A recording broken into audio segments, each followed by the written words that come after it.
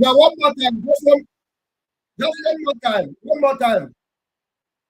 And then we are good.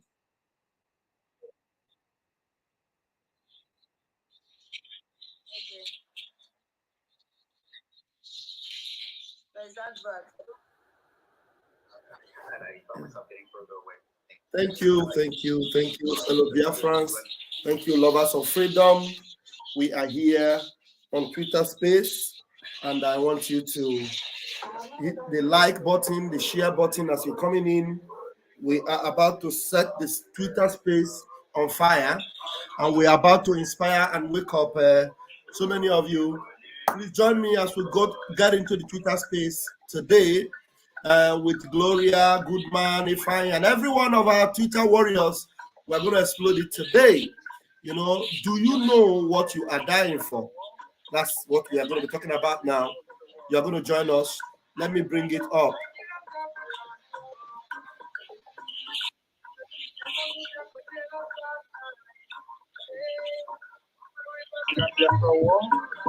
And I hear families all over the world. I remember the night you got dropped. Never forget about that. One Mary but the body she goes to life. Let the good your mama be the fine. Exodus, meet yourself. Please.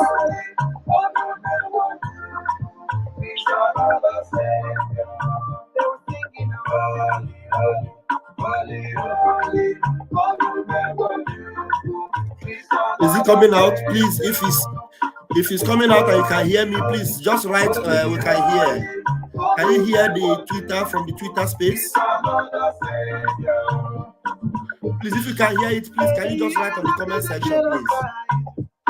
Whoa, it's another great leader has risen up now. Please, Mommy Ego, can you write for me if you can hear the sound coming out from the Twitter?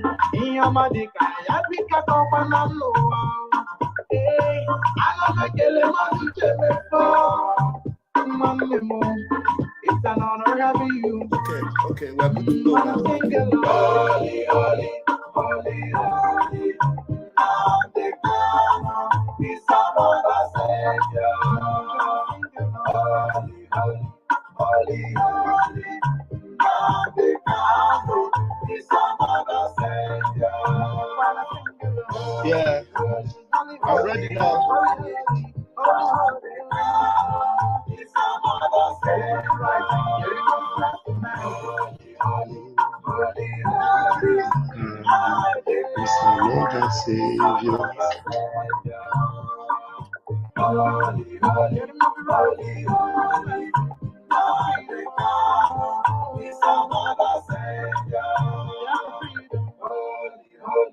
Holy, holy, Nandekano is another Savior.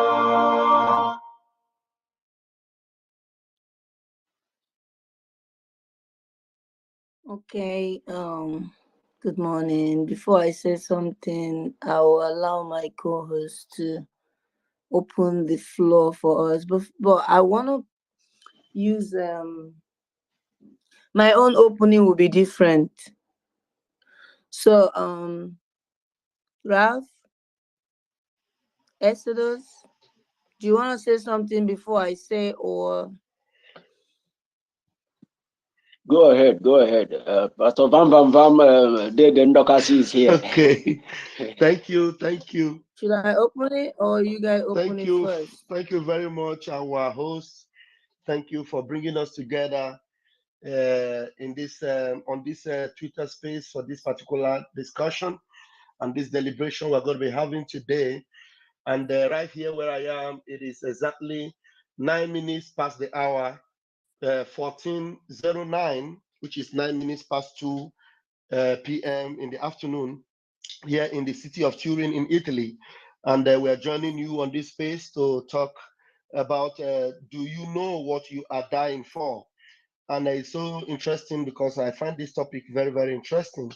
And I am being joined here by my host, the Biafran Queen herself, and Exodus, whom you always know as the good man. So we are here today to talk about how you need to know what you are dying for, because if you don't know what you are dying for, you may be dying in vain, or you may just be dying a useless and a reckless death, and your death would just be without value.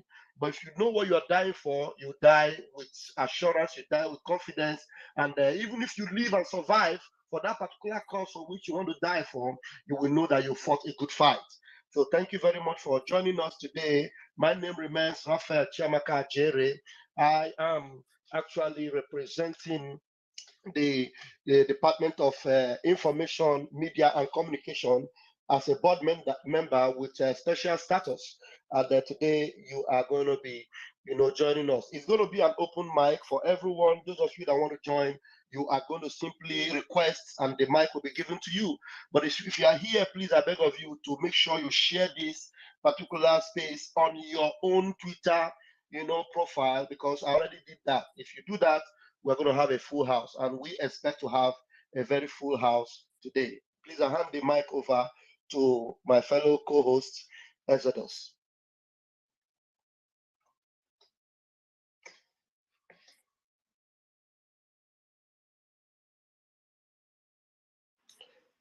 Exodus, where are you? Another room. Okay, no problem. Host, please just go ahead. Exodus is here. Exodus is here. Thank you, Pastor Vam Vam Vam. In quote today, the advocacy, we love you, our brother, as you continue to do the needful. The needful. It is time for double effort. As you all know, he has said it all.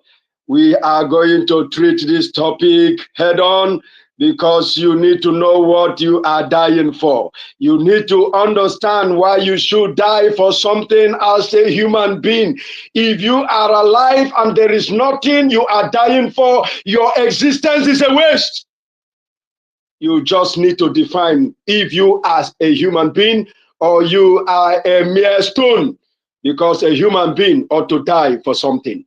There is something that you ought to stand up and put your whole heart and put your whole strength and put everything in you, that this is a cause that is worth dying for. If you don't have a cause that is worth dying for, that is worth sacrificing something that you hold dear to yourself, then you are a stone. I tell you, you are not a human being. You are not even supposed to be here. I tell you. So that is why we must talk about it. It is very important that we understand what we are dying for. You cannot come here and not be passionate for something.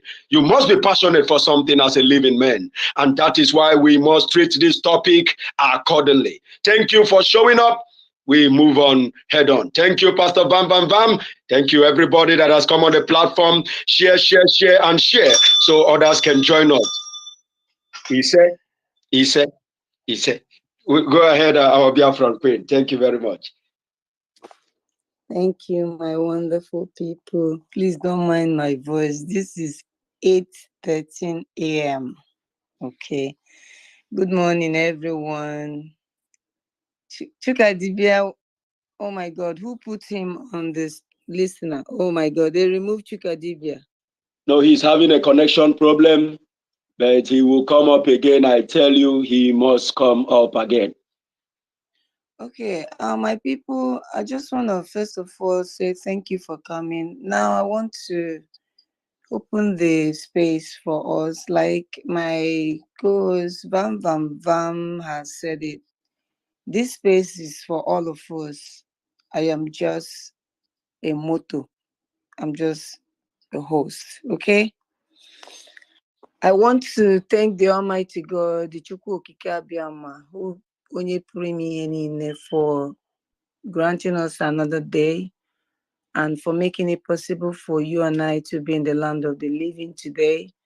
This is the 1st May 2023.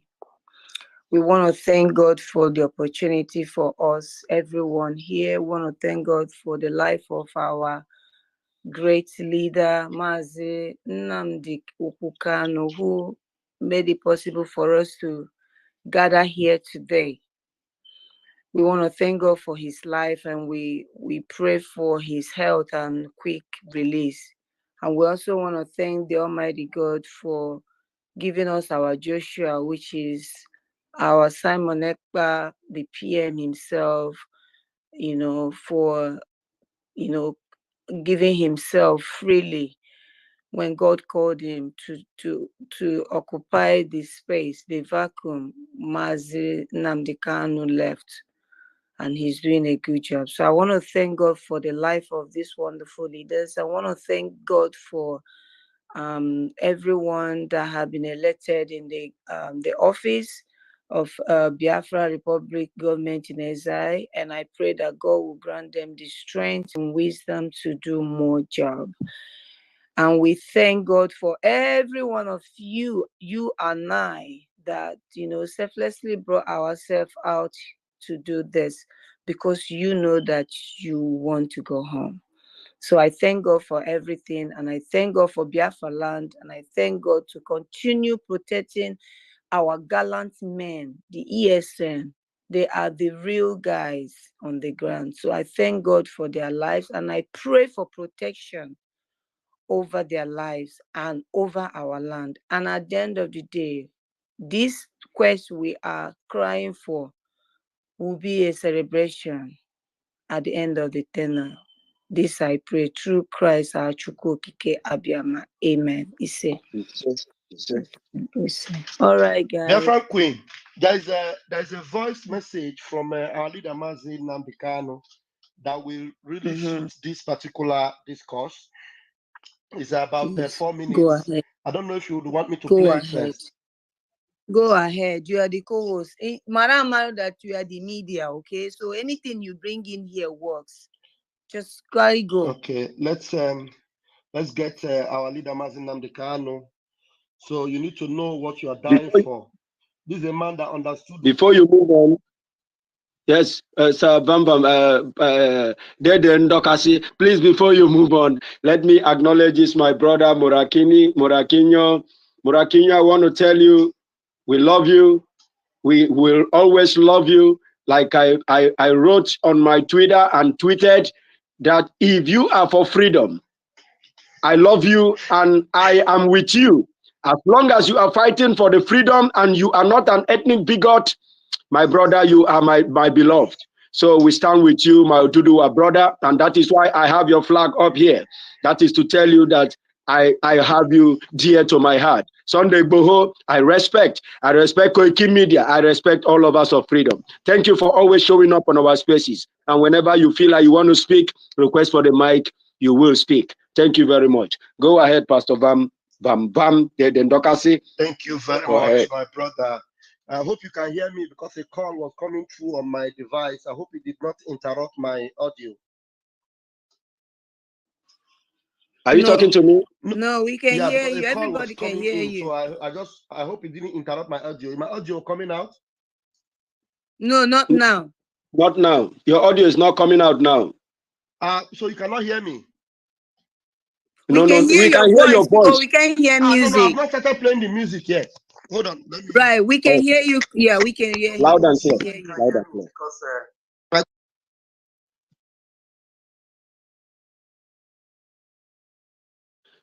So we are waiting for him to play something for us because we must continue, I tell you.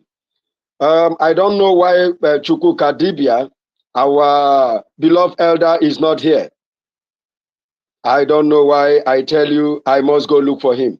All right, go ahead, Pastor Vam de Ndokasi. Go ahead. We are expecting the music or the voice. I don't know which one you're playing, whether voice, whether music. We are waiting for you. Let me go look for the beloved elder.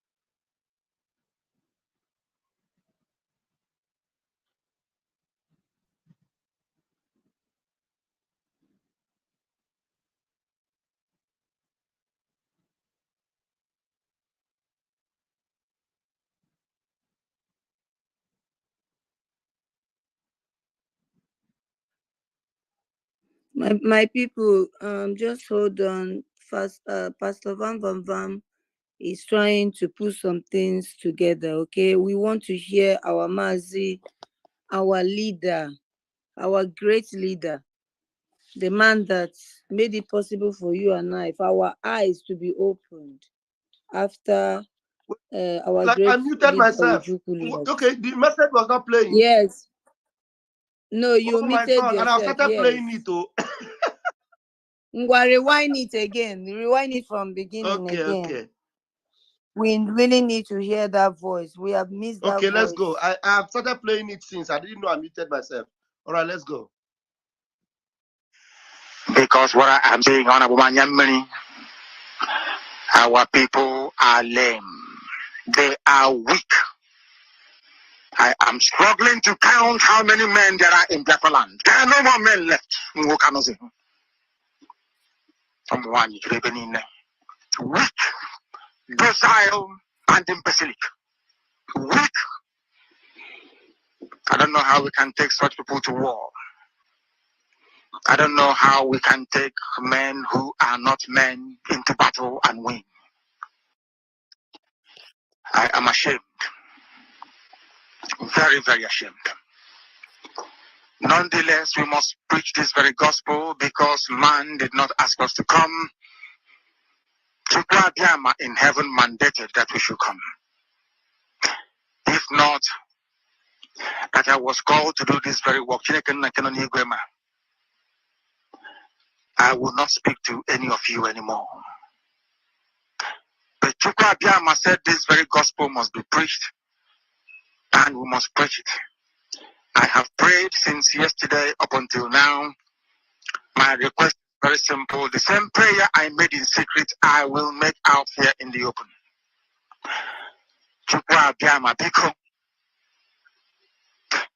Since it is your intention that your kingdom will be restored upon this very earth, I need men.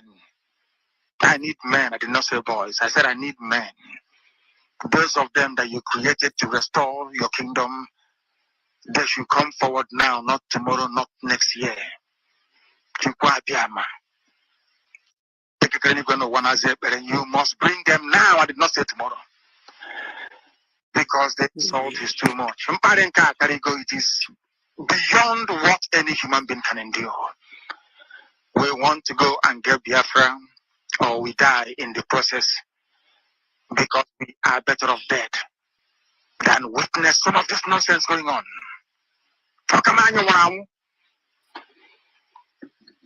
The level of insult is beyond what any decent human being can tolerate. They bring their cattle into our land. They desecrate our land. They kill us in the presence of our families, and nobody does anything about it. And when the police attend, the police sit idly by as people are being killed by not a multitude of people. Only four. Only four Awasa people can sack an entire village in Biafra land, and we call ourselves men. No, we are not men. Until we redeem our honor. Until we look at integrity and say we must have a part of it. Until then, and then I have to be honest with you. Wait. This is Radio Biafra. Now is the time to come forward. I did not say tomorrow. Now, tonight is the time to come forward. 100 of us, and then march. 100 and we march. The rest can come later if they want to. Well, I'm tired of broadcasting. I want to fight for my country. I want to carry arms to defend the honor and integrity of my country. I want to avenge the death of 6 million people.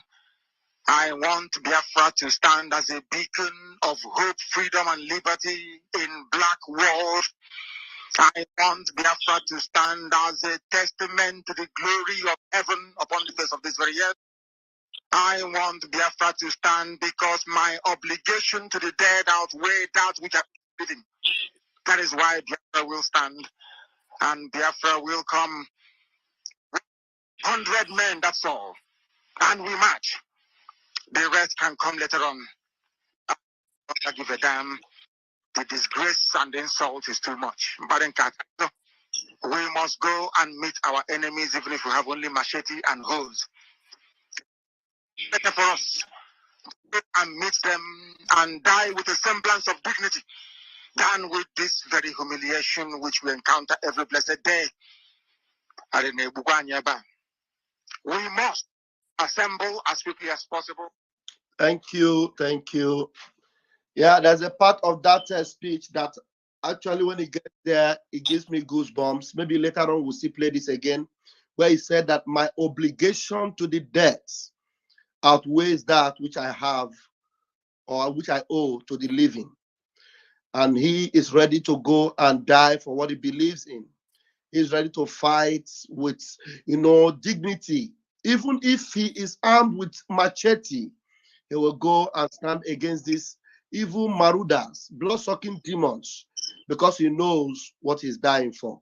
The question today is, you have listened to him all these years. Do you know what you are dying for? Do you have the same passion? Do you follow the same spirit? Are you led and consumed by the same passion to die for what you believe in? Because they don't want you alive. They don't want to spare you. All they are planning is how to eradicate and eliminate you. They have a project, and their project is to take over your land. They believe you are infidel, and there's nothing you will do to please them.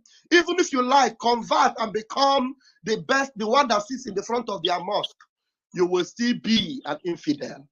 And so it is the earlier you stand up and fight for what you believe in, defend your land and get your freedom, the better for you. I yield my mic for my host. Thank you.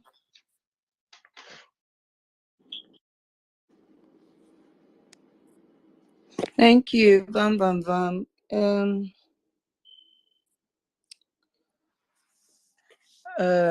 Good man, are you there? I'm here. I'm here. Yeah, as we all know, the terrorist Fulani is killing people, and everywhere has been quiet. As you all know, our lands are being ravaged, and everywhere is as calm as the ice, as if nothing terrible is happening. Is that how you want to continue living your life? Is that how you want to wait? Do you want to wait until your own neck is on the floor, and then you understand that the fire is already on your rooftop? How long will you sleep when other people are going down in the hands of those who hate you? How long will you come? When will you wake up from your slumber and realize that Nigeria can never ever walk, not in 1 trillion years? How long will you wake up from that slumber and realize that that thing you call your country is a scam? It's a slaughterhouse meant to take you all down. How long will you sleep? Mazen Nnamdi Kanu has cried and he has said everything. He said he is tired of broadcasting. He said he wants to go home. He said he wants to do justice to the millions that have been killed. He owes those that have died more than those that are alive, because they died fighting for our future. And we ought to have something to give to the generations that are coming after us. How long are we going to be here? How long, I tell you? Are we going to wait for miracles to happen? Or are we going to start bringing miracles? It is upon us. When a people rise, the evil that is holding them have no choice other than to collapse. But when they continue to play hanky-panky, when they continue to do I don't care, they all goes down. And that is why the question is up there. Do you know what you are dying for? You think nothing concerns you. That is what you feel. But when it gets to you, then you will know that when your brother goes down and you keep quiet, it is coming to you. You can never escape it. My brothers in the Oduduwa, because this thing is recorded, that is why I am saying this right now. My Oduduwa brethren, Most of them have this soft spot for Islam, have this soft spot for this Islamic religion. And for that, you think when they Islamize Nigeria, you are safe. No, you are not. They don't even trust you to lead in the mosque. You are not qualified because they don't see you as a real Muslim. They see you as a fake. And that is why when they finish deceiving you and descend in your land, they will take you all down. I tell you. Please. Started cracking very quickly. We must continue.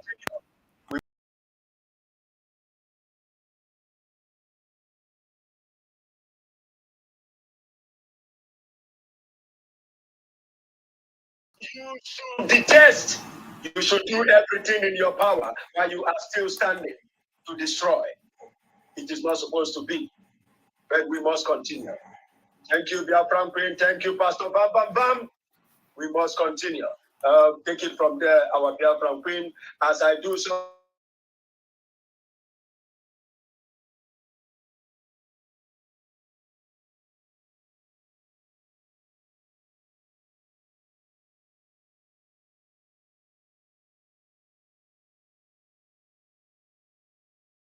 so that they come in. We want them to come in and know that we understand their game and we are standing up, because everybody cannot be stupid and foolish at the same time. Go ahead, my sister. Go ahead, Abia Franklin. Are you the one that are the terrorists? Trying to put something there that will bring them in. But if these terrorists will make them bring us down, yes, if it will make them bring us down, I am thinking of something else to make it more mild. But terrorist is something everybody know, but I will make it more mild so our space stays. You are directly to a particular tribe, and they are gonna just take us down now. It's okay. I have removed it. I have removed it. You can put the terror, but you know how you design it. You can just design it anyhow, or you put something. I don't know. You can put Fulani that are terrorizing us. Don't worry. Something like that. They're killing us or terrorizing us. Any of this.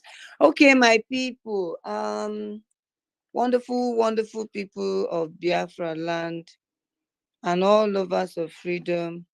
So I put up yesterday. I just thought of this topic. I know we might be changing it at some point, but for now, what I had in mind about this topic is everything that is happening in the zoo. And we all know that the zoo is not a country. We Biafra know that. But those who claim to be one Nigeria pretend not to know. It's a British company. And people are just doing things. So when a company is created, it was not created to function. It's there to do the business, the deal, why it was created. And when that company finishes, or maybe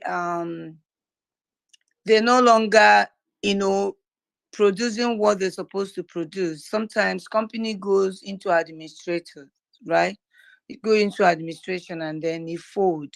Maybe they're no longer able to fund people, or they borrowed too much money and they cannot be able to redeem. They go into administration and then you see them fold. That is how Nigeria is going. And we, Biafran, will help them go into that administration to the point that UK will no longer make us. But you see people living around that zoo, their brain has grown to be seeing Nigeria as a country, like the UK themselves, like America themselves, like every other country, Western world, that like Ghana. Let me not go too far. Ghana is a country that is functioning well because people in that power, people that put up that country, Ghana, they are human beings. They reason properly. But you see, when they brought this company for you in the name of country, they forcefully put everybody together.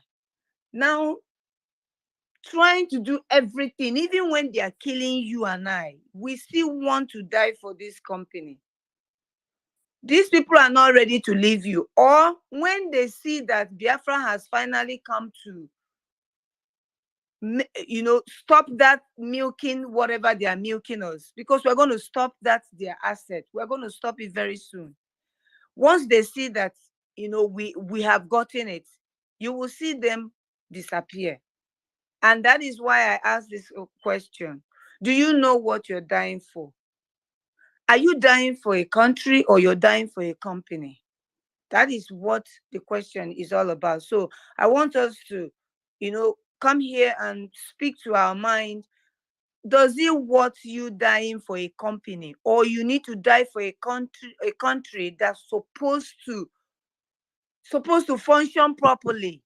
And what is that country that's supposed to function? Is the Biafra. Biafra is the only solution. Biafra is the only way. You do not need to travel abroad to give birth, to give your children future, because Biafra will bring the future you are seeking for. Every amenities, everything that you require for one to live a normal life and age gracefully. Biafra is here to give it to us. This is why this topic asks a question. Do you know what you're dying for? You obedient idiots that abandon Mazi Nnamdi Kanu's preaching for over the years. He thought that he's with you or you're with him. Once Akurukpororum, you just disappeared and follow Britain that has been planning everything. They are master planner. They've been planning since 1967 when they killed your ancestors. These people have been planning way to eliminate you completely. They brought Peter Obi to distract you. You joined him. Up till now, you guys are still shouting our mandate. It will be clear very soon. We're not talking too much on that aspect. So you will use your eyes to see it. But the question is, many of you that died during the election, that selection, not actually election, did you what you giving your life for? Nigeria is a British company and not a country. Why is it difficult for you to understand that? And why do you want to give your life for something that was not structured to work? Something that was not ever in mind, put in place for it to work. It will never, ever work. So that's why this question is, our people, look at what is happening to our people in Lagos. And yet they are still daft. They are still believing that this company, Nigeria, will work.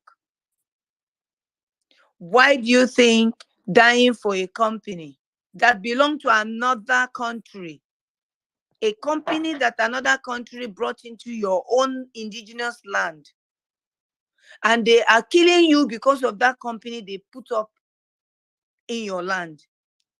They are keep taking everything that's supposed to make you a human being.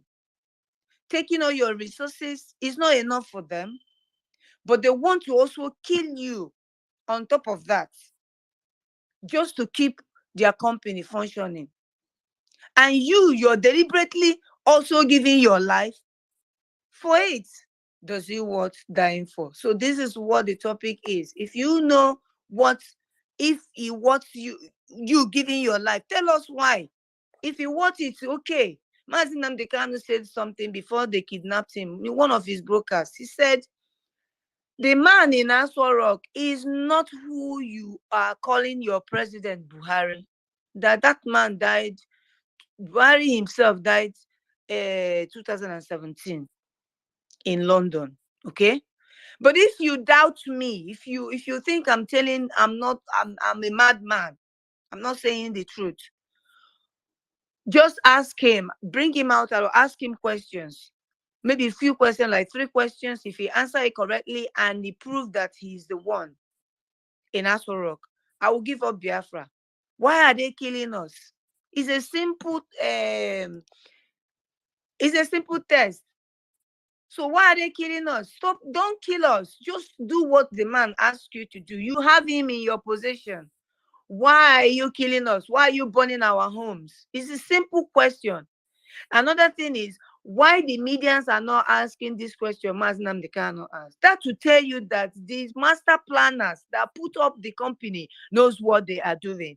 So we're asking a question. It's an open question. It's not a closed question. Please come in and tell us, does he worth dying for? I will give my co-host to bring people to say something if they want to. If not, I'll continue talking and explaining what the topic we have today is. Don't forget, Maznam Dekano is still in the hands of this crone man that said he's Buhari. Buhari died 2017. Don't forget that. And it's a big slap on our face. Our faces, as a matter of fact. Okay? Thank you. Thank you. Let me quickly chip in because I'll be hitting the road now and it will be very noisy. And I will only speak when I find space. But before I leave my door right now, let me say and let people understand that Ghana is working today because they have one law that oversees the country, because there is no, in fact, all the countries in Africa are companies, but there are companies that the administration is more humane. It's more humane. What you have in Nigeria is a destructive company where rats and cockroaches and everything is inside the warehouses. The commodities don't even have some ease. They don't even have ease of life. Their tenor in that shelf is not even secured. You see, Ghana, their tenor in their shelves is secured because they have one overarching law that covers the whole territory of Ghana. But here you have 12 states in the north have their Sharia law, and you have your secular law in the south. Man, how can such a place function? Tell me, how can such disjointed stupidity work? Tell me where Janjaweed is the government in all these companies. Which company in Africa is run by a Janjaweed? Point one. There is no Janjaweed running any company in Africa. I hate to call them countries. It's a slap. It's a disgrace to working countries. So these are companies. But none of these companies are Janjaweed is the president, is the government. But in your useless thing, there is no corner you will look at in Nigeria and you will say, at least this is good. No corner. So what are you dying for as a Nigerian? What are you dying for? What are you proud for? What are you proud of as a Nigerian? If you call just mere calling yourself a Nigerian, what you are calling yourself is Elok. Go and Google the meaning of black in Latin. I am a pragmatic follower. When Mazin Nnamdi Kanu was broadcasting and he made mention of that, I had to go and Google it, and I found out that the meaning of black.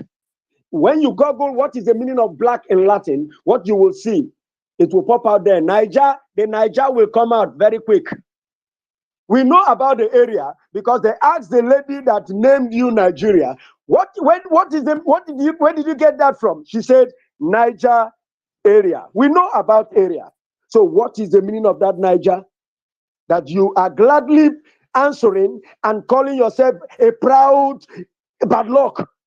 So after I looked at that Niger, beneath the Niger, I saw Elok. I saw obscure, something that can never be clear.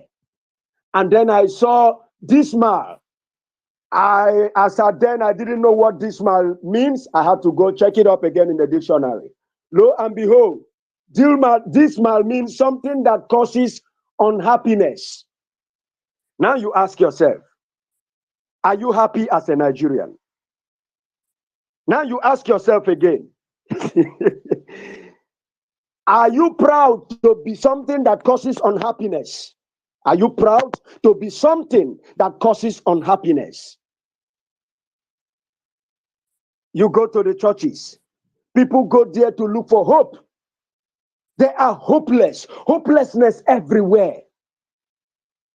In the thing you are proud of. So when a human being, a supposedly human being, because I don't see any Nigerian as a human being. When a supposedly human being comes and tell me he is a proud Nigerian, what I just hold myself not to spit on their face. I just withhold myself not to spit on their face. Because you are the lowest of the low. You are the lowest of the low. You are not a human being. You are completely useless. So this is why the question is up there. Do you know what you are dying for? Because whether you decide to die for a just cause or not, you will eventually die. You will eventually die. And they are paying the price in Nigeria.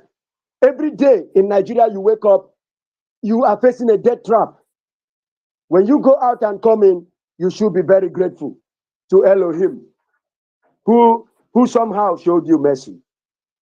Yes, I have to pause here. I have to pause here so that Bam Bam Bam can do justice to the topic while I am away. Thank you very much. Thank you very much.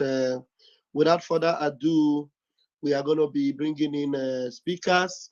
The topic cannot be overemphasized. You have already gotten an idea of what we are talking about, and I know that there are so many of us here that are passionate about this particular topic. There are so many of us that are so tired of this concentration camp that you can't wait to break out of it. That's why so many people are willing to take a journey through the desert. They don't care about the outcome or whatever will happen. They tell them that there is no water in the desert. They tell them that people drink their urine. People are ready to get on their way and pass through that desert, no matter how terrible it will be, so long as they get out of Nigeria. That's how terrible it was. When war broke out in Ukraine, so many Nigerians were in Ukraine, and they were telling them there is a flight to take you home. They said they rather join the armies in Ukraine and fight, and rather it is better they sacrifice their lives there than for them to be on their way back to the Zoological Republic of Animal Kingdom. So you see how terrible it is. Nigeria is a concentration camp. Nigeria is a bad dream. Nigeria is a bad omen, and nobody ever want to wake up, and be in that particular entrapment. So we'll open the mic now. Or does our host have something to say?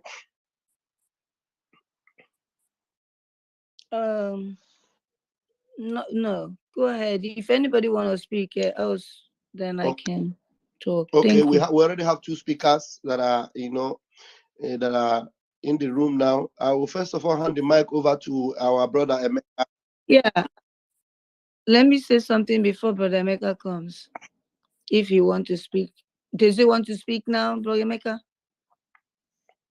Go ahead and give your submission, please.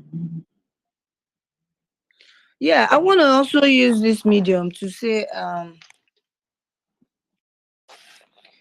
the dead man in Aso Rock, the one that is camouflaging to be Buhari, released our leader, Mazi Nnamdi Kanu.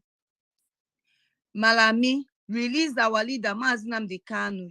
We know that you are the one controlling the company, British company. Malami, the Attorney General of the company of Britain called Nigeria, released our leader, the leader of the indigenous people of Biafra, Mazi Nnamdi Kanu. He's a leader that is leading over 80 million people, and they are following him. They respect him more than anyone all of you put together in the zoo. Release him because he did not do anything to you guys. You went to Kenya to kidnap him because he asked your kinsmen, of which you people are sponsoring, to be killing our indigenous, killing our people, killing our mothers, pregnant women. Fulanis are killing our people. You Fulanis are killing us. You want to wipe us out. You are killing our children. Mazi Nnamdi Kanu said, stop killing my people. Enough is enough. I cannot be in my home. You come from Sahel. You come from Saudi Arabia. You come from Niger. You come from another country, another place that is not even country. You enter my indigenous land and you want to wipe me that I'm landlord. I'm the owner of the home, the land. You want to wipe me out and take what belongs to me. How does it work? He said you should stop killing his people. That's all. And also demanded that if you created this company called Nigeria, let there be equal opportunity, equality, and fairness. Treat every other people like you treat every other people. They shouldn't be exceptional people. They shouldn't be people that you treat differently.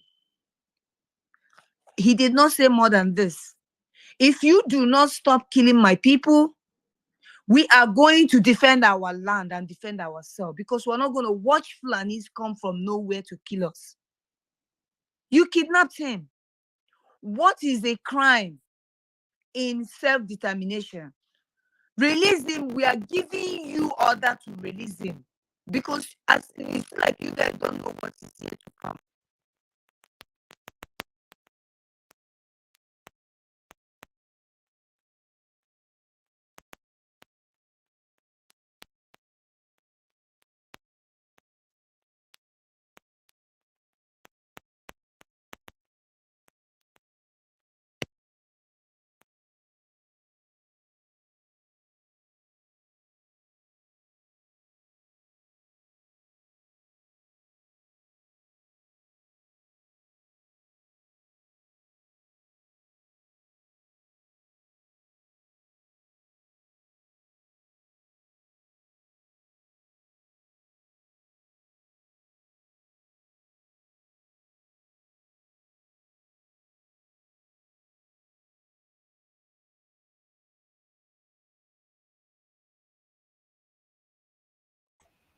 Please, bad network. I'm going to refresh it now, please.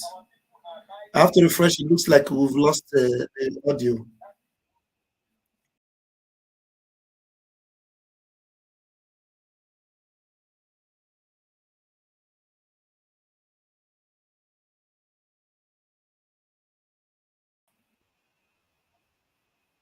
Yeah.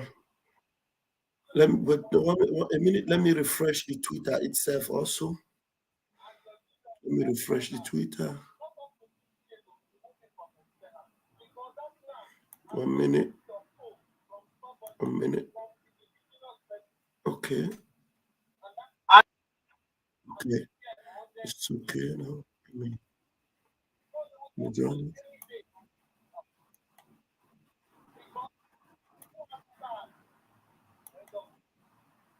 Has been here for hundreds of years. So they will just come any day and kick you out. Because no other you must get the land first.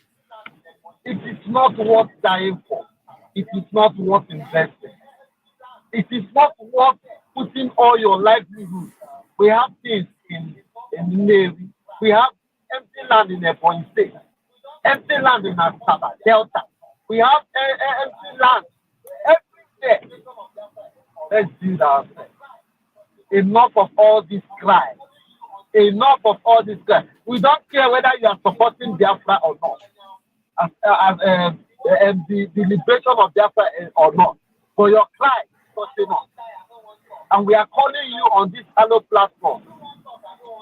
As we are calling Iwanyamu. Iwanyamu, look at Mbazilika and Nation. I don't want to die, I don't want to talk. Look at Obiozo. I don't want to talk, I don't want to die. But what we did this year of Iwanyamu, that is why we must commend him. Iwanyamu is about 80 years. He has given his children the best legacy he could give them. Iwanyamu to give Igbo people the legacy they will live forever. Iwanyamu experienced the war. He should be brave like his compatriots. We commend him and we ask him to remain on this pedestal. As we back him, because your strength is your youth. We call upon you, Iwanyang. Your strength is your children. Listen to our voice and act accordingly. This is what we are saying. There is no peace without mass in Nnamdi Kanu. What are we talking about? You want to empower the youth. You want to create work. There is nothing such as that without mass in Nnamdi Kanu. It will not be a year, just a late threat for you. No, carry it out. You don't have anything to fear. You have enjoyed the larger part of your life. You cannot live up to 80 years again, as you are 80 years now. Please carry it out. Put it to their face. Your children are at your back, and your youth is your strength. For this is what our nation has failed to realize, that these youth that they are killing, our women no longer have husbands to marry. Every day, more than 50 people, young men die in Igbo land, in Biafra land as a whole. The government will kill them. Go all the hotels everywhere scattered in Nigeria. Now Igbo people dey there. Igbo girls, Biafra girls, Anambra, Enugu, things that are never that was never had before. We have been reduced to nothing. Ohaneze sue for the demilitarization of Igbo land. But this is what is killing us. It is not worth dying for. Those that are uncircumcised, we come from Djibouti. We come from the whole Utadalon to come and kill us in our land. It's an abomination, Ohaneze. It's an abomination. We don't regard you. We don't care about you. Our activities will bring us mass Nnamdi Kanu. But we are not scared or worried about the activities of our enemies, but the silence of our people. The silence of our people is killing us. Because when we praise all these your actions and your activity, we will not look back. It happened in the days of Israel. And those people were eliminated from the whole tribe of Israel. Those that never gave credence to the struggle. Today we call upon you, Iwanyamu, backing you, giving you strength, adding more grace to your ego, like the shoulder of Abraham was lifted up, the shoulder of Moses was lifted up, so are the youth of Biafra lifting your arms up for it to be strengthened. Be strengthened, be courageous, go for it. Nobody will kill you. Even if somebody comes for you, you have lived the best legacy for your children, and you have to set a precedent to Biafran children.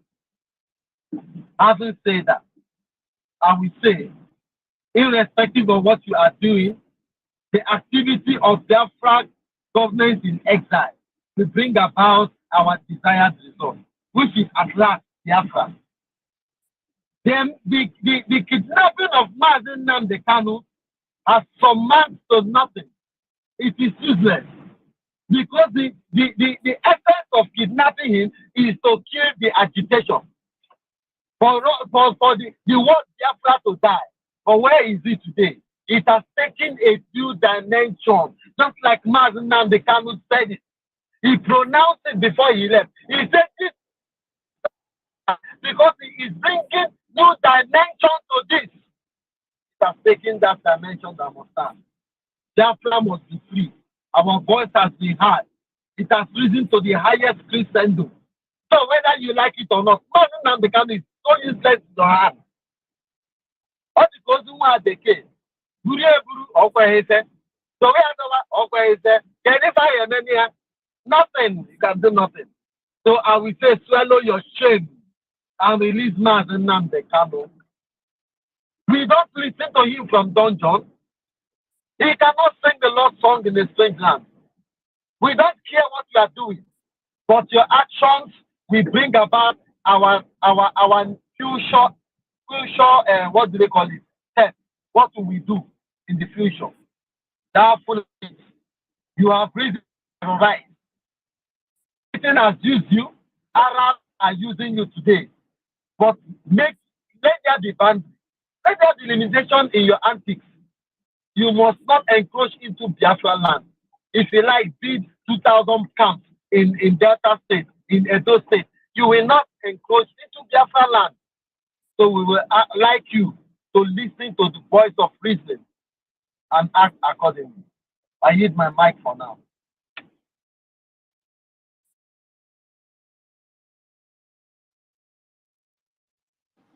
Thank you. Yes. Yes. We are asking for the Nigerian government to release Mazi Nnamdi Kanu, UK government release Mazi Nnamdi Kanu. Malami, I didn't have space to add Malami here. Malami, release Mazi Nnamdi Kanu. He did not do anything to you. All the obedient, all the Nigerians, the ones that call themselves one Nigerian, that are waiting for their mandate to be taken on the May 29th this month, Abanyerekita. We just entered a new month. All of you that are waiting for your mandate to be restored, you are wasting your time, and it will be very clear to you. Malami, my message to you is release our leader, Mazi Nnamdi Kanu. He didn't do nothing to you. If what you are aiming to do, you are suffering him gradually, and you think we don't know what you're doing. If you do not release Mazi Nnamdi Kanu now, what will be felt on all of you will be greater than what you forever in your life not imagine. You will not imagine it. It's unimaginable what's going to happen, because you are pushing us to the wall. You guys are pushing us to the wall. Release Nnamdi Kanu. Release Mazi Nnamdi Kanu.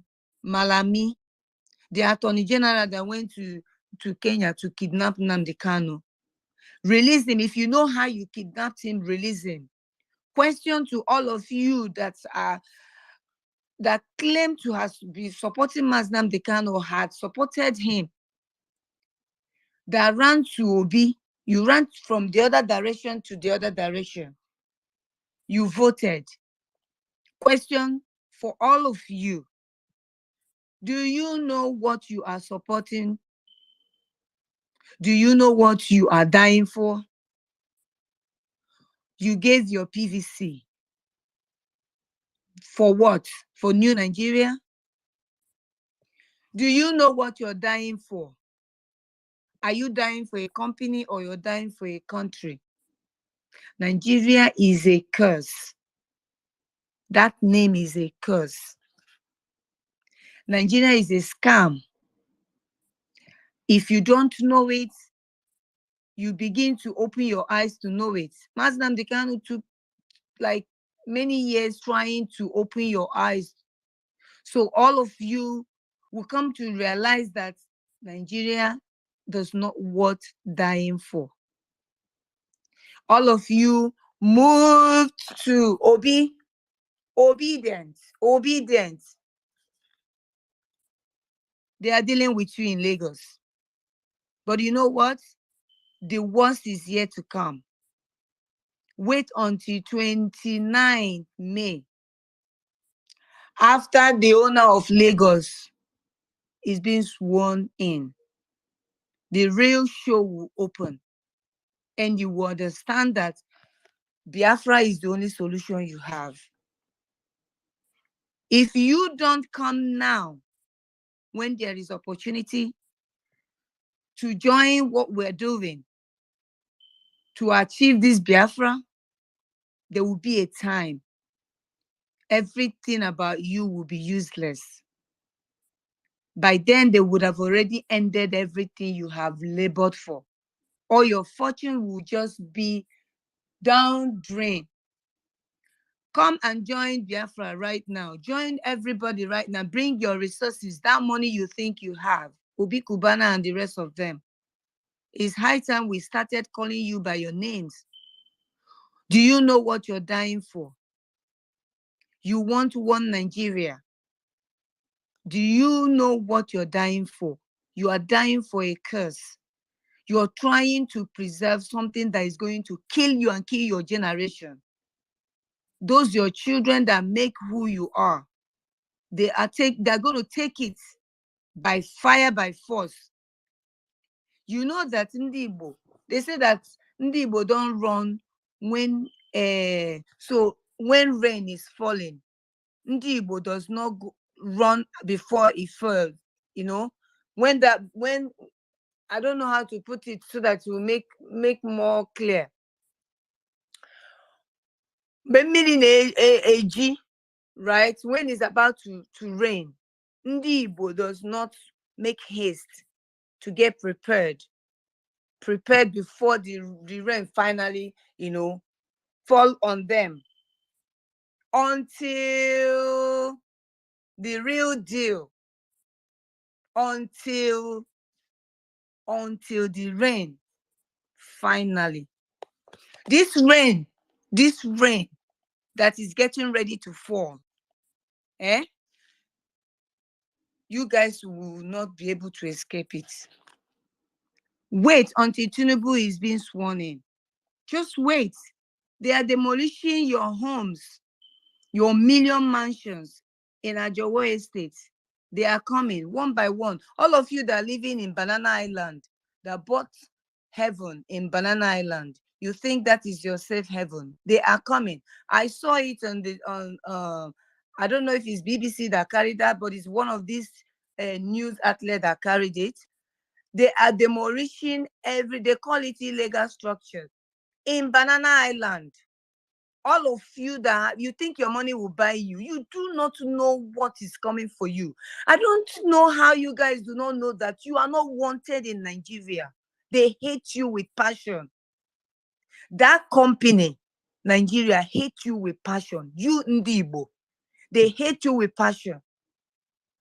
You are following Obi, you are still believing your mandate is coming. Wait until after May 29. If you do not join us right now, if you do not join the movement to secure your future is your children. Your future is your unborn children. If you do not join us, whatever that happens to you afterwards, don't call IPOB to come rescue you. Do you hear me?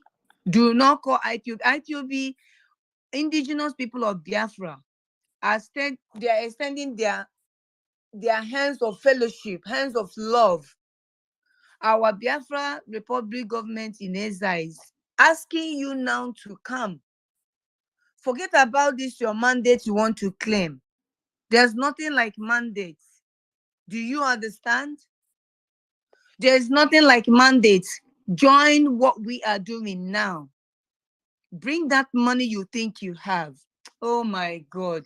You do not know what is yet to come. You see this rain? You will not be able to stop it. Tinubu will so deal with all of you. Go and mark it. It has started.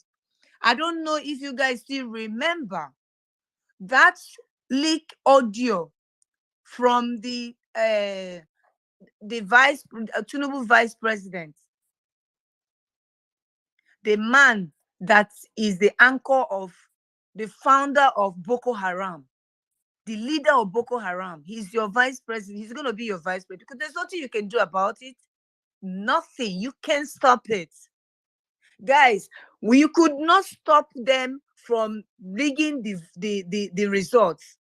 And you think you can stop them with all whatever evidences you have. Nigeria was not created to function. Didn't you get it? Britain is on top of it.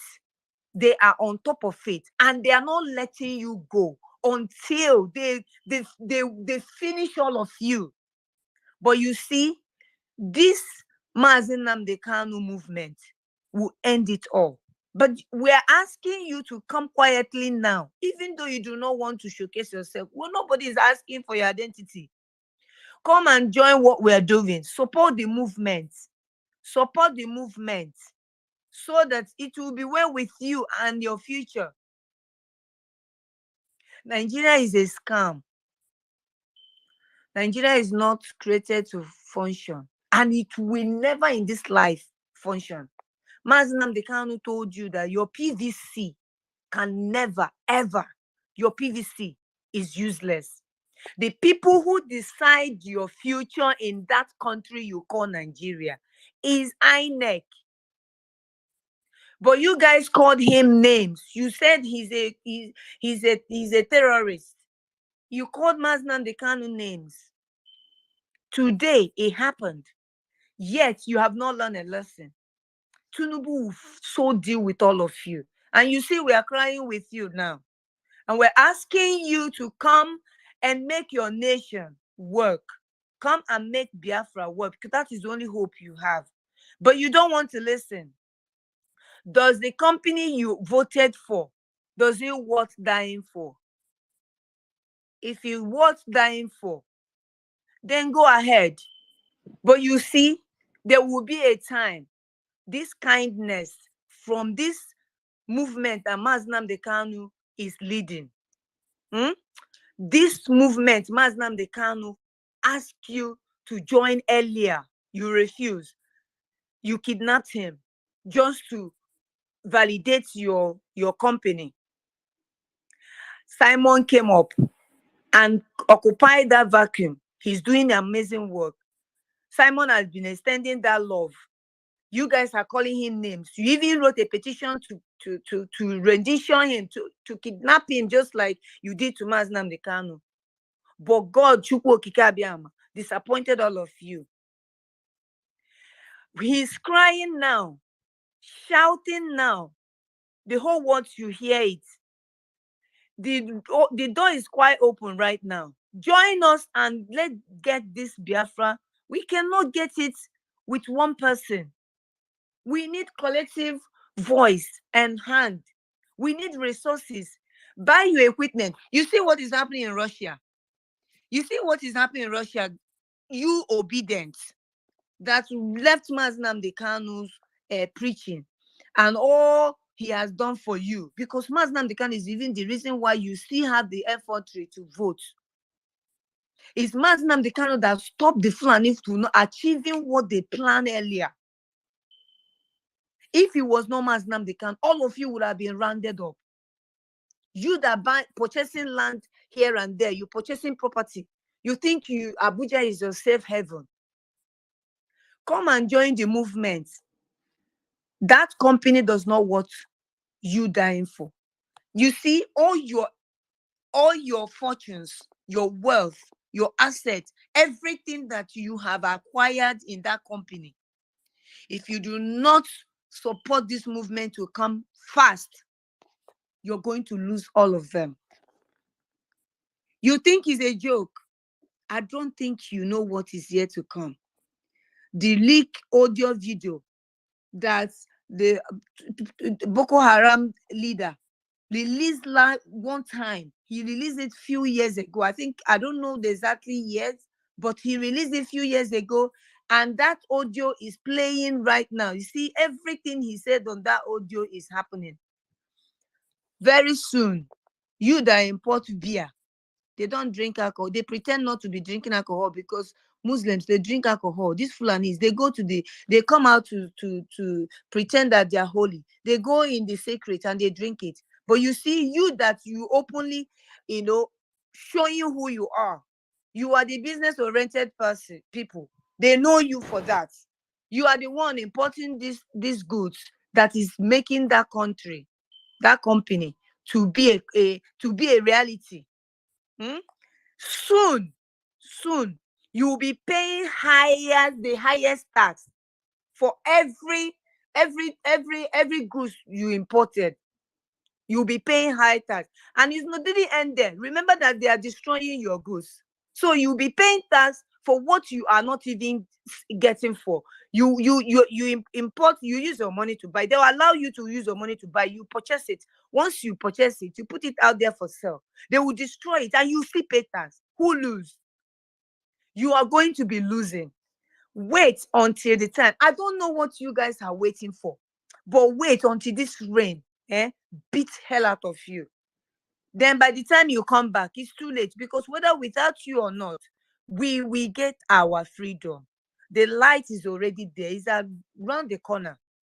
This is the highest time ever in the history of Biafra that this movement has actually entered the final phase. But the other set of people were drawing Mazda Kanu down, and they will tell you they have been in there for decay. Nothing to show for it. We don't even know whether we're going home or not, and people are dying on a daily basis. They're trading people's life for what? For their own benefits. This is the only time this movement has entered the final stage. The face, we can see the reality, we can see the bliss, we can see that we are entering into something that makes sense. Even the zoo is announcing our future freedom. They are announcing it already because everybody's seeing it. But you know what? You can hold your money, use it and keep it, but continue purchasing property in Lagos, and they will keep destroying it. The time will come when we will sit on this space and we'll be laughing. We are not laughing now because all of us are one. We love each other. We have value for life. That is why we are different. That is why indigenous people of Biafra, IPOB, Ndi Igbo, that's why we are different. We love each other. We have value for life. That's why we can't kill. Even chicken is difficult for us to kill. That's why we're asking the Fulanis to leave us hell alone. Leave us alone. Stop killing us. You kill us, we're going to kill you. We're going to defend ourselves, no matter what it takes. So if you like, bring your money in. If you don't like, continue holding the money. There will be a time you want to bring that money. There will be no opportunity for you to bring the money. Remember what happened when Ojukwu declared our currency? When after the war, what happened? All the money that you had in your bank, what happened? Did they allow you to take it? No. At the end of the day, they gave you 20 pounds, only common 20 pounds. But Chukwu Okike Abiama used it only common 20 pounds to set you up today. You think you can be stupid and foolish at the same time? You are dying for something that is not created to work. And I am so sorry for those people that come in and call themselves Pan-Africa. And they will come to tell us that Nigeria is an inspiration to other African countries. Are you for real? Are you kidding me? Because your people have not been killed. Nigeria is a killer. And I tell everywhere I go to, everybody in my workplace, and most of them that claim to be loving this one Nigeria, they hate me at work. I don't care. Most of them don't even talk to me when I talk about my Biafra. It's okay. I need my freedom. America fought for their freedom. They got it. That's why everybody wants to flock into America today. You don't ask how did they get to the point where you come and you have a peace of mind, you have security, everything functioning well. If you break every single law, you pay the fine that merits it. Nigeria is a lawless country. It's not a country, it's a company. The earlier you get it, the better for you. Come now and support the movement. Does it worth dying for? You see, Biafra worth dying for. If me, I die for Biafra today, I'll be happy because I fought the just cause. Me, if I die for Biafra today, but I pray that Almighty God keep me alive to see Biafra because I love and want to see my Biafra, desire to see my Biafra. I want to see it. I want to enjoy it before God will call me home. But if you die for this company that was created by Britain and being run by the Fulanis from another place, another country, then you are a disgrace to your internal generation.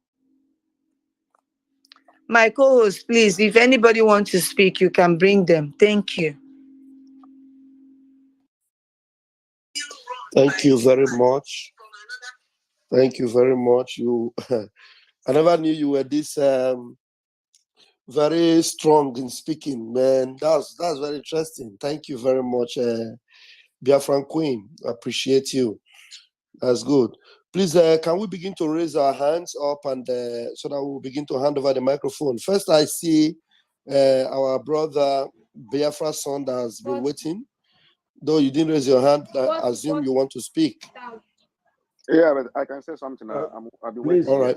Please remember to give Murakinyo, our Duduwa brother. Oh, okay. Murakinyo is already in the house, so we're going to give him the speaker immediately after Biafra's son.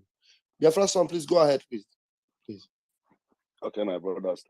Thank you very much for the host and everybody, our Queen, Reverend Queen, and the host and the Exodus and the Chamaka Ajereo, Vam, my brother. I'm lawyer. Like what you guys are saying about, do you know what you have been dying, what you are dying for? If I believe if everybody know the story about Nigeria, or even the animal who live in Nigeria have noticed about Nigeria, they wouldn't even like to die in Nigeria. Maybe they would like to go to another African country and die there, because dying for Nigeria is like dying a death of like an ant. Like what Gloria said about obedient people who are waiting for their mandate. The mandate of 2019 is still in court there. They never go there and take that mandate. Sometimes like the voice you played here, our able leader, Magna the Canon. When I listen to that voice, honestly, it make me cry. Sometimes our there's another comment you make concerning a lot of people who traveling from Nigeria to desert. Sometimes when I reason, I was thinking maybe a lot of people who have dealt with Fulani have traveled out of Nigeria, to be honest with you. Because sometimes when I see the way things are happening in our Biafra land, where sometimes you see a Fulani man, 3 people, we come to a community to terrorize everybody. We see some people are be running like a goat.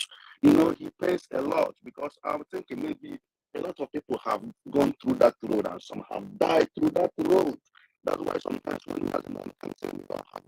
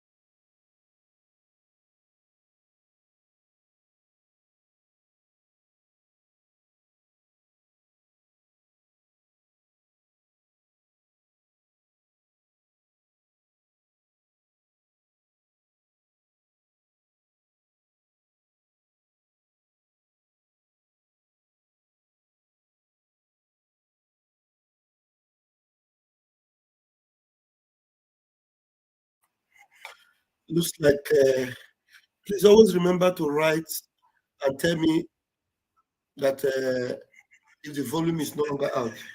Please. Remember to write and tell me that if the volume is no longer out.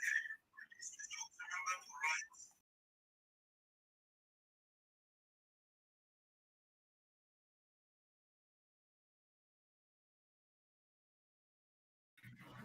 Please, I had to refresh it, please. Okay.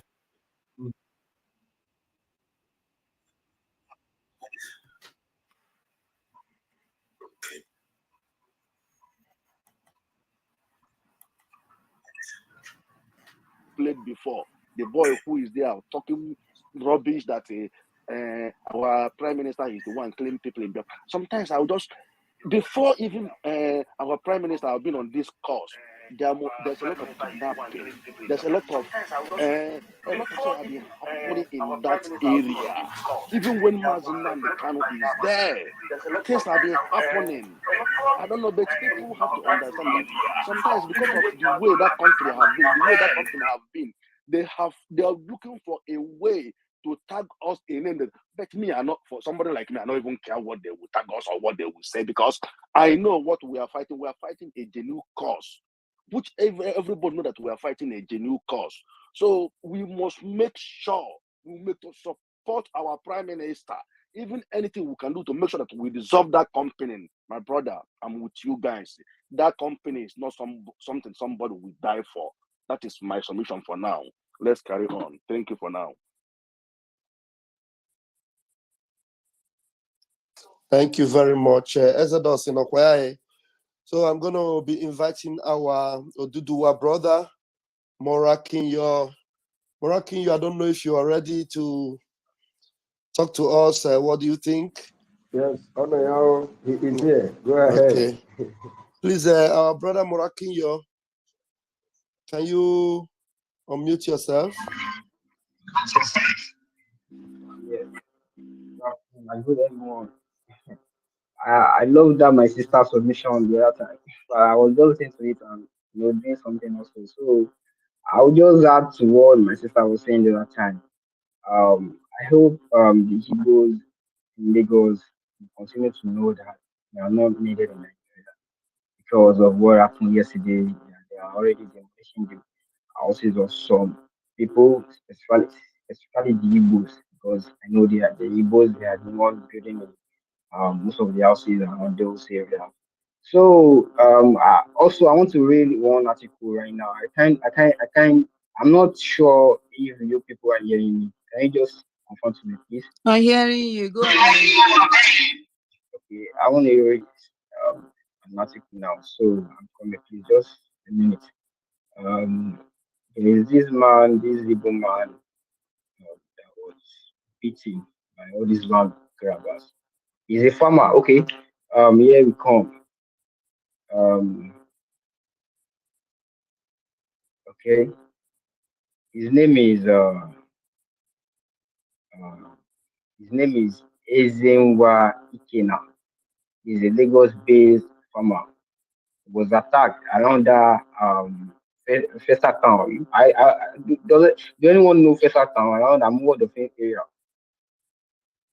Festa Town in Lagos. Yeah, I lived in Festac Town for more than 12 years. You know, those people they are always there, always around there too. So let me just read the article. Um the A Lagos-based farmer, Ezenwa Ikena, was reportedly beaten and injured by some hoodlums suspected to be land grabbers who stormed his poultry located in the Festac area of Lagos State on April 24. The incident happened on April 24. According to the details, the machete-wielding assailant stormed Ikena's poultry located at 6th Avenue, Festac Town, injured him and smashed the glasses in his farmhouse. The birds in his poultry were also killed. This is a report from Punch. Okay, in case you want to verify it, it's a report from Punch. The birds in What his was killed? the birds in his the birds in his poultry, like all the birds he is wearing now, they were killed by the hoodlums, while Ikena also sustained injury on his head. Some of his farm workers were also said to have sustained injuries during the criminal act. Ikena told Punch that the hoodlums called policemen, who also arrested and handcuffed him despite the fact that he has injury on his head. Like he had injury on his head and they still even arrested him.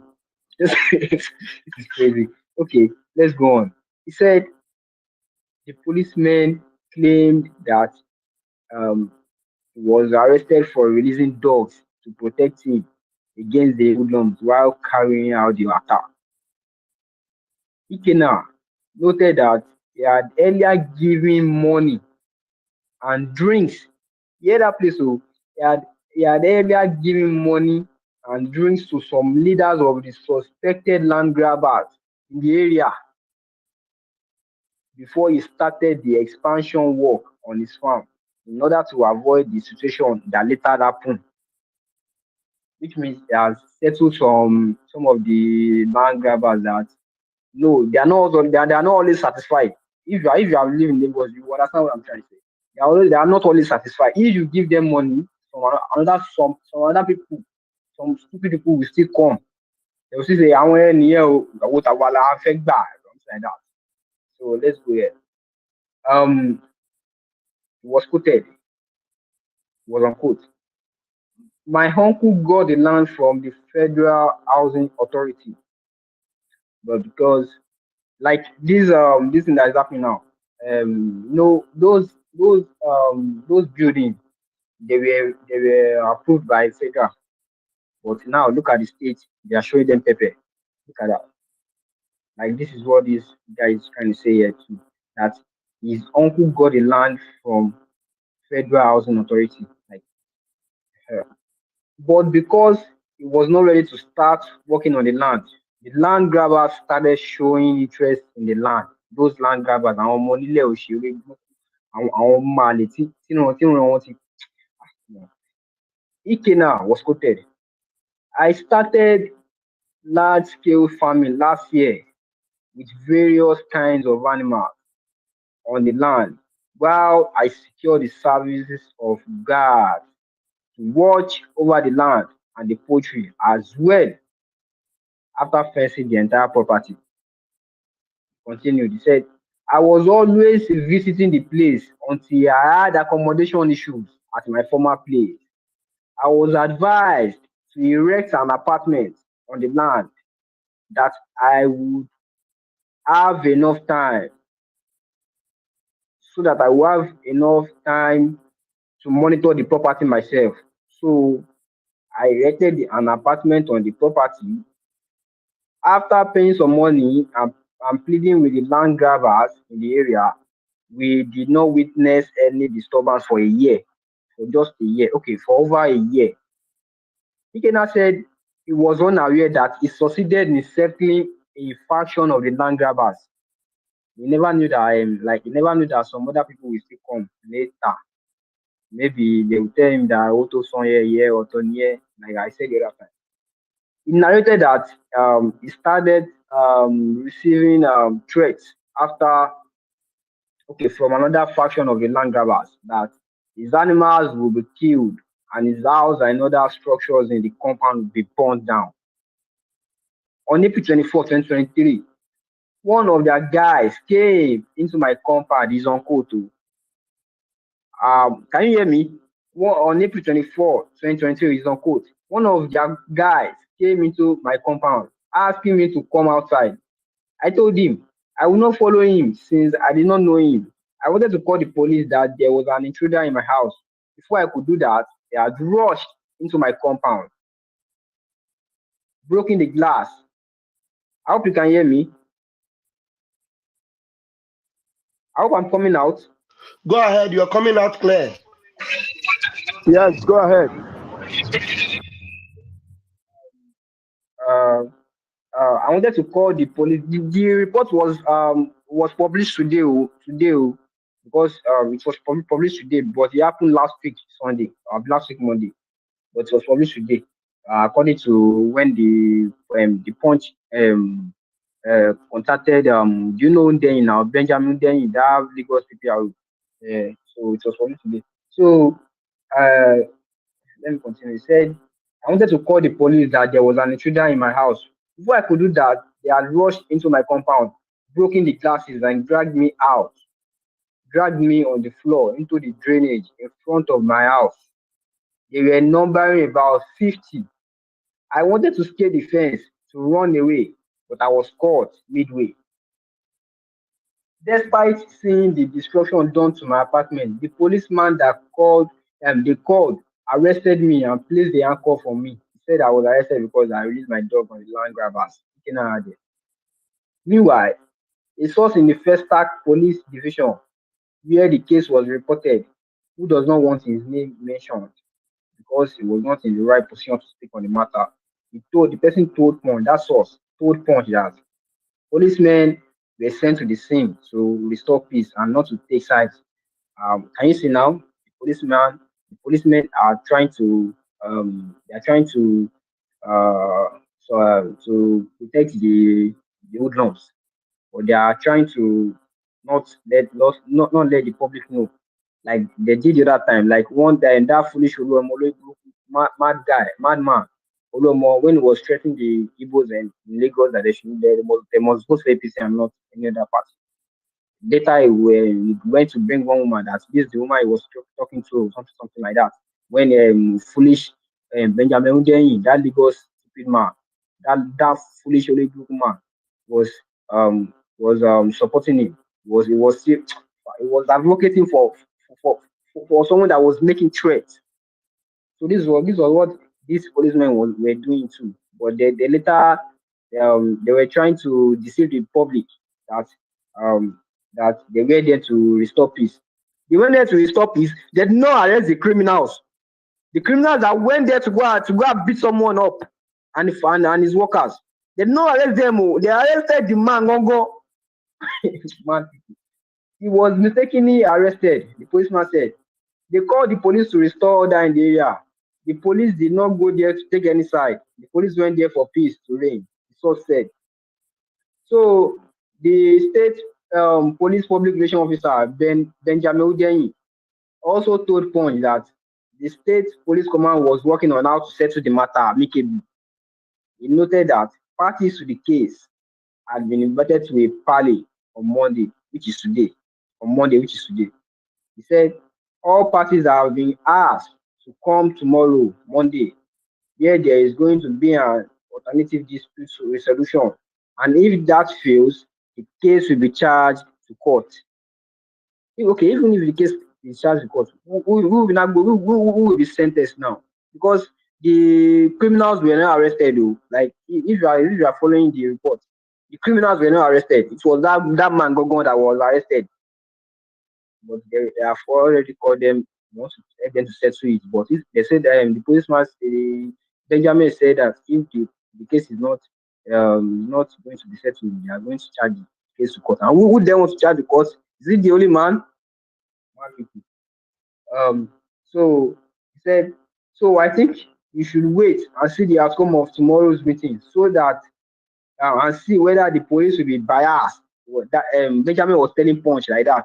Like I think you should wait and see the outcome of tomorrow's meeting to see whether the police will be biased or straightforward. And then he said, because he already know that. Well, that's the end of the article. But what I'm trying to say here is that they are still very, very angry with you people. You people, Igbos are around Lagos and other places in the southwest. Even in the north. I just don't know why. I don't know why people don't want to know that. They are following Charlie Boy, all those people that they are already significant. Or how do I even say it? I think Charlie Boy, I think his father was one of the lawyers or something sometimes ago. Like before he died. I think he was one of our lawyer. I think Charlie Boy. Hello, Morakinyo, my brother. Actually, we don't really like talking about all these effects. What you are narrating are just effects of Nigeria, and it is not really what we want to talk about. We want you to really tell the world if you, as an Oduduwan, see Nigeria as a country.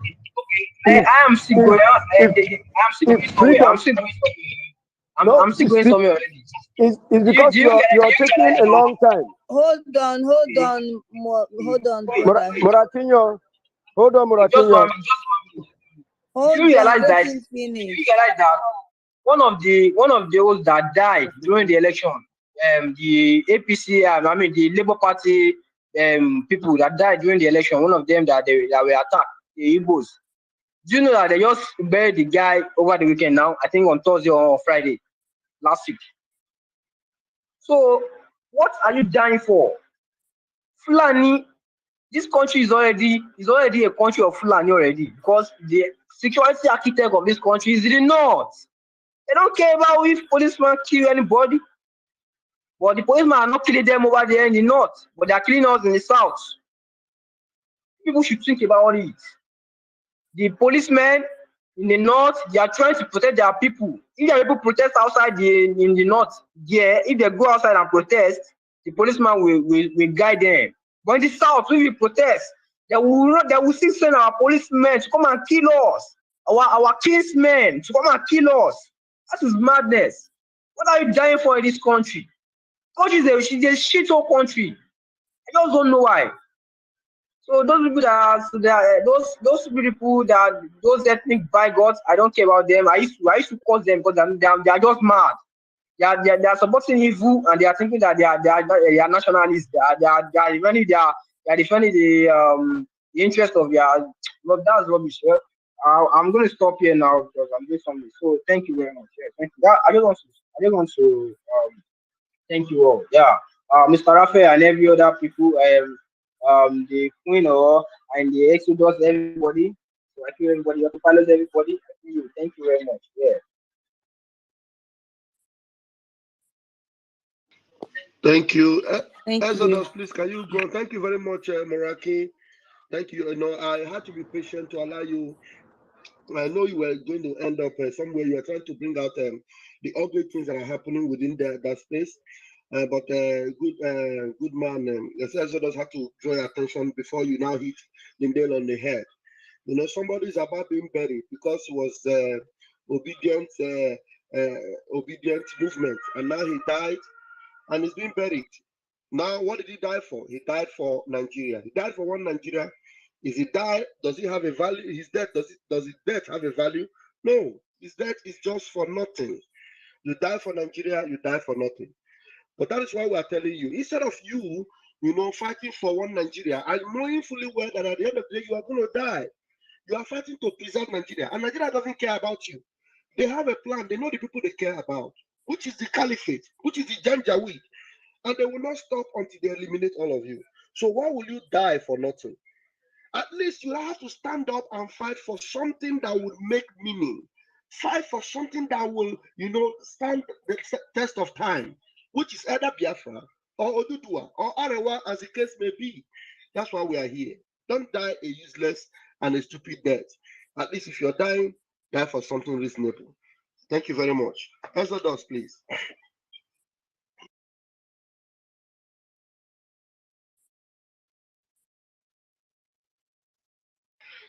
Looks like Exodus is not handy.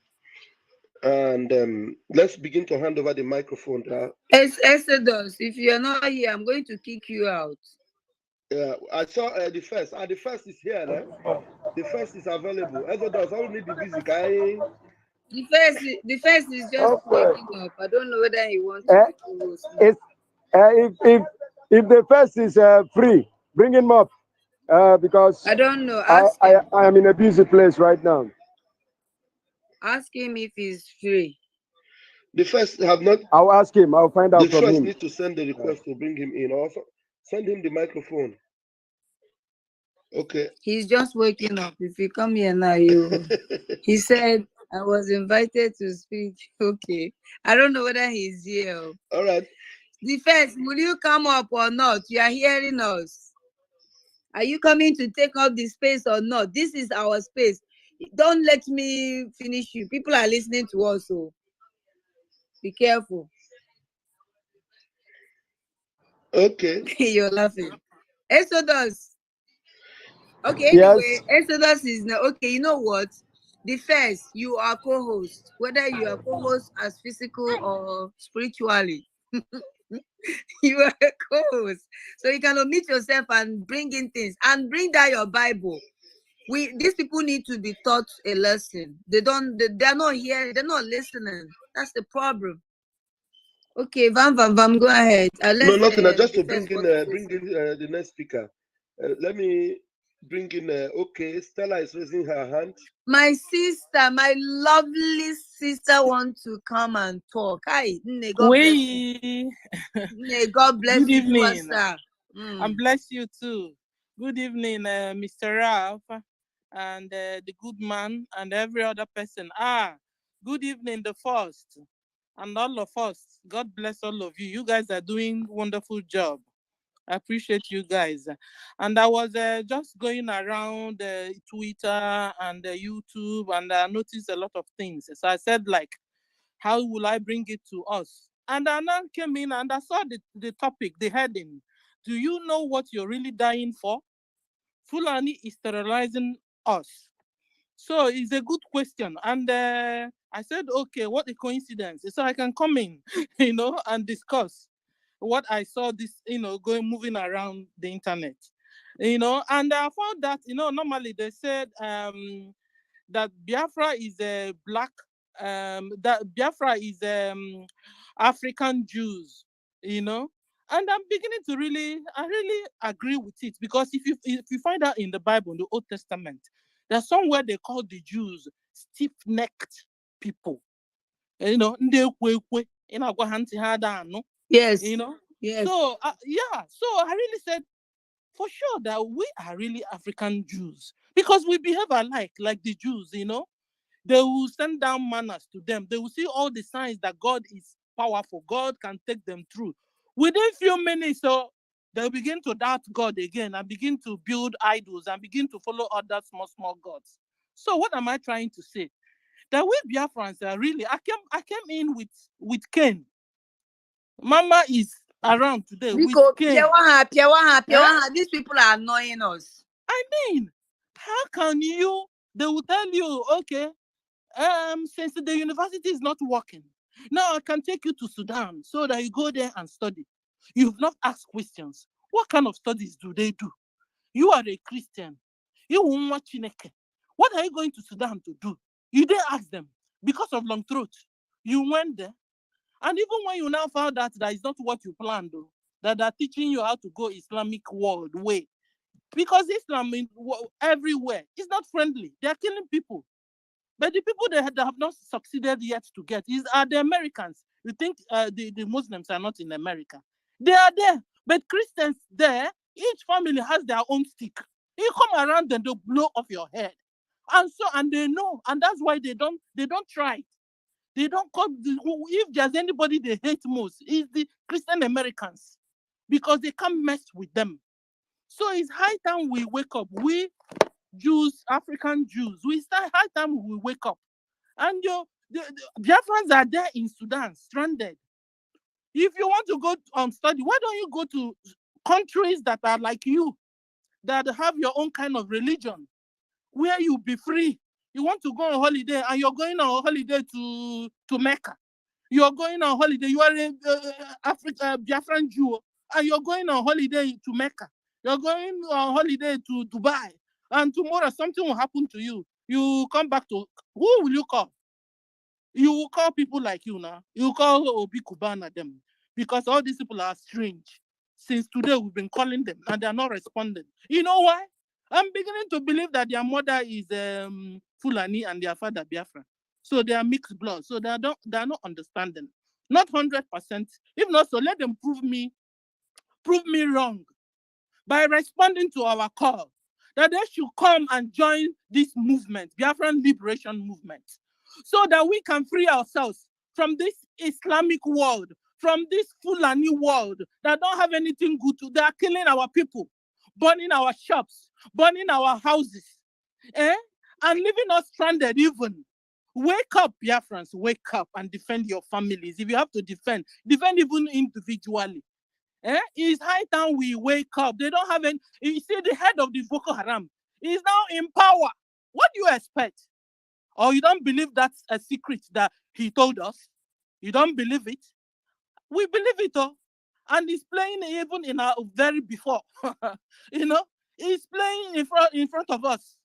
So wake up. If you're in Lagos, wake up. You've heard what the PM said. PM said, relocate your businesses, make your head office in Biafra. If anybody wants to buy anything, tell them go to the east and buy. And maybe you have a small space there in Lagos until you are able to move finally. But begin to move, sell your houses. If your house is 5 million, put it in 3 million. Stiff-necked people. In the Biafra, you guys don't listen. You do argument. Who did this to us? You do argument and do argument until the thing will fall in your nose before you know it's true. Like the PM said, if the woman that was crying, they pulled down the house. If somebody had told her that last 2 weeks before now that this thing is going to happen, she wouldn't have believed. Maybe she's not even among the Biafran liberation. I hope she will join now. So I have an advice. For all the people that have lost shop or lost house, particularly houses that we have brought down in Ajawa State. Stop crying. You know, you are our people at the end of the day. We will beat you like I just beaten you. And then I'll bring you close and draw your ears so that you understand. I hope you understand it now. So join our Biafra liberation. And in Biafran land, you will be allocated houses to make you stop crying. Just support what we are doing in getting Biafra. Follow PM's instruction. When you are told sit at home, sit at home. When we are called to donate, donate. Join us in what we are doing. That is where you'll be free finally. If not, freedom you will not see. Peace you will not see.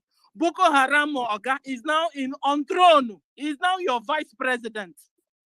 Can you imagine what will happen? You think those guys are joking? They don't even forgive. What they say, that's what they do. It might take them 10 years, 5 years, 2 years, but they will do it. They said you are not supposed to live, that you are an infidel.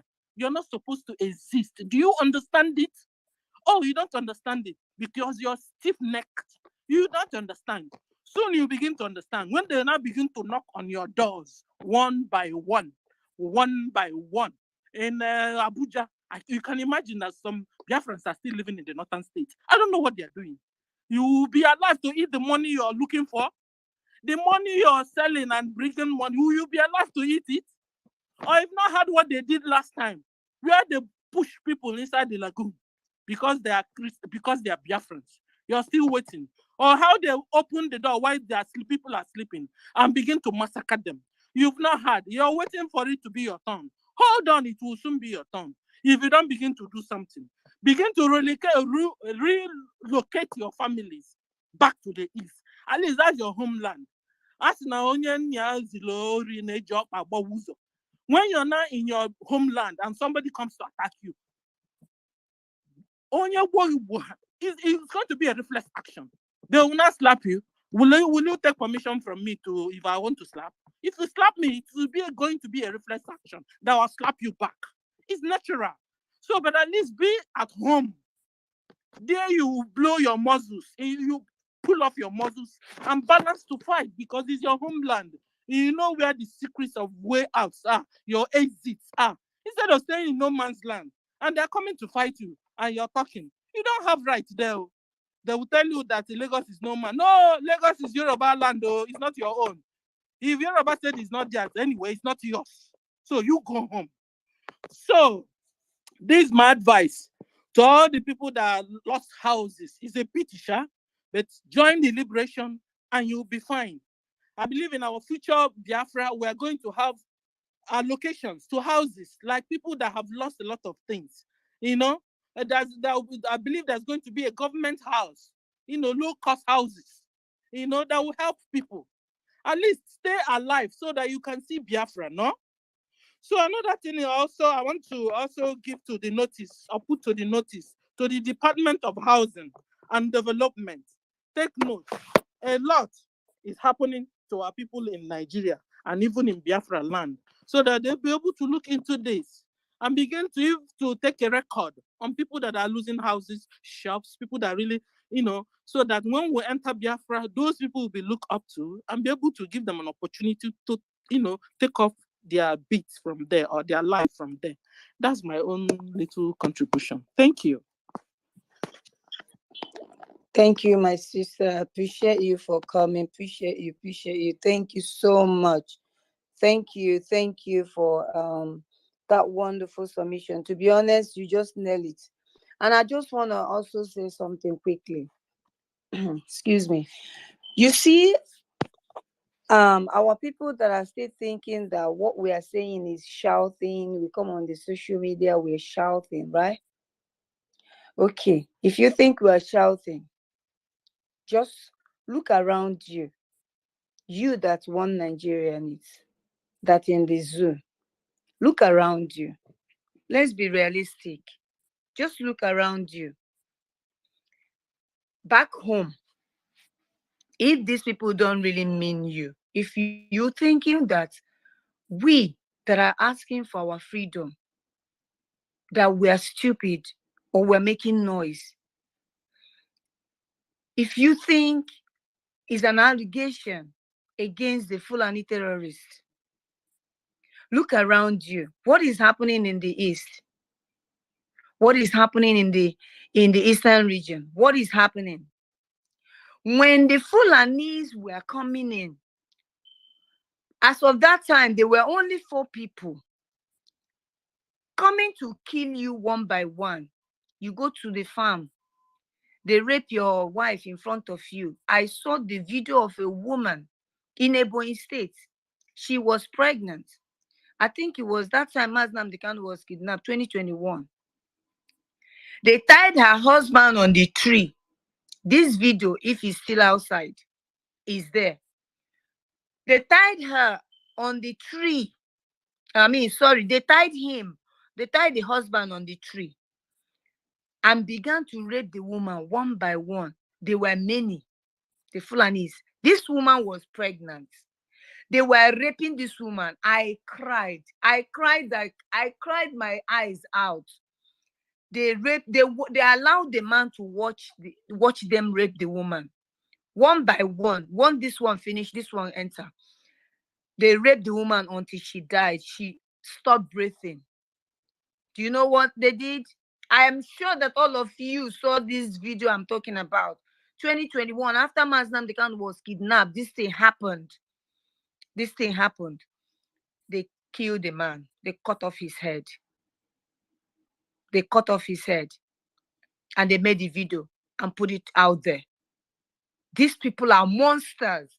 Okay? They are not human beings. Now look around you. If you think we are making allegations against these people, they kill you when you go to farm. They were killing you. What about that our sister that they rape and cut her body into pieces? All that makes her a woman was cut into pieces and they put it outside. That made Maznam Dekan he wept like a baby and he said enough. And then that was when he created Eastern Security.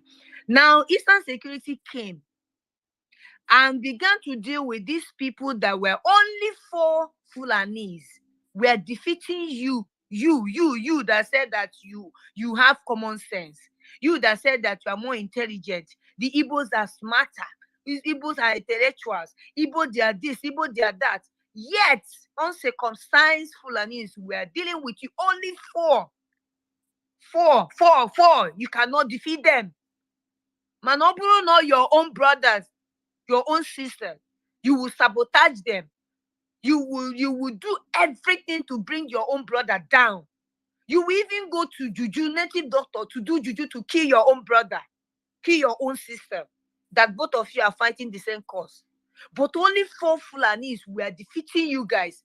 They will come into your home. They will be killing you one by one in front of you. They will be raping your daughters, raping your sister. Only 4. Maznam Dekan say only 4. This insult was too much.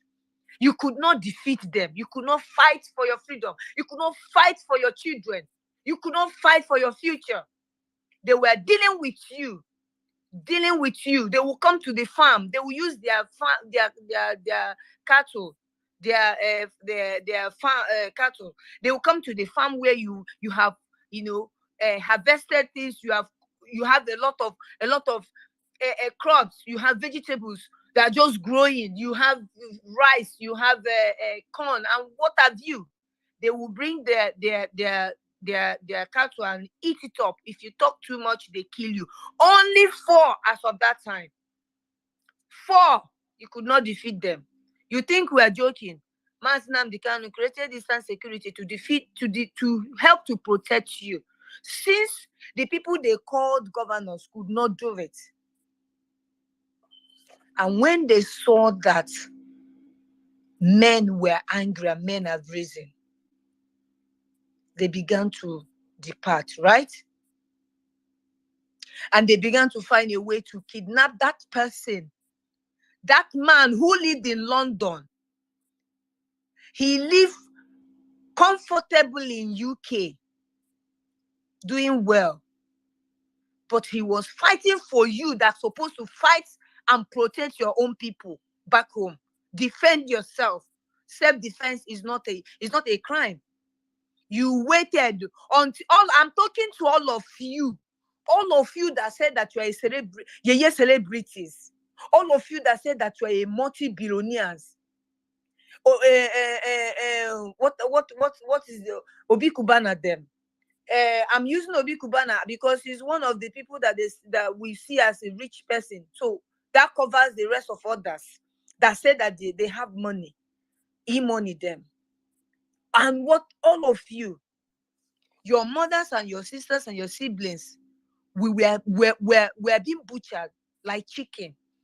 Sisters being raped. If it did not happen to your own blood, you don't think that Obarandi Iboni, the blood are your blood too. You don't think so? Because it's not from your mother's womb. One thing is holding all of us one. Only if we have common sense to know that one thing bind us together. Only one thing. We are like twins, all of us.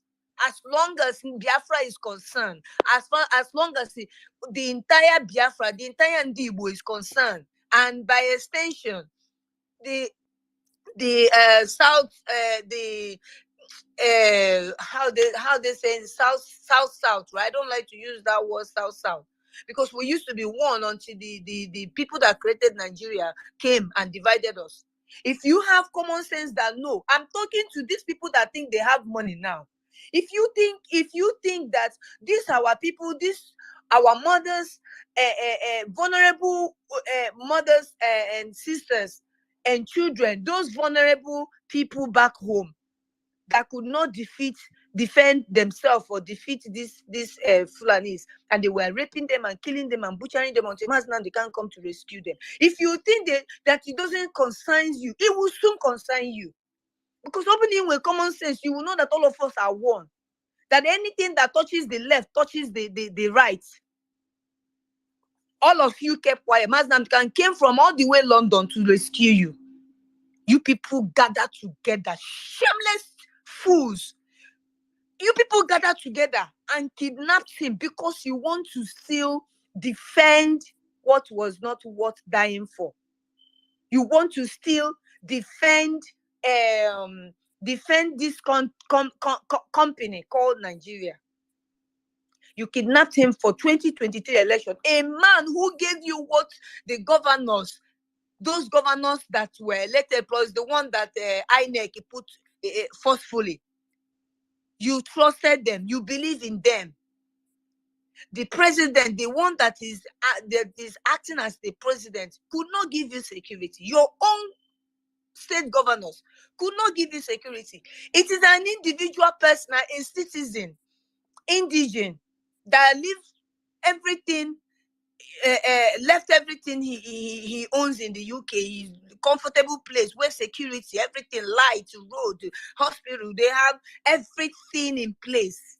He was not asking for anything. He could have been there enjoying himself and his family. But he came out for you, Obi Kubana, you what is his name?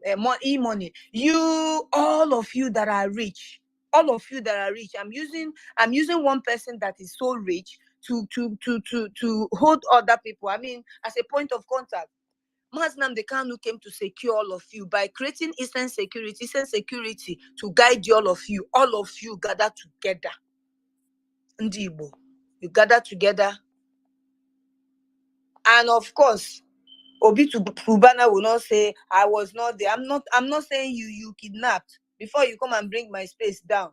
But all of you that are rich, Maznam the Kanu stood for you all. Because if it is not Maznam the Kanu, that money that you people are making today, you won't be making it. The Fulani will have rounded you up. Back to what I'm saying. Maznam the Kanu created Eastern Security to secure all of you, and he secured you. Or the only thing you used to pay him and say thank you for securing us, of which the governors, the so-called politicians, the so-called Ohaneze Ndibo, the so-called elders, they called them, could not give you those securities. They couldn't give you those securities. You kidnapped him so that you can have your election and defend what was not worth defending. After you voted, how far? Now look around you. Look around you. After you kidnap Maznam Dekan, is all better for you? The Fulanis are not having the access to come to commit mayhem, rape our people anymore. What they use another strategy, which the Secretary of UN came and told the man in Asorok that is good that he should recruit Boko Haram, release them and reintegrate them into the communities, including military, all the forces. They now took over what the Fulanis, the ESN, stopped them doing. They are now burning your homes. They are burning houses. Even when kids are inside, they are burning the houses. They are destroying your businesses. I don't know whether you guys are still having common sense to reason. They are burning your homes back in the east. They are destroying your businesses in the north. They are burning your businesses and your shops, all the businesses you own. Those that sells alcohol consumption, or the beer. I don't know what to quantify it or how to describe it. Those that sell alcoholic or so, they are destroying it, but you're paying the tax. They are now transferring to Lagos. Lagos is where your last bus stop is. Abuja is not left out, because now the terrorists are already taking over Abuja. And all of you that think you are in area 2, area 1, where are those wonderful streets that look like presidential streets? They feel like nobody comes there to terrorize them. They will come there. They will still visit all of you that said that you are a rich person. You don't care about what is happening back home. Now they have entered Lagos.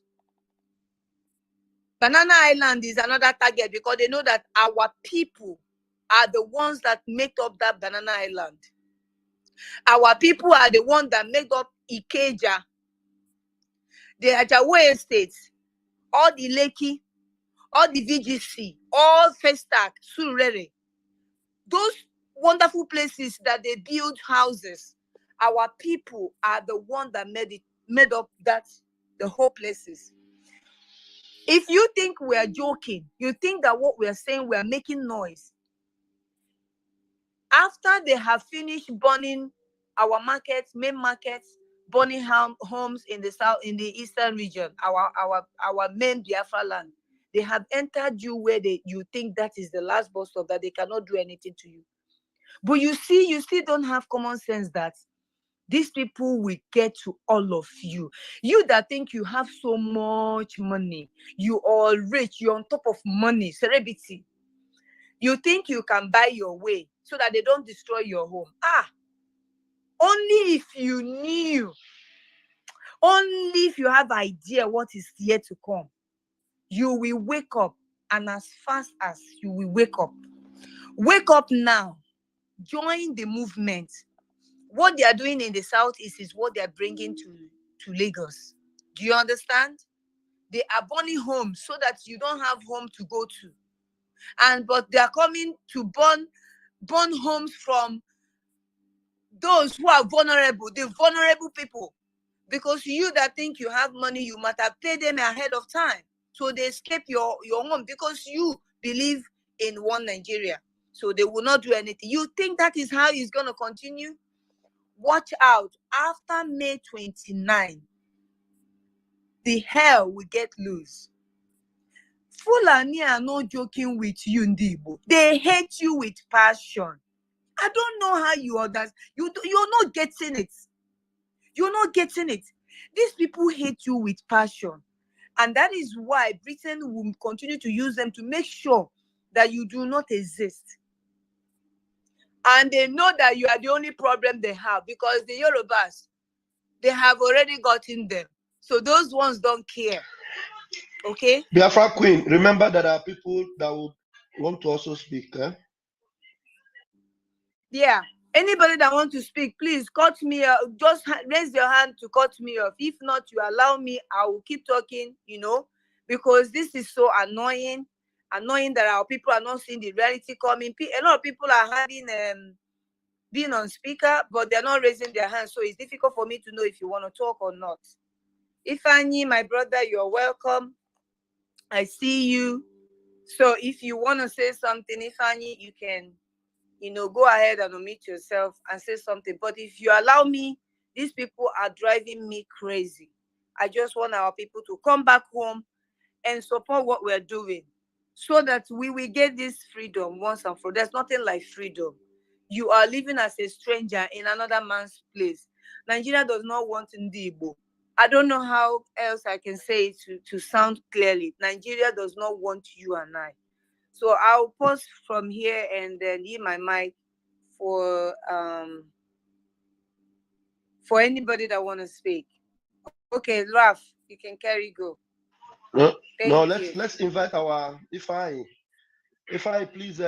But we don't have to invite Ifeanyi now. Ifeanyi is one of us. Ifeanyi, are we giving you special invitation? Now tell me so that I can write it with Asambudu. Just give me 10 minutes to get to my destination. No problem. The first, please. I know. Please go ahead. The first, I've not even opened the stage yet. Thank you, Mazaraf, Biafra Queen, Exodus, Ifeanyi, Marakinyo, Stella, Tobechuku, everyone that is here, everyone that I didn't call their names. Thank you guys for being here. Oh man, I just waking up and I'm half awake and half asleep. I stayed up all night, just doing the gospel of Biafran liberation to whoever will listen, to whoever, wanna, know the plight of Biafran people. And I stayed up doing that, so I didn't go to bed early. But we're here, and we're here today to. Sorry, Gloria, that I wasn't able to come here earlier, like I promised.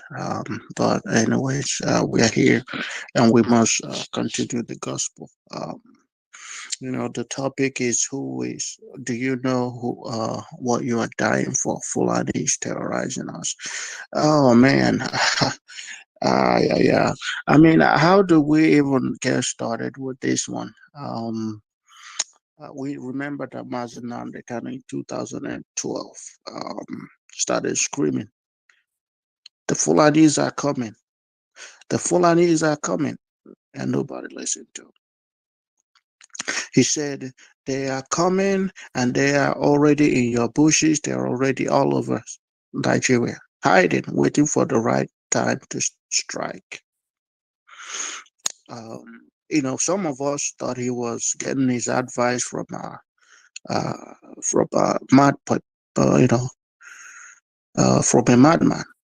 Um, that's what some of us, me included, I don't, we come here and we are honest about everything we say. We thought, we asked, where is Mazen Namde kind of getting his advice from? And it didn't take long for everything that he said to start manifesting. Today, people are being killed on daily basis. People are dying daily basis in their hundreds. You no longer have graves; you have mass graves. They lower people on the ground like it's planting season where you plant your yam, you plant your seeds. They just put them in the ground like it's nothing. And this is happening on daily basis. You said, do you know who's killing you?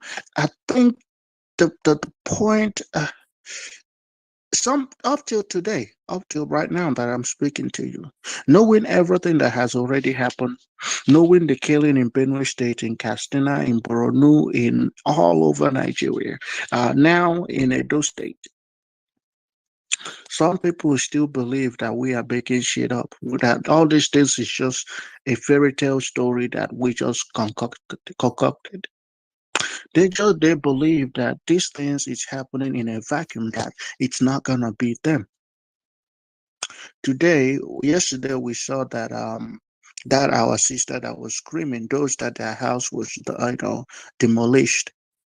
We saw them get the Nigerian treatment because they said, serve the Jesu, come back in shame. You defend Nigeria, and you think that you have arrived. When your own Nigeria comes to happen to you, nobody will ever give a shit. Nobody will care, because while it was happening to your brother, you didn't care. She was crying. I wasn't able to get anything out of the house. They're demolishing the house. They're doing this and that. And I was like, it was sad to watch. It was gut wrenching, but we told them so. Yesterday I sympathized with them. Today we have to educate them again. For those that haven't learned their lesson yet, so that they can learn after. Maybe they will take what happened yesterday and actually, put that into practice. We told them, we warned them. Nobody paid attention. They didn't listen until the Nigeria started happening to them. Now it's all of a sudden, oh, this country, oh, all that is nonsense. Is your property worth the life of people that was massacred in Hamufu? The answer is no. The businesses that was burnt down, the same Lagos, the answer is no. Because you thought you were safe. You're living in a mansion. You think that you have the whole world in your hands and everybody else can go to hell. But now I told him that as long as you're a Biafran living in Nigeria, there's a big old target on your back. They will find every excuses in the book to make sure that they keep you poor, to make sure that they carry out the jihad. I saw some people trying to justify evil, try to justify the reason why they are demolishing people's building, saying that yeah, they're trying to build road in an estate that they sold, that was sold by the government, in a land that the government sold to them. They paid tax to the government. They made everything, paid all the bills to make sure that those places that those homes were built was right. And now the owners of Nigeria has now told them, we own your ass. Now they're getting the message. I think we all should call. If you have somebody living in Lagos, we should all call them and say that, are you getting the message? That would be what we will tell them. Is it becoming clear now? Is it becoming clear? because maybe they're still not getting the message. Then we'll leave them alone. We saw that there was this a madman again. I always when I wake up in the morning and I look on Twitter, I see a lot of mad people everywhere. I saw another madman stranded in a fucking middle of nowhere in Sudan, begging for his brothers to come and save him. Who the fuck goes to Sudan? Who the hell goes to Sudan? He wants to make money. Today he's stranded in Sudan begging for Biafrans to come and save him. Of course, the government of Biafra is gonna do what they what they have to do. I want to see the video because whether we like it or not, um, he's a Biafran. They are Biafrans, and the government has taken responsibility for all Biafrans. So I'm sure that they will try to reach them and try to see how they're gonna help. But honestly, every single one of them, they deserve whatever treatment they're getting.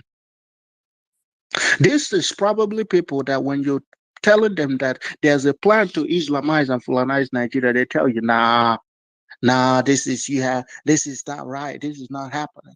You are just using Biafrans to make money. You are just this and that. These are people that never donated far into IPOB.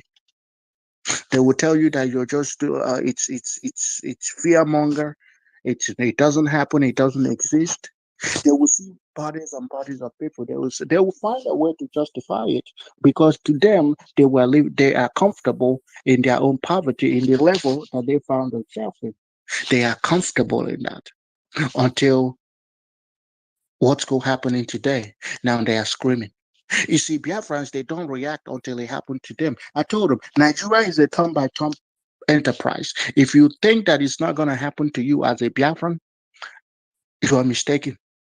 You are deeply mistaken because when your time comes, you're going to get the Nigerian treatment. And, depending on the medicine, the type of Nigerian medicine you receive on your day, you may not live to tell the story. The reason why the lady is screaming was because it wasn't Fulani that, came to that estate. She's still talking about her properties that she left in the house. She wasn't able to go and pick out. There are people that died in Hamufu, in Benue State, in the Edo State, in Borno State, in Castena, all over Nigeria that we've seen killings of these Marudas. Those ones, they weren't even able to get anything. Those people, they're not even talking about properties at this point. They're not talking about the land they have, the huts, and they live in. Their brothers that is abroad, they're not talking about that. They're begging, please let me live. And still, Fulani will chop their head off. Will decapitate them, cut the pregnant women, cut their stomach open. That's after raping them first, just like our sister Gloria said. People don't realize the carnage that is going on in that zoo contraption. They don't understand the level of injustices that is going on in that contraption. They always wait till it's their turn. But my question for everybody here that's saying, we should have pity on them, and rightfully so. I did that yesterday. But my question to everybody that will think that way is, when it was happening to your brother, what did you do? When your brother was screaming, what did you do? When that Eze in Lagos was kidnapped, put in prison for simply speaking up, what did you do? You live in Lagos. You thought he talks too much. You thought he should keep quiet. You thought nothing is happening. There's nothing to see here. As a Biafran, you have a big old target on your back. They didn't realize that. They could have done a protest and said, you must release him for speaking. All he did was speak out to say, stop burning the Biafran businesses in Lagos. It is their right As much as we Biafrans didn't vote and we didn't support the election, but they live in a contraption that is called a country where they have a constitutional right to vote. They exercised that constitutional right. And what did they get in return? They made them a target for assassination, for lynching. But those ones that were living in estates, those ones that were living in big houses, Master Namdekan was screaming, "Bring whatever you have so that we can go and build our own home." They all abandoned Master Namdekan. Today they're getting the Nigerian treatment. You think this is just I will end with this. What is happening right now? Well, Master Namdekan will say it's a child's play. No, this is just a test run to the carnage that will happen right after the drug dealer becomes the president. Right after the 29th of this month, you guys will see hell. As a Biafran, you will see hell. And it will be a well-deserved hell because you deserve it. When you abandon Mazen Namdekano in prison, in DSS detention, and choose a new Messiah, you didn't know there was going to be consequences. Every action that anybody takes in this life, whether good or bad, there's always a repercussion. The repercussion can be good or can be bad.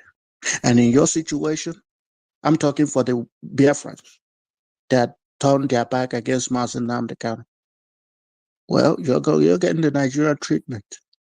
And soon the politicians will also get their own payback, and everybody will now get Koiki normally says that very soon breakfast will be served, and Biafrans, you're getting yours on a silver platter.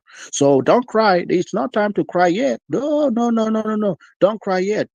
This is just heaven. What you're experiencing right now, you see that pain, the agony that you guys are feeling right now, that's heaven.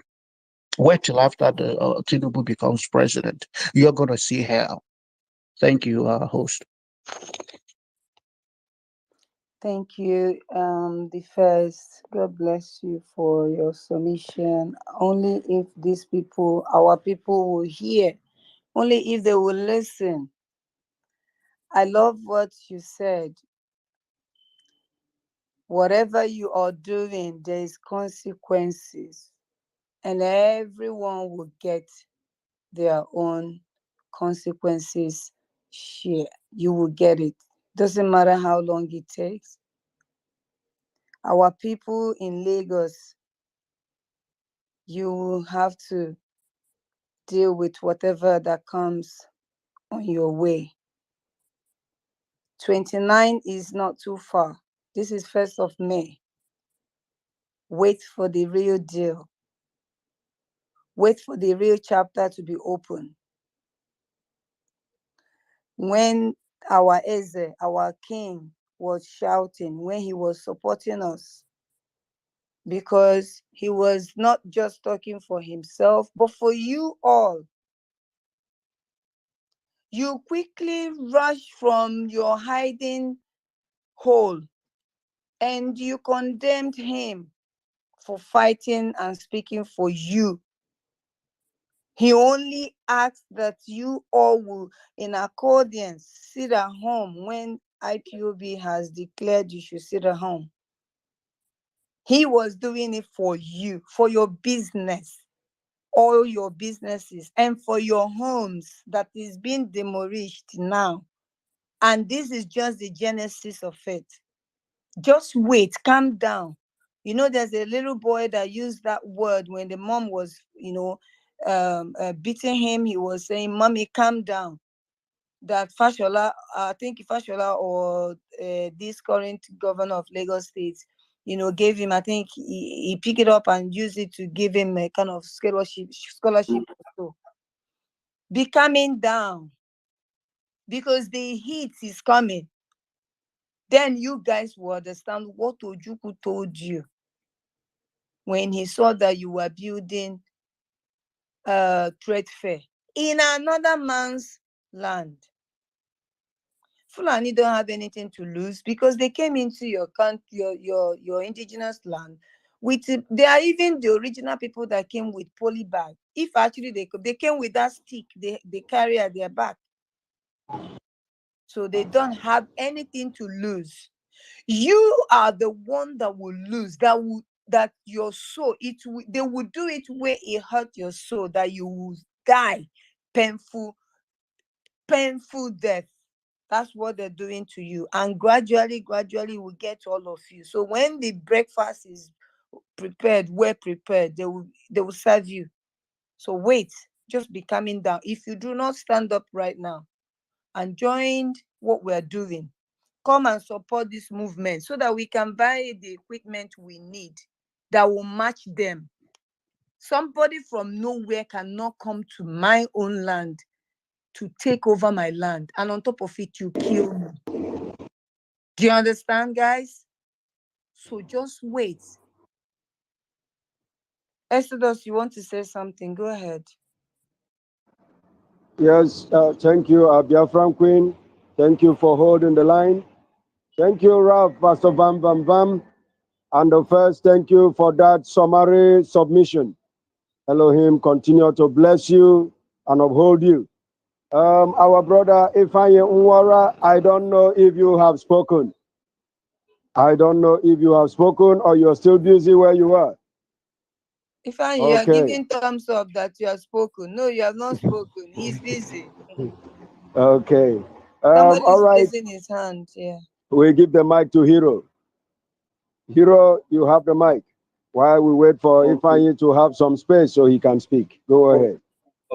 Okay. Thank you very much. Quickly, I just want to address something that it seems like we all have maybe almost left behind. One of our sisters came up here and she really gave a very good contribution, but along the line, I have a question for her. I don't know if anybody could remember one of our sisters here called Stella. So she was asking a question concerning what the government in SI, those in the housing department. So she was asking if they are going to provide housing for these our people that have lost their houses and this is that. So my sister Stella, I have a question for you, please, because if we are coming here, we should be straight and put it very straight the way it is. You see right now what is going on here, everything before now, Mazi Nnamdi Kanu, our prophet, the prophet of our own time, has already said these things before now. Me, I started listening to Mazi Nnamdi Kanu from 2019, and immediately I begin to follow him because I know that he's saying the truth. So right now, I want to ask this question that I'm putting to you is that I want to know which people are you referring to? If the government in Ezra, the Biafra government in Ezra, the housing department is going to provide housing for, is it the Efulefu, all these idiots in Lagos that have refused to listen to Mazi Nnamdi Kanu, or are you referring to our mothers, our people, the poor people who doesn't even have access to electricity, who doesn't have access to internet, that we are going to really look into in the first place, that we are going to provide this housing for, or these people that have refused, that have been mocking our leader Martin? And I don't know, because you have to put this issue. Anytime you come here, you are always trying to give us suggestions, tell us what we will do or what we will not. We know what we are doing, and we know what we will do. You see, as for these people in Lagos, whatever they see, they will take it. Because I'm still saying it and I'm still repeating it now. It is only few people that will be saved. Only few people that will be saved, because our people will not listen, they will not hear. They have eyes, they cannot see. They have ears, they will not hear, because of their greediness, because of their self-centeredness, because of their wickedness, because of their heart as hidden. That is the reason why they refuse to listen to the true, the only prophet. When he was saying all these things, our eyes are open, we can see. Even the sign, when the cloud was dark, when the wind was blowing, everything was, now the rain is falling. Now we are coming here to tell the government in exile that they should provide housing for Wush people. You have to put it straight. Look, we are going to provide housing for our mothers, because we see the way the Nigerian army will come to our village, they will burn down houses, and those are the people that we are going to provide the housing for, not for all these people in Lagos. That should be taken note of. Please, thank you very much. That's my submission for now. Can I say something? Go ahead, Yeah, my sister. yeah, you have also answered the question you were asking me. You understand? Like I said, the housing, it can be also for the the poor ones that can't afford, when the time comes. And also all these people, if they can make a U-turn and begin to support Biafra liberation movement, what stops us from tomorrow helping them? You understand? We are Biafrans are known for stiff-necked neckness. Before I bite my tongue. My Stiff-necked sister, people, my they sister, are I'm sorry. stiff-necked. Thank God We that are you are known for here. I being thought you have stubborn. gone. I'm sorry, please. Before I'm sorry to interrupt you. The reason why I'm angry and I'm speaking this way is that these people still, with all this evidence and what is happening now, they will not hear. That is my point. And that is the reason why I'm making it very clear right now that they should not think that when Biafra is here, they should not think So that I am these saying, people, they are not listening to Mazi I don't know Samuel. They if will not Pastor listen to Van Van anybody. Van and Exodus are here. so I Yes, am Please, I saying, want in to. case I they would Hero, like to begin weigh to in. hear. Hero, Let don't me weigh in. interrupt Let me again, weigh in on please. this, please. Let me weigh in. So I am saying, because you asked me a question, I am saying in case they begin to hear, Yeah, Stella, because please let me say something. because we will say, Stella, can I say something, please? 1 minute. mm-hmm. Now, stiff-neckedness is not an excuse for these people when it befalls them, because this gospel has been on for years. Now, as we are talking, do you know how long we spoke about the disobedient movement? And many of them still ignored us. Like our hero brother said, I know you have a good heart and you are concerned about our brothers and sisters. Fine. The only thing that will happen to anybody in Lagos now, you are a millionaire. You built a house of $10 million, $2 million in Lagos, and they destroy it. Then at that time, you will not remember that Biafra exists, and you will run and come. Biafra and SI or whatever government in Biafra to help you. We are going to help you. If there's a shelter somewhere, we can help you. But priority must be observed, because like our brother Hero said, there are people in the villages that their stores have been destroyed. Some of them, they sit at home every Monday. Every Monday, they are at home, sitting at home for their leader, Mazin Namdekano. And some because of they follow P2B faded. Kanato Konkwa yesterday, I was listening to him. He was calling them. He was telling them that this time around we need to pray because we cannot stop the inauguration. All we need to do is just to pray. Then after that, their prayer, of course, I know that their prayer will fail them. After that, their prayer, now they will not come, and then when the destruction starts to happen to them, they will not come and start looking for our prime minister or looking for Mazin Namdekano. Now we have come back. We will receive you. Come back. Then you will now stand on the queue and join us. That remaining money, of which I know that by that time, most of them, they will lose all their money. Maybe only 20 pounds will be left with them. So are we not going to leave our people on the ground that have made sacrifices, that have lost their youth, that have lost their wives and their husbands, and then will not come and start paying attention to some idiots because they woke up late to come and... No, they are our brothers and sisters. When they wake up late, if they survive it, then they will now find their way and queue and wait for those that will benefit first, because there will be definitely those that will benefit first. And those are our people on ground, that have suffered so many losses.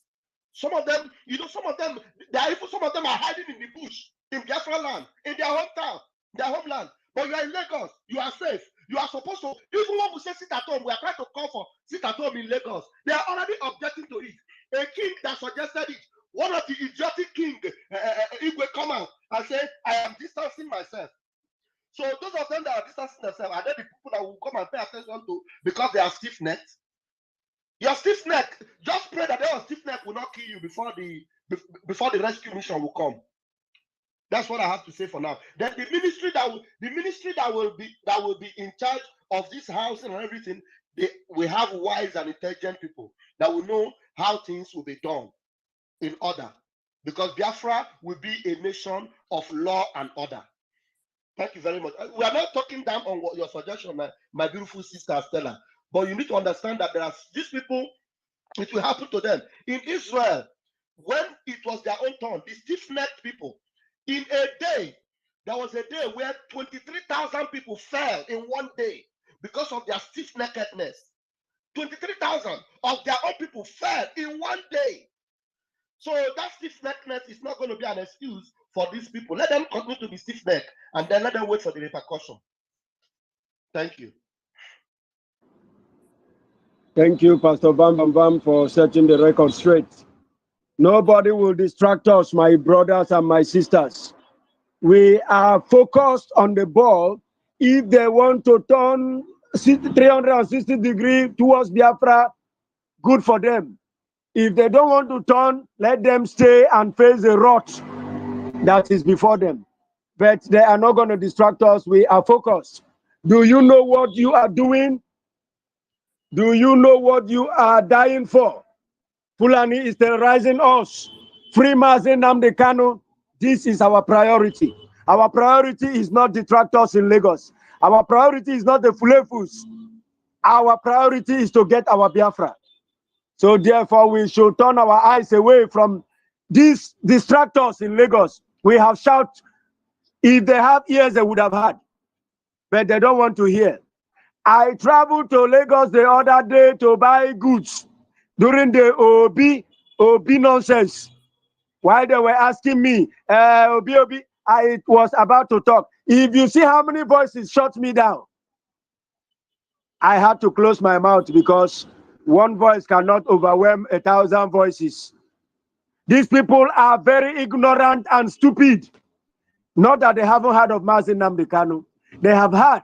Most of them even said that Mazi Nnamdi Kanu should stay in dungeon first. Let Obi come and then bring him out. You can imagine such level of idiocy, stupidity, and madness.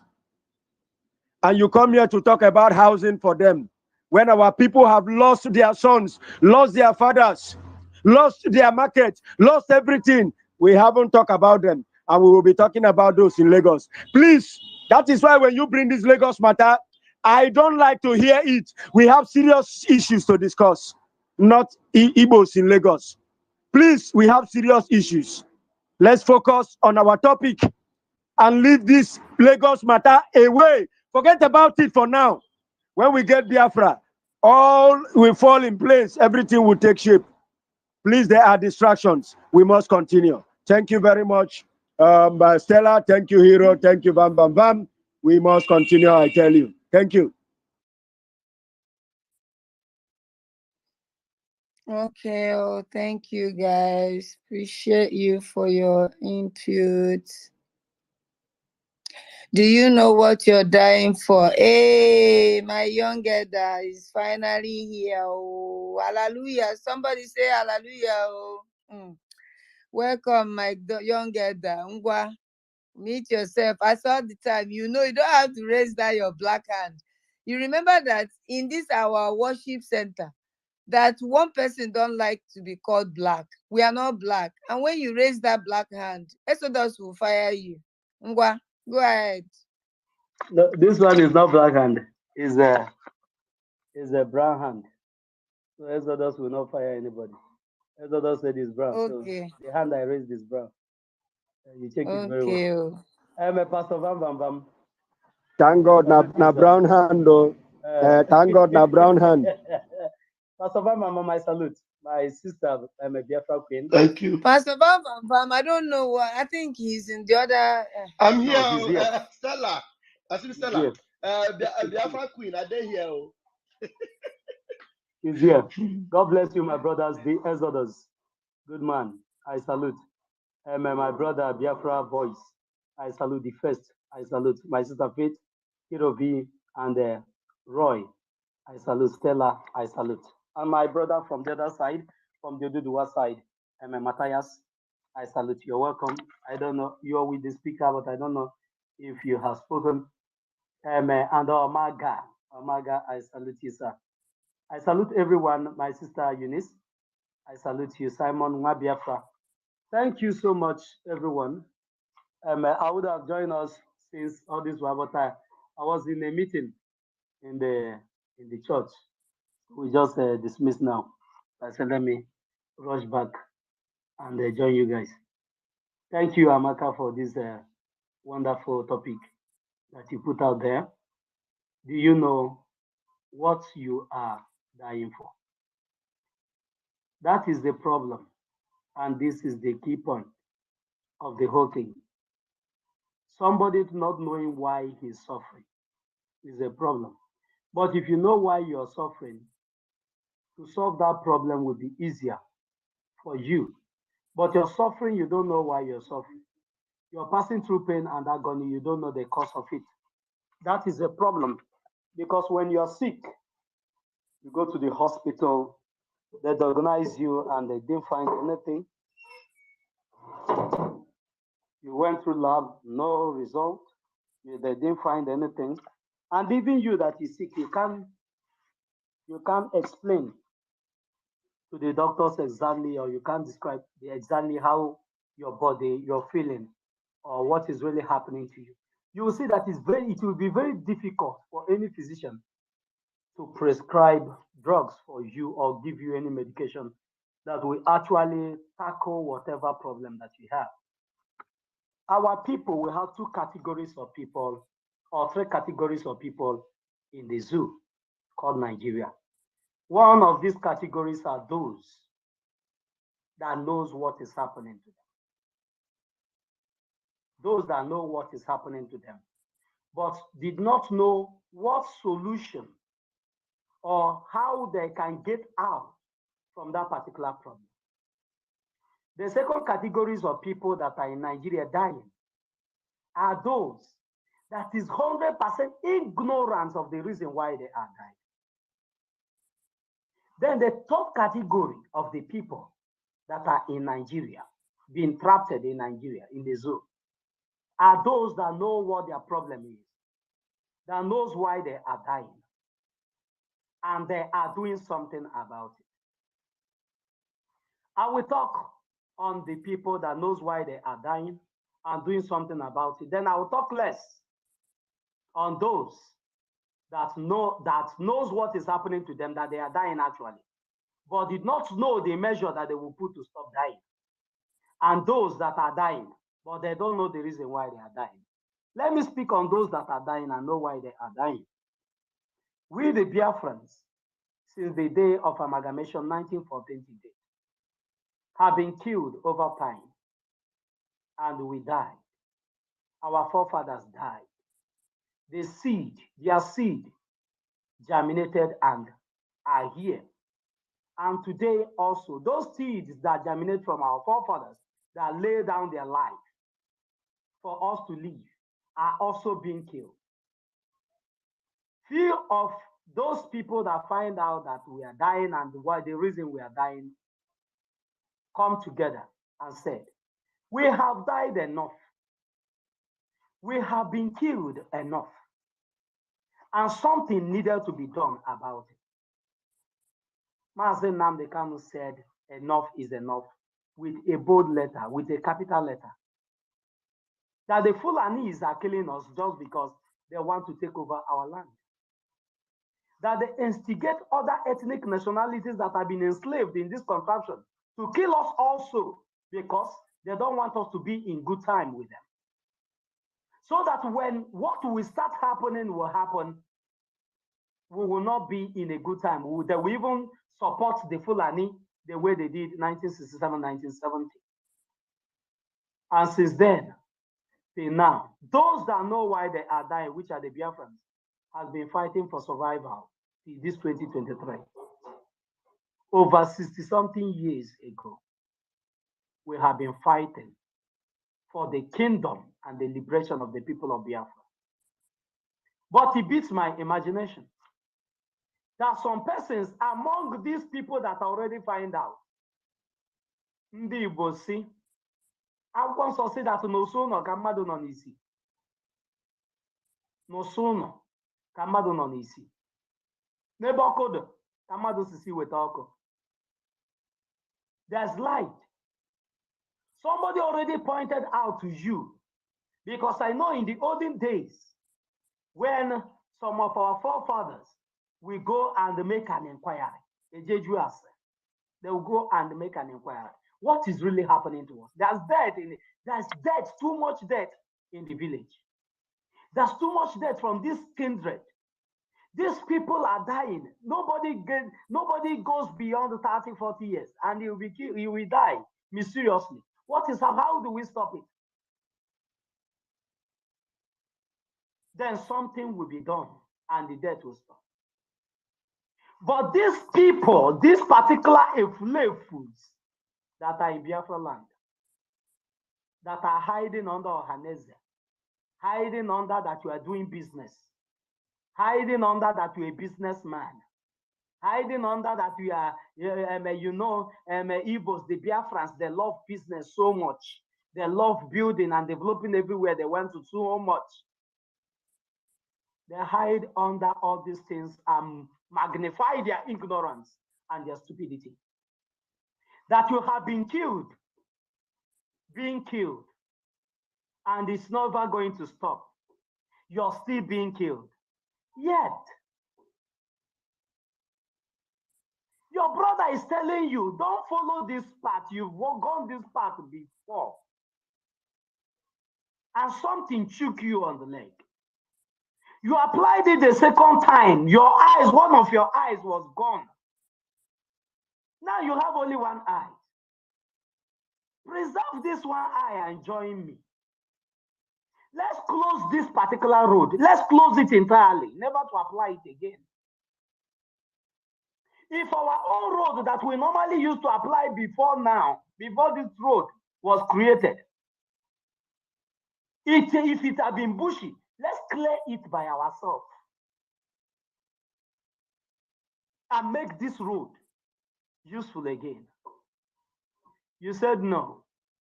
That for the fact that you still have one eye, that you will keep on trading it. After all, other people are still trading it. How can you join me now to start constructing a new road? Perhaps you will not be alive to finish the road. Then it will be other people that will come and enjoy it. And you are being killed on a daily basis. Mazen Nnamdi Kanu have been telling you about Biafra. That as a Biafran in the contraption called Nigeria or anywhere in the world, that the only thing that will give you freedom, that will secure your life, that will give you this iron dome to protect you against any external aggression, any onslaught, any aggression of the Fulani Janjaweed is Biafra. He said, what is Biafra? Ojukwu have fought it and died. Wazirike fought it and they compromise. Is it that anybody that wants to make quick money, he will start talking about Biafra, like many asked Mazen Nnamdi Kanu this type of question early 2015 when Biafra message was circulating. And up till now, we are still dying. And many of us know why we are dying. Many that have chosen this path to restore Biafra are dying honorably. I will tell us the difference between these people that are among us. The difference between both of us. You will die, but your death will be as a result of casualty. It will never be recorded among those that died as a result of trying to save other people. Those that are agitating for Biafra will die. As we have been killed, many of us survived. Those that have died and those that will still die, their name will never be forgotten. So long as people walk this earth, so long anywhere that Biafra is mentioned, their name will be there. But you,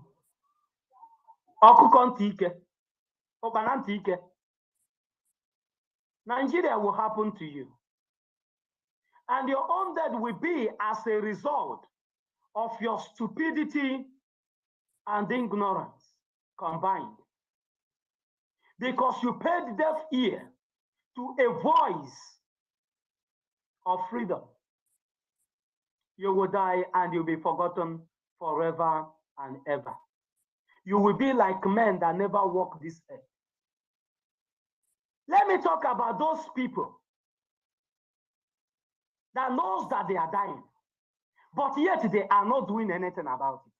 Whenever I come on space and I see only my brother Matthias, I see Koiki Media, I see Sunday Igboho, I hear about Professor Debanjo and our this other father of ours from the Oduduwa side, talking about Biafra and many others that we don't know, talking about Oduduwa Nation. And many other Yorubas and the Middle Belt that knows that they are dying. But they don't want to stand out as a man to say enough is enough. At least if we are dying, let's die for a just cause. Let it be that we die for a cause. Just like if you are remembering on the 30th of May, we will remember those that died in 1967, 1970, May 30th, when Biafra was declared. Those people that laid down their life to defend it, they will be remembered. But there will be never a day that will be set out to remember those that were killed by Fulani because they said they will never fight for Biafra. Because one thing I want to let us know today is, it doesn't matter if you say that you are anti-Biafra, you will still be killed. If you survived yesterday, maybe you will be today's victim. Those that survived the Bulado bomb blast, today they are a victim of caterpillar. Koro before their eyes. The difference is that they are not dying. But those in Abulado, some of them died with their property. These people, they know they are dying, but they don't want to stand up for it. Is it for us now to stand up for this thing? And the Igbos, the Biafrans, will now get their Biafra, and they will now take over. They will now open the seaport in their places, open the international airport, open all the things that will be working for them. What will happen to us? And with this particular mentality, let me not just crown it with anything. With this particular mentality, you decide to sacrifice yourself on the altar of maintaining your seaport. You're dying at the altar of maintaining your work. You're dying at the altar of your political elites because they are the ones not dying. But you that's supposed to stand up and speak are the one paying the price. They themselves, their children are abroad in their homes that they have built, bought with the same money that you generated with your blood. They are not dying. But you, because you have chosen to play the stupidity card and foolishness, you are paying to maintain their luxury life. Because you don't want to support the Biafra or Oduduwa Republic. You're dying for nothing. You didn't die for Oduduwa. You didn't die for Biafra. You died because you love Fulani. You prefer what Fulani is doing to you more than you supporting the cause that will set you free and set you free forever. Then those that are ignorant of the whole thing, they are neither here nor there. They are not Oduduwa. They don't know what the Fulani are doing. They are just there. They are the ones that are being used as the lamb of sacrifice, as a chicken that have been preserved for Christmas. They are the ones that if you tell them, come out from North, North is planning something against you, they will say, for what? Not that my brother even married my neighbor's daughter. Not that my son, my first daughter is they are marrying my first daughter. I've been staying here for more than 30 years. I've been staying here for more than 50 years now. I lived all my life here. But they still know you as a Biafran. You've lived there for 30 years. You've never killed anybody. You never assault anybody. You never molest anybody. You never go for any land grabbing.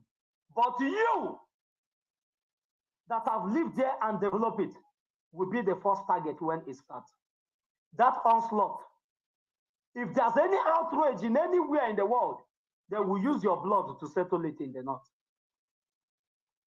Because you've chosen to play the stupidity card.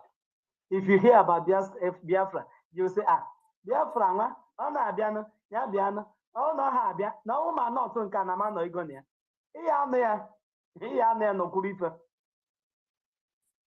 You will be there. You will be in Yoruba land. You will be. Nobody will force you out. I think you're a businessman. You travel outside the country to bring in containers. You bring in 50 containers every month. And for that, for the cost that you will apply, a little cost that you apply to bring it to your father's land where your life can be preserved. Even if they seize your container, they will not seize your life. If they seize your container, any house you build in your father's land will not be destroyed by anybody. There's no government in Nigeria that will bring caterpillar to Anambra State, to Ebonyi State, Imo State, to Abia State, to Port Harcourt, to Bayelsa, to Delta State, to destroy your home, to Enugu State. It is not possible. But it's happening to you, and you are so helpless. You can do just nothing.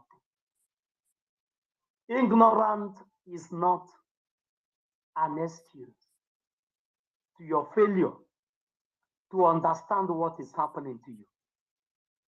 You are ignorant of your sickness, and you have refused to ask the right question. You will die with it. And when you die, those that are living will still continue their life.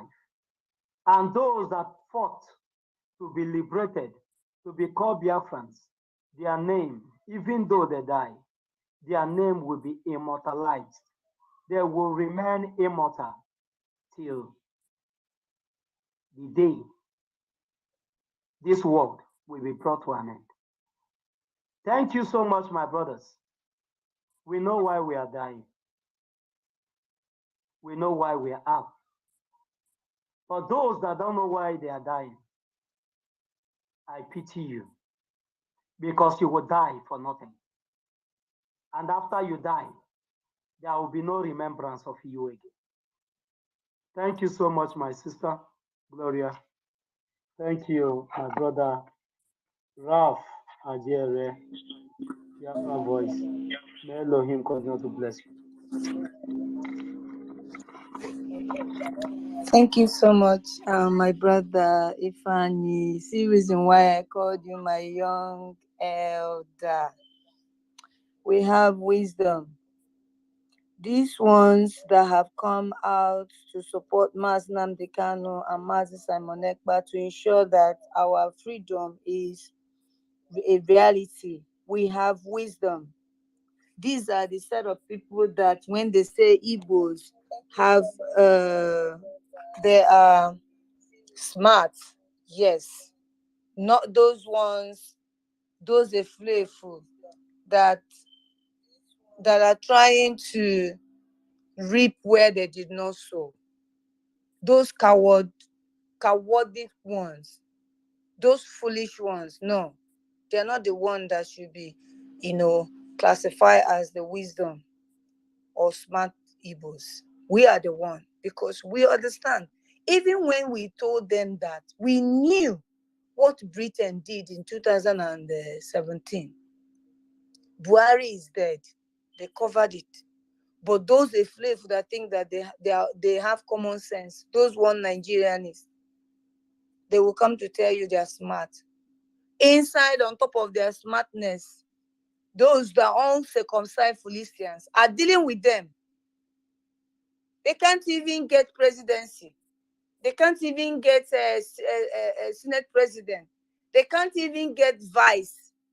They are now begging for House of Reps. Shameless people are just disgracing us, making the intellectual ones among us to look less. That is why the Fulanis will be slapping us on our faces in Lagos, they're treating us like we are nobody because of these useless ones. Thank you, my brother. Raf, I do not know why they keep kicking you out. They don't want me to make you a co-host. I'm trying to make you co-host again. They're telling me that I've exceeded, and it's only one co-host I have here. Maybe let me try somebody Yeah, else put and somebody. see They're just whether it kicking me will out. work. Try and see if Yeah, maybe the first. let Pick me the try. first. Yeah, let me see if the first will stay. The first, I hope they will make you stay, oh my brother. If not, we'll try Ifani. Or I don't know who else I can try, but let me try with you first. The first. Okay. Someone else can keep going. I mean, my co-host, go ahead. Raf, anytime you want to say something, please don't hesitate. Okay, Yeah, I no don't know problem. what's wrong with these people. Yeah, thank you. Thank you, thank you, thank you. I guess we're gonna go since Ifeanyi has spoken. Biafra voice, you're welcome. And let's see, Maga Chukwu Kadibe is here. A lot of our people. Ebera is also here. So we're gonna go to Faith. Faith. After Faith, we go to Ronnie. Okay. Faith. Faith, unmute yourself. Thank you, my brother. My sister Gloria. Faith, please hold on, my dear Okay, sister.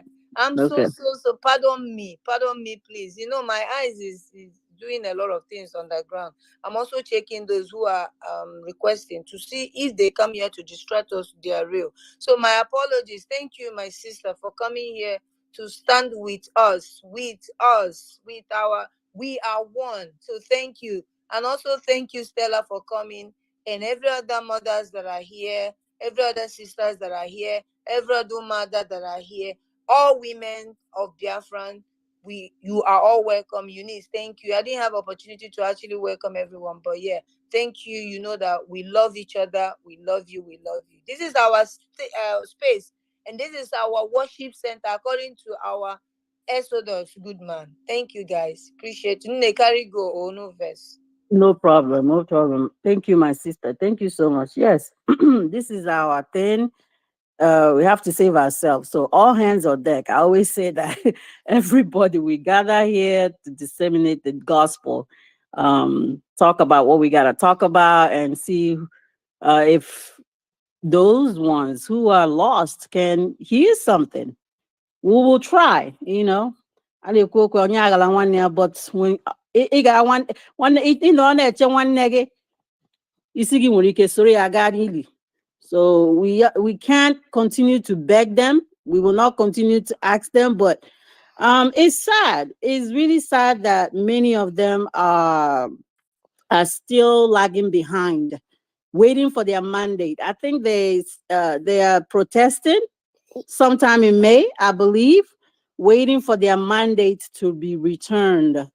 When we Biafrans already know that mandate will never return. They have the British terrorist company people have chosen who they want to rule their company. Their president of their company, they have chosen it, and there's nothing anybody can do about it. There's nothing they can do about it. Their mandate will never be returned. So I want to thank you, everybody. The first Exodus, my brother Ralph, my brother Ifeanyi, sister Stella, Biafran Voice, all you guys. Thank you for always gathering here and encouraging one another and spreading the good news that our leader have instilled in all of us. And that thing that he has instilled in all of us is still burning, and we are fighting and fighting. So to the topic, do you know what you are dying for? Fulani is terrorizing us. UK Lego of our brother Mazi Nnamdi Kanu. We know that you are the one holding it. So yes, those ones that are dying for their mandate are dying for nothing. They are being, I'm sure a lot of them died on the day of the president election. They died for the governor election. Who are they? Where are they? Where is their name written? Nowhere. Who remembers them? Nobody. Probably their body was just thrown away on the side. Nobody respected it. They didn't get a befitting burial. Probably did not even get any burial at all. So they died for nothing. At least for us, we know what we are dying for. We know what we are fighting for. We know that is Biafra, or Biafra, or kill us all. Because that is what we want. We already died enough in this contraption called nigger area. We died enough. Enough is our fathers saw this. They took up arms. They defended. They did their best. They did their best. Today saw what is happening. They are killing us. Fulani is killing us. Killing all Igbos. Anyone that look like Igbo. Anybody that is not Fulani is Igbo. Or Hausa is Igbo. Everybody is dying. Well, if we're already dying, why don't we just die for a reason? Let us just all die for a reason.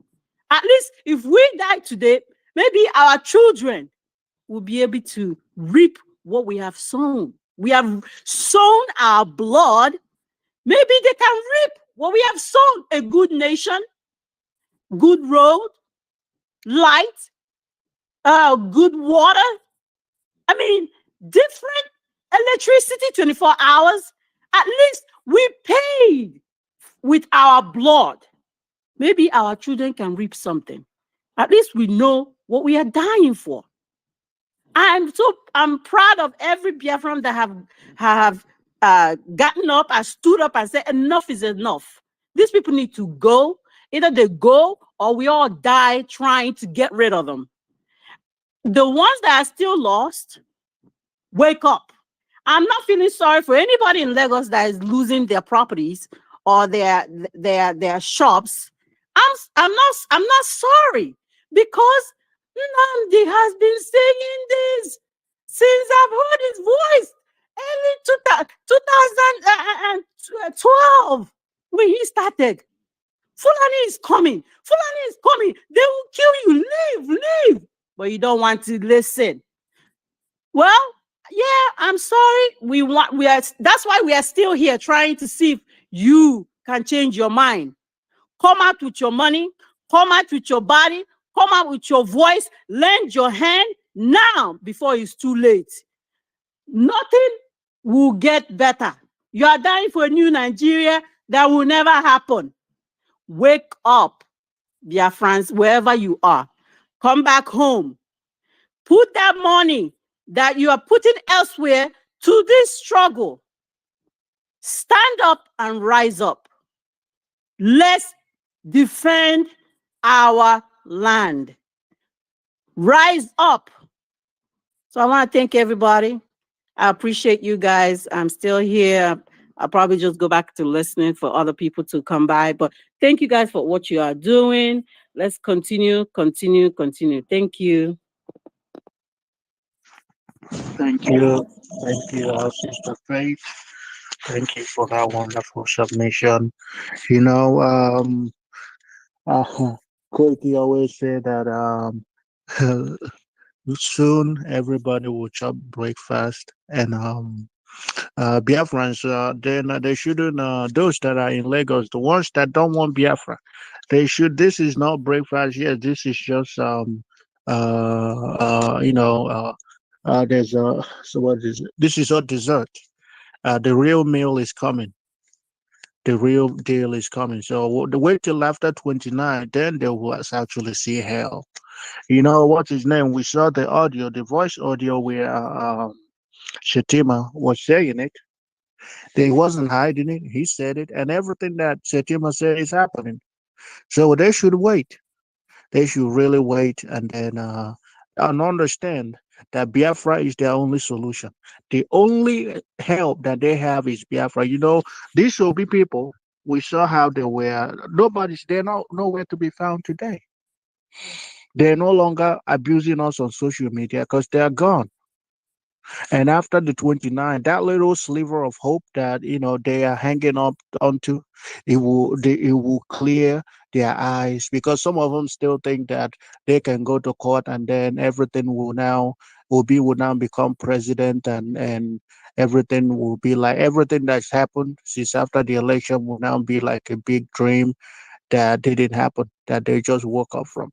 They didn't. So after the 29, that reality will set in, and they will understand. Those are the remaining ones, those that are still hoping on one Nigeria, and they will understand that Biafra is the only thing that is. They don't want to come out and say it. They are actually on the side of watching to see what we can do, to see what Biafrans can do, because they are handicapped. They can't do nothing. Cowards everywhere. They are cowards. They cannot fight. They cannot even fight when their life depends on it. That's why Fulani can massacre them, kill them in their hundreds, and nothing. Nobody says anything. And they don't. The next day, it's like it's business. Ronnie, unmute yourself.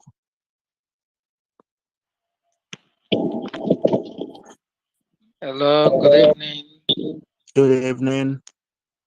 Thank you, the first. Thank you, Exodus, and Biafra Queen, my good friend, the fine Ogaraf, and hello, and all the lovers of freedom right here. It's always good to be here, always good to me. So this is the best place I always want to be, because seeing people that share the same ideology, it gives people like us living in the zoo hope. When their OB mantra started, in fact, my job was threatened. My boss believed in this OB, this Igbo, all of them, in fact, majority of the staff there are Igbo, say they were on me, but I didn't shake a bit. I told them the truth. I told them, I said, OB is not coming, but Biafra is coming. It will happen to you people just like by surprise. I'm very happy that today my boss now listened to me. Sorry, After Ronnie. that, Ronnie, sorry to cut you. I think you're too close to your speaker, or I don't know if you're using a earpiece or. okay, I'm using earpiece. Okay, so it's too close to your mouth, and it makes it look like blurry. I don't know how it sounds. Okay, how am I sounding now? You're sounding okay, but you're a bit far away. Okay, how about now? Yeah, better. Thank you. Okay, thank you very much. So, like I was saying, in fact, my boss was on my neck. But after that election, he told one of his friends, that one just, he told me that my boss said, he's in trouble. How is he going back to the office? How is he going to face me now? That I said exactly something that happened, that Obi will be nowhere to be found. So, when back to the topic, he said, do you know what you are dying for? My brothers and sisters, I know what I'm dying for, because I know that Biafra is the real deal. I had been following Mazen Namde Kalo, our hero, and from there, after his broadcast, when Mazen Simon Eba PM always come up, I always follow them. So, if this thing got to a point that in fact, wherever I am, they know me as a Biafran. They will tell you. Once you bring up any argument about this Biafra, they say, don't say it loud though. This young man is there.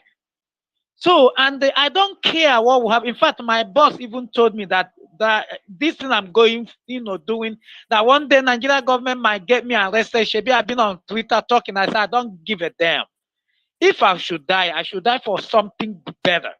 And I believe that Biafra is better, because I have been in Nigeria for 43 years now, still single because of hardships. I knew how, I got where I am today. I even got admission, nobody to help me anywhere. I know how I got to where I know how I escaped to. So Nigeria has destroyed my future, and the Biafra is the hope that will restore it. So I don't see any reason why I should be, withdrawing or trying to have a doubt. No way. I know what I'm dying for. Yes, Fulani is here. Even when Manzina de Carlo started shouting, nobody believed him. They were, thinking, okay, my house in Lagos, all this business, how will they live it? But thank God what happened recently. When they started burning down their shops, many of them now, they can see it. Many of them now, they cannot say, Mazi Nnamdi Kanu has always been right. Because those of us in Lagos, especially, bro, you need to be here and see the way they shout down on you during their election time. But I thank God that today that has changed, because a lot of them have started seeing the reality. So we know what we are dying for. We have, look at the blueprint, even our PM. Look at that kind of blueprint where you have underground train. Oh man, after looking at those things, man, I feel like let it come tomorrow. So we know what we are dying for. It's up to them. They will come along. We shouldn't beg anybody. The level we are in now, we don't give a damn. We are going home and we are going home. Thank you, everyone. Thank you for that wonderful submission. We are definitely going home. We are going home because home is where we can feel safe. Home is where we don't have, our businesses don't have to be burnt down. Home is where we can go and have peace of mind. That's why we're fighting. Before I go to Omega, which is Tuku Kadibia, I think let's give Stella, and then So see what Stella has Stella. said something. Can we just first of all allow our please? Yeah, if I can just say the very last and I drop down and give space for others to speak. Yeah. Let's allow Awubimi, please. Stella has said something. Sarah is Abiko, Rafa Abiko. Sarah is our mother. Let her she want to add. Let me not spoil your name. If I can just add and then you can drop me after this. So Okay, sorry. Okay, I didn't know you wanted to add. Okay, go ahead. Sorry. I thought you didn't know because you thank you for this opportunity once more. I hope I'm not offending anybody when I call Islam, because Islam is in this issue. They can disguise themselves as much they want. They can be called land grabbing jihad. They can be called economic jihad. They can be called governmental jihad. Because when that old general was saying that the police are colluding, they collude, the militaries are colluding, they are colluding. They are called governmental jihad. It can also be called your soul jihad, when they win you over to their religion, and at the end of the day, that person will be heading to hell. So I believe none of us here is being offended when I call Islam, because they are all Islamic jihad. So the Fulanis, known as the jihadists, are known for chopping off heads. They will come into your family and chop up the head. You want to be a Christian or you want to be a Muslim, and you say you want to be a Christian, they chop off your head. And they're all over the whole world. They're even in America. Like I said before, this is why they have not been able to penetrate America, because house by house, family by family, all of them, they all have their own stick. You know what I mean by saying stick? They all have stick they are using to defend themselves. My people, wherever you are in Nigeria, go home, go back to Biafra land, and begin from there to re-strategize. Begin to confront them from your home front. Begin to attack them family by family, because nobody knows when they are coming. They come unawares. But when you are prepared, the fathers, get your own stick. You can also give your sons. Prepare so that when they come, you confront them family by family, house by house, street by street. Also with the Eastern securities on the ground helping. There's war going on already, whether we believe it or not. And the people that are bringing it are the Islamic jihadists. If anybody is being offended of hearing this, I am sorry, but they are our problem, and they come to modifying themselves in a form of land grabbing, in a form of changing naira, in a form of military coming to defend the Boko Harams. They are the same thing. They are Islamic jihadists. So we have to confront them. So thank you for this opportunity. And you can bring me down now so I can be listening only. Thank you.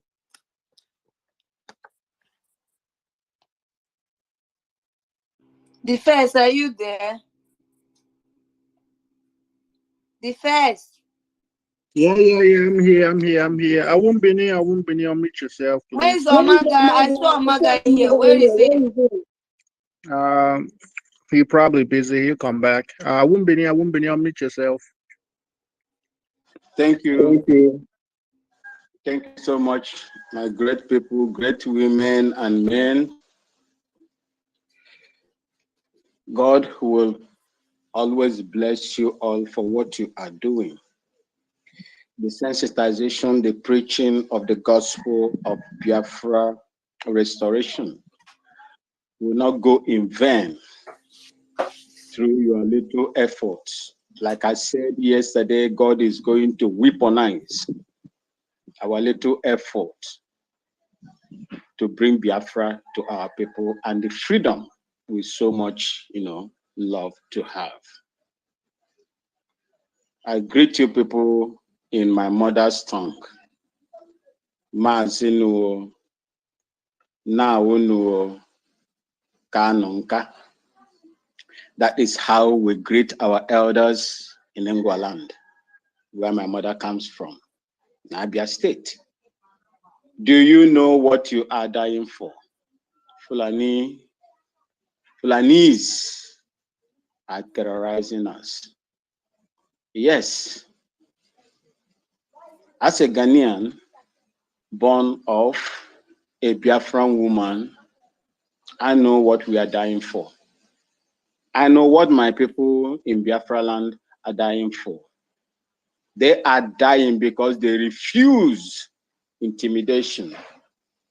They are dying because Nigeria is a curse to their survival. They are dying because they said they want to be free in a place where they are not loved. They are dying because they want freedom for their people. Biafrans are known to be Republican according to Mazin Nnamdi Kanu. We like freedom of expression. We like freedom to do whatever that we are going to do as long as it's in line with the tenets of the natural law. That is why we are dying for. And as a Ghanaian, I am doing what I'm supposed to do because my mother comes from that part, the Biafra land, the ordained, the blessed Biafra land, which the enemies and the terrorists want to turn into a killing zone. They want to take everything that belongs to our people to themselves. It's evidently proven that emirs in the north have more oil wells in Biafra land than the indigenous people in Biafra land. It is obvious that their children, their wards, are enjoying the proceeds of the natural resources God has given to Biafran people to enjoy. They fly in multiples of jet planes. They go abroad to study. They do everything at ease. But coming to Biafra land, where we defecate is where we drink from. I had the opportunity to be in Bakassi Peninsula, where we were fighting against the Cameroonians due to the encroachment into the Bakassi Peninsula. I saw what I saw. What I saw in Biafra land, especially that area, was an eyesore.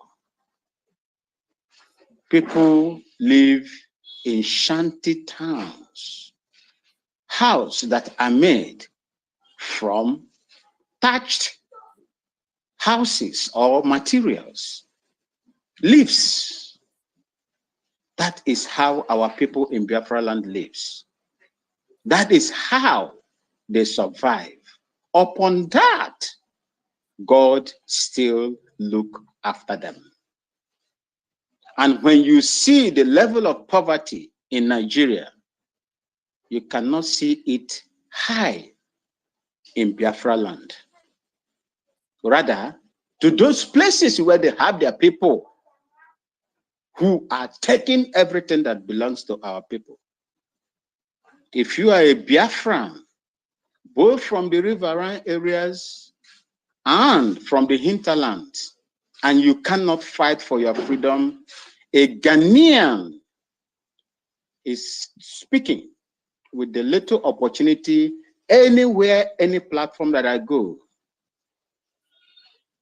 the way I speak, then you are cursed. If you can look at what is happening to your own people and you still trying to validate or validating that same evil contraption, I say it to your faces that you are cursed. It shall never be well with you. Today, in Ajao Estate, I listened to Iwanya when he was interviewed by Arise TV. What he said there.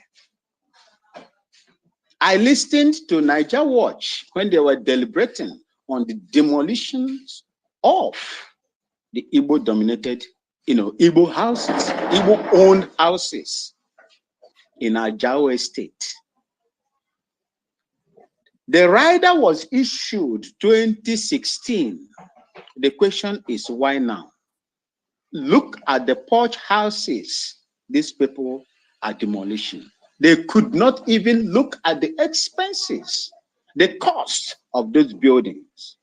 They destroyed them.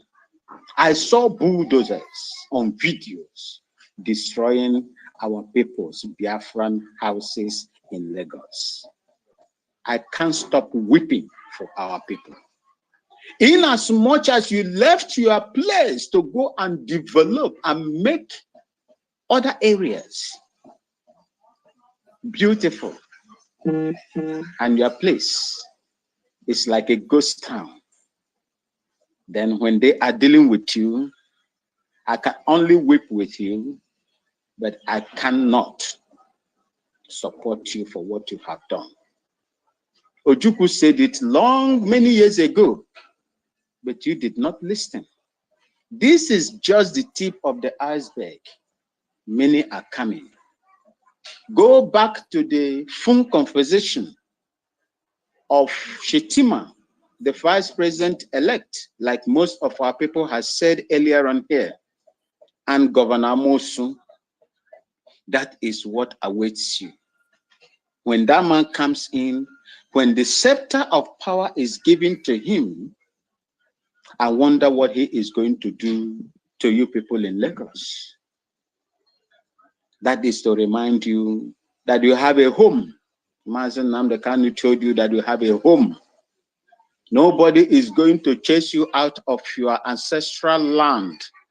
But if you leave your ancestral land open and fallow, aliens will come in and begin to cultivate it. That is what is happening to our people. Glory be to God that we have people like Mazen Namdekanu, our forefathers that started this fight. Simon Ekpa, the Prime Minister of Biafran Republic in exile. I support them in everything that they do. We must do whatever that we can. Those of us that are in the diaspora, our people, I want to tell you today that our people in that contraption has been beaten to the dust. You cannot express yourself in that contraption without being arrested. All of you remembered what happened to Shehu Akimboloye when he interviewed Emma Powerless. He was sanctioned, gagged, and fined 5 million naira penalty. Channel speed. Our people cannot speak freely. That is what our people are going through. And if you are a Biafran and you stand against the coming of Biafra, it shall never be well with you. It shall never be well with you. The spirit of our people that died in the past fighting for us, for what we are today, will never see you in good light. Thank you so much, people. And may God continue to bless you all for this great work that you are doing. Thank you for having me, man. Thank you, Awumbini. Thank you, Awumbini. Thank you for that wonderful submission. Our brother Raf, you guys can come in anytime. Same as Sifani and the host, Exodus. I know you're probably in the other room. We understand, and we must continue. We must continue. Do you know what? Go ahead.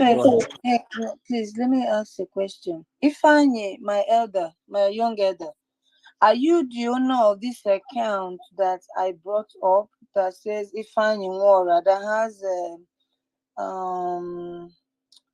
the flag of Israel, right? Yeah, is that you? I believe so. That's Ify. Why are you duplicating yourself? Any issue? Okay, confirm. All right, go ahead first. Please, Amanda, where are you? This is our space. Thank you.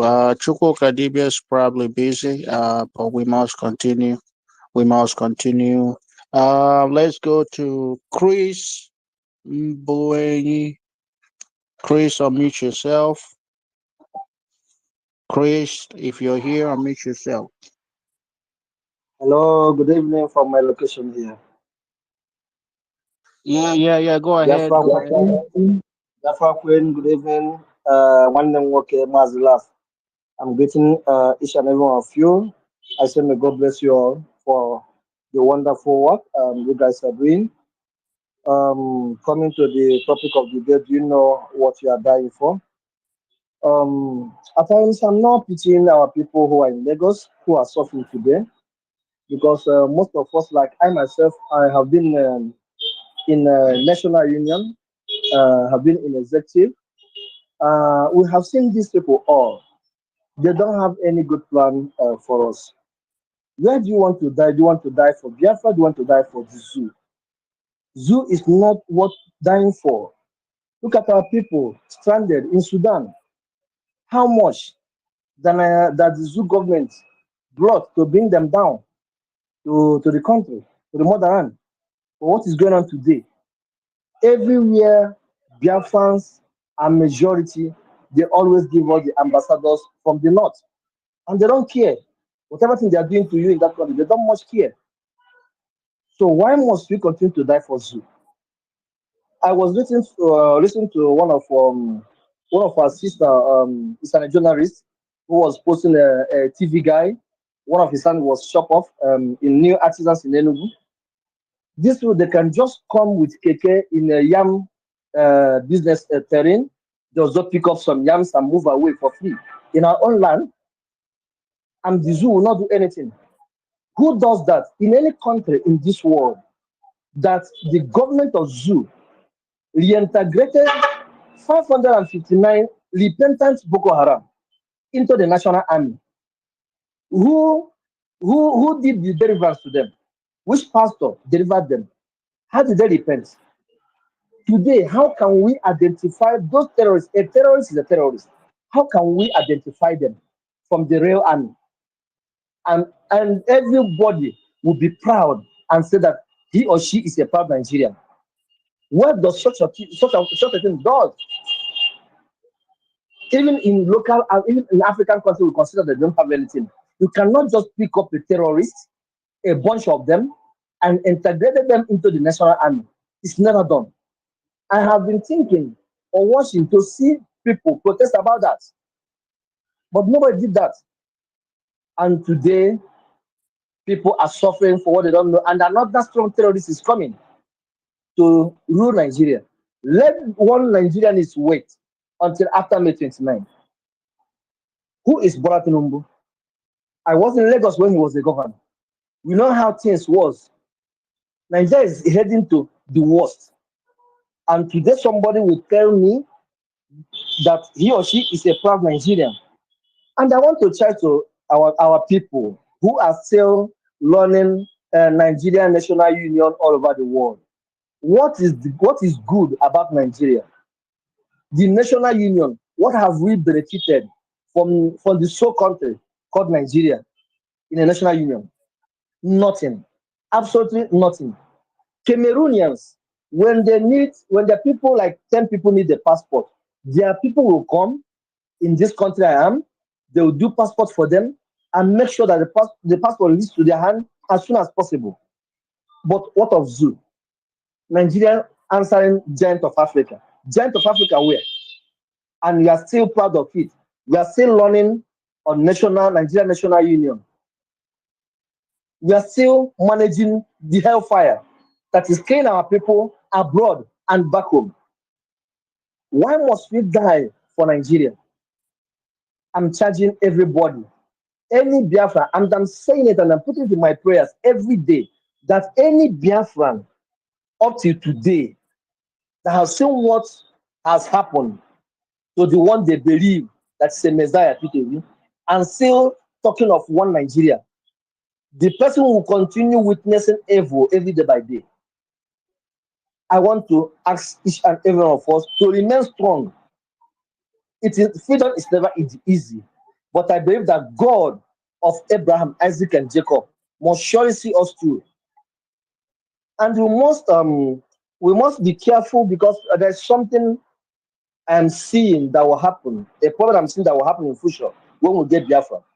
Those people calling themselves the leadership of National Union, one zoo in so many countries, there will be problem.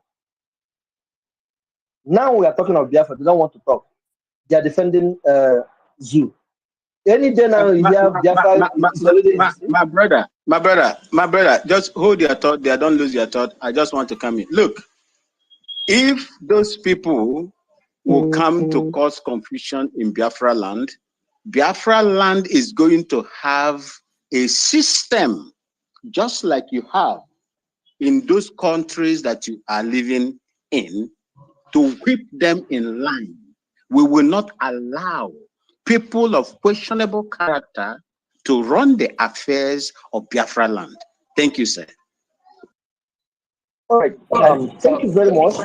And I believe that the timbers and cannibals running the Biafra government in Israel will put in place all these saboteurs, all these people that when we are talking now of Biafra, they just kept quiet.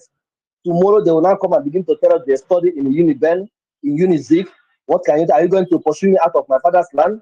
They will begin to constitute nuisance every quarter of Biafra land. Anybody that is coming out to be a senator or whatever, once you have been a leader in all this national zoo and you are not supporting us, your name will be sorry. Because today people are laying their life, putting their life in the front line to see that Biafra comes, but they are in their own domain defending zoo. I pray that God give this to the shame.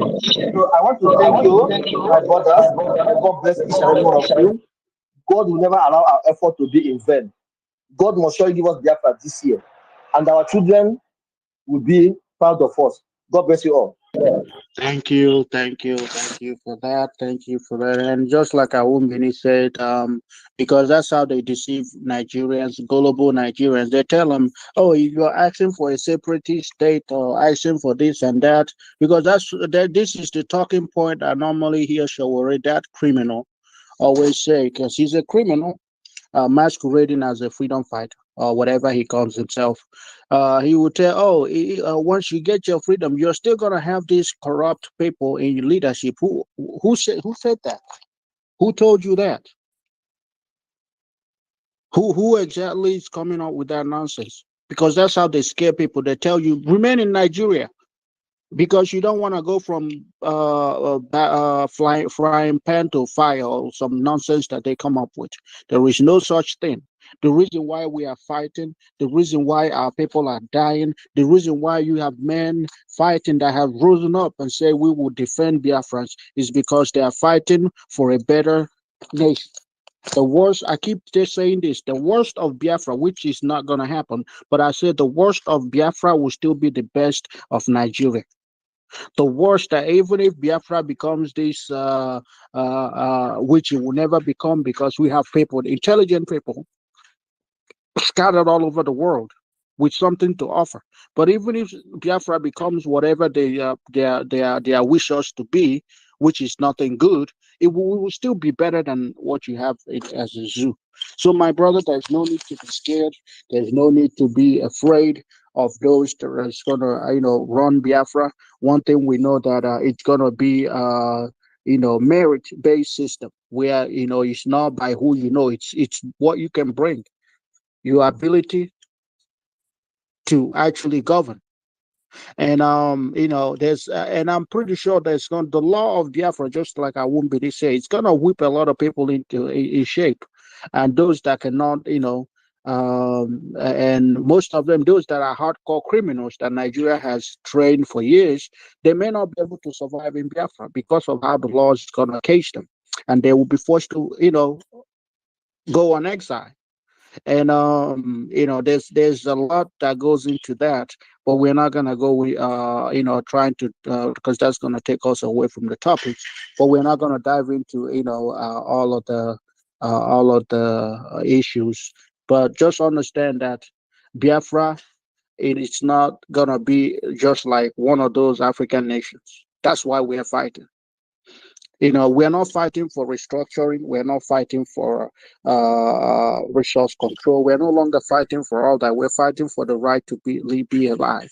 Because it's only when you're alive that you can fight for resource control, fight for good governance, fight for all that nonsense that Nigeria has deprived us for years.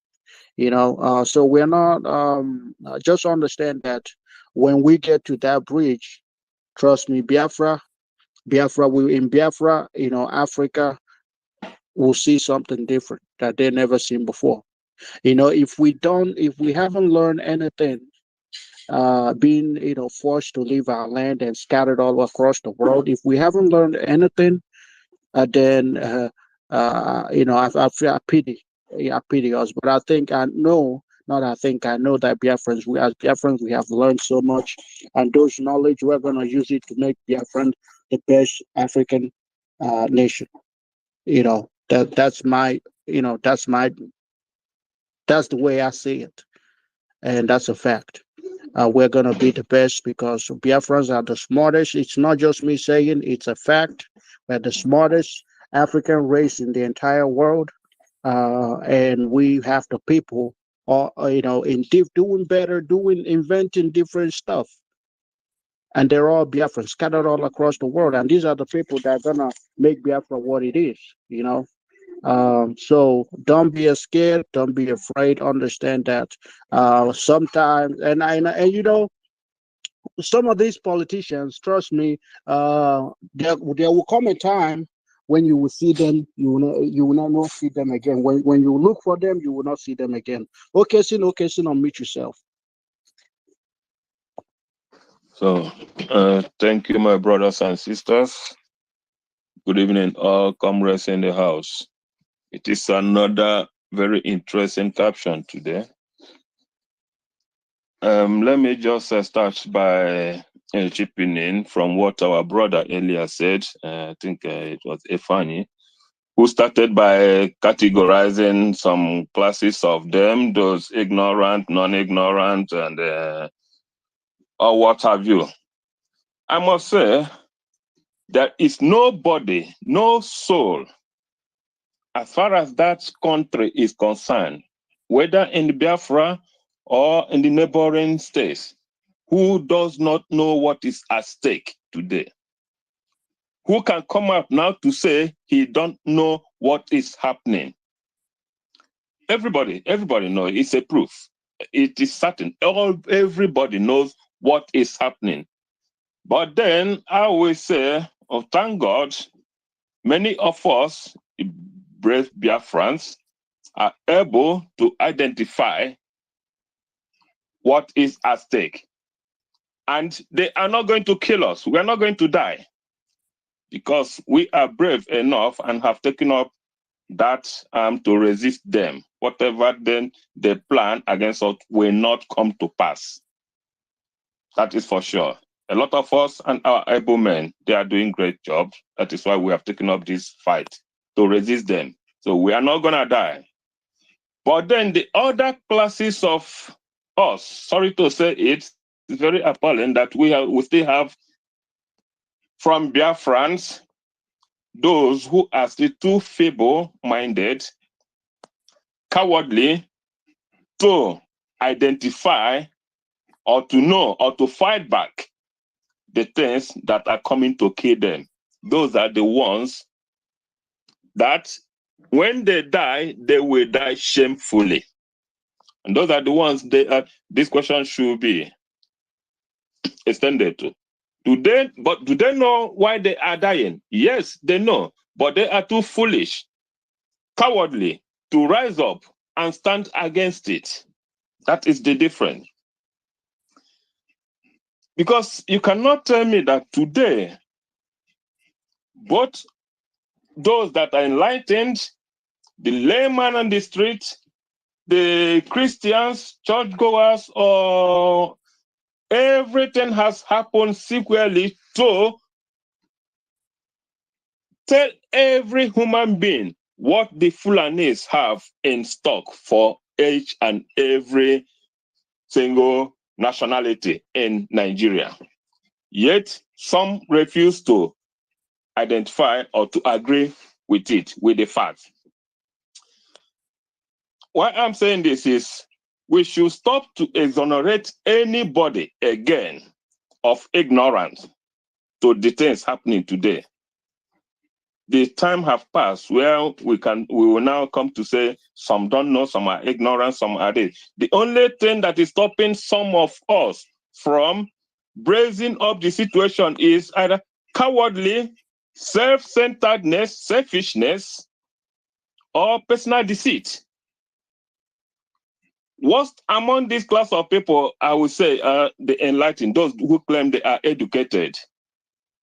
And the worst among them, say, are those living in diaspora, who upon their privilege and opportunity to be informed more than those that are there about the things happening, all the templates, but they still refuse to come up with at least a measure or agree with the terms alongside those who have decided to take up the battle to resist this influx.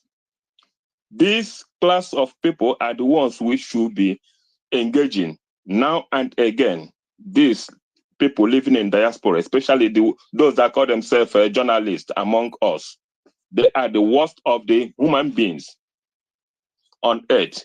Sorry, they all come from Biafra land. But everybody that come from that place, even outside the world, knows what is at stake. So there's no question again, do you know? They all know. Everybody knows. How can you tell me that people don't know? After several burnings of markets across Nigeria, from Lagos, Asaba, Onitsha, Nnewi, and all these facts, no Igbo man or group of persons or their leaders have ever taken up the challenge to go and ask questions, assuming they don't know.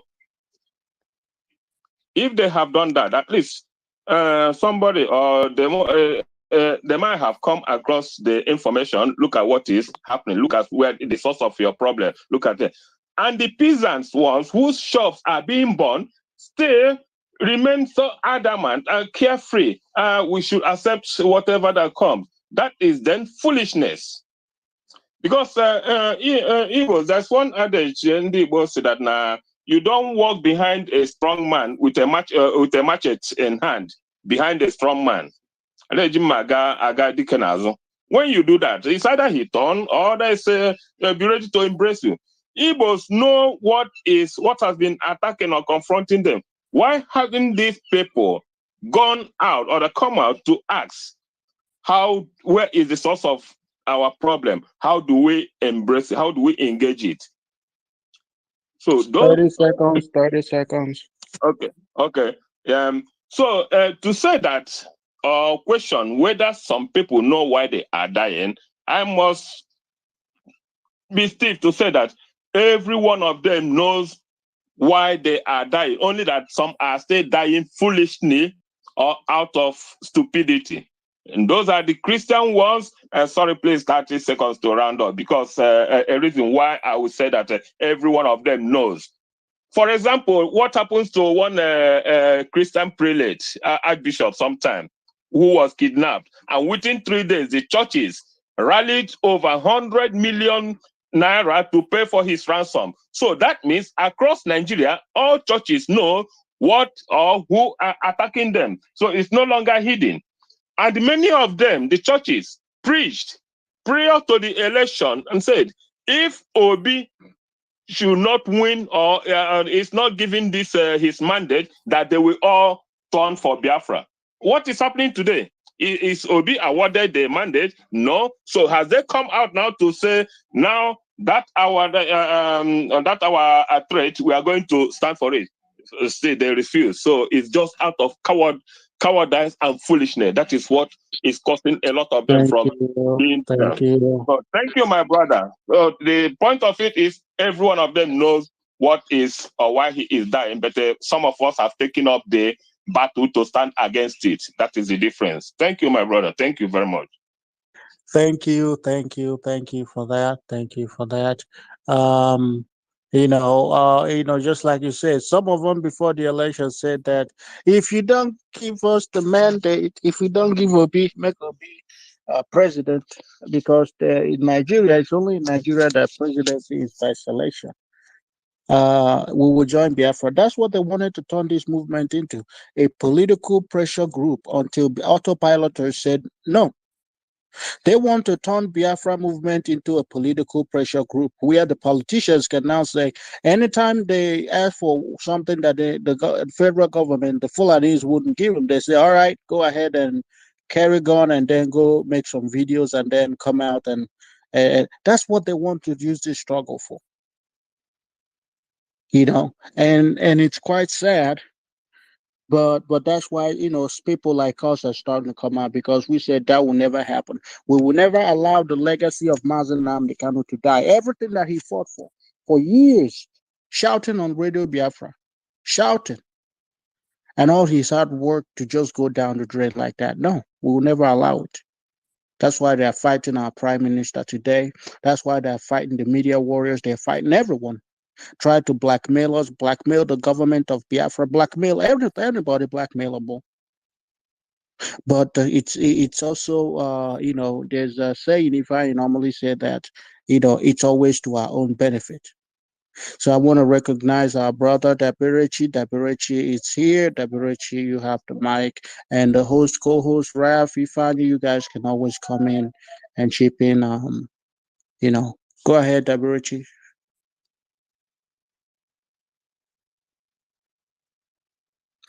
Dabirechi, if you're here, if you can hear me, unmute yourself.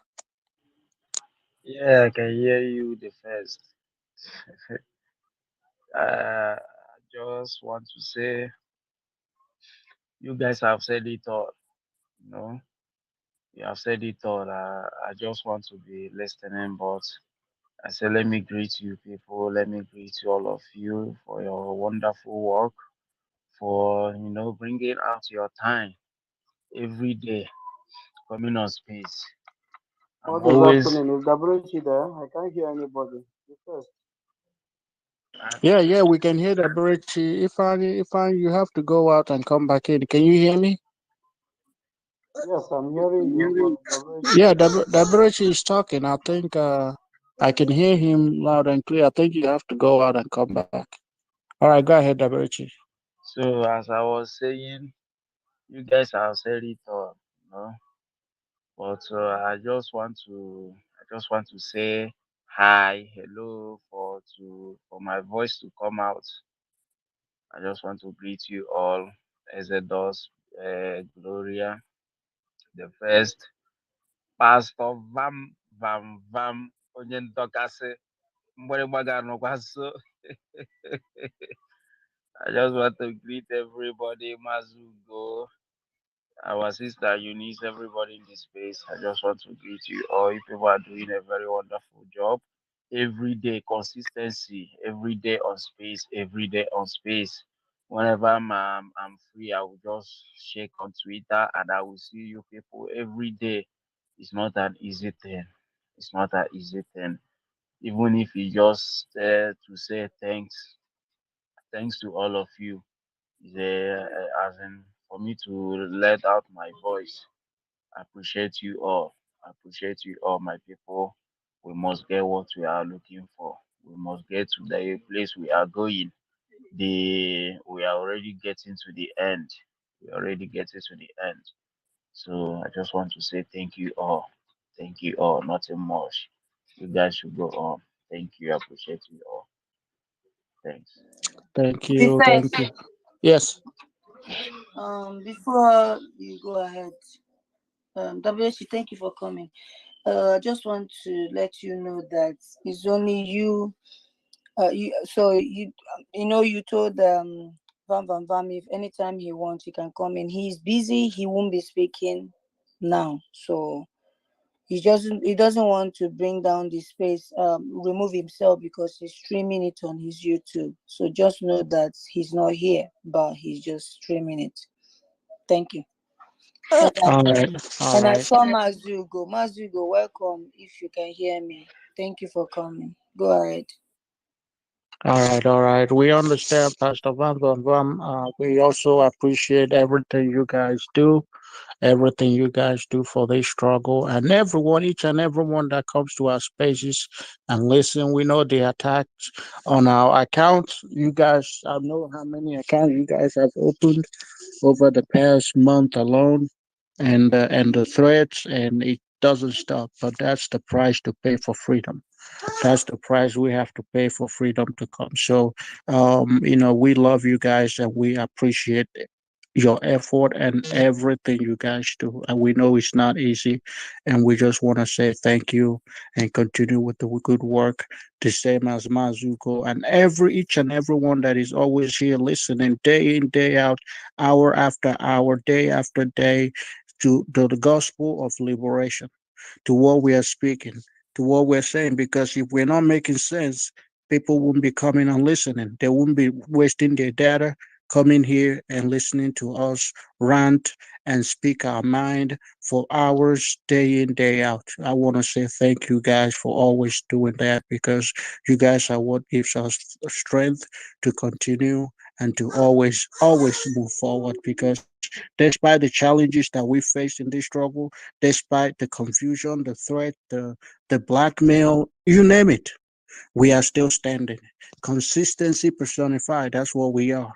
Mazanam Dekanu said it. Consistency, we don't move, we don't change, we stay where we are. We don't get moved by the wind.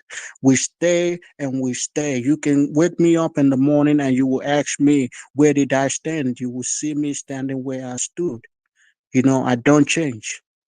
We go to different Twitter spaces. Yesterday, like I said, I was on a different Twitter space where you have African Americans. I believe Ifan was also there. He came, I think I saw him.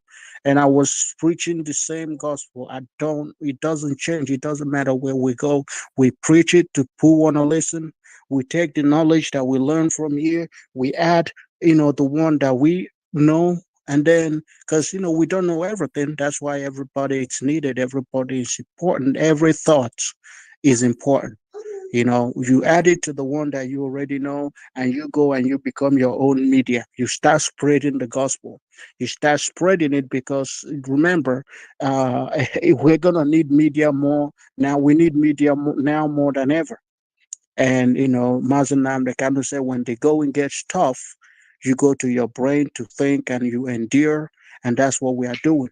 Some of us, it hasn't been easy, but we are finding a way to do it, because if we don't do it, nobody else will. If you say, all right, somebody is doing it, and for that they don't need me, you'll be lying.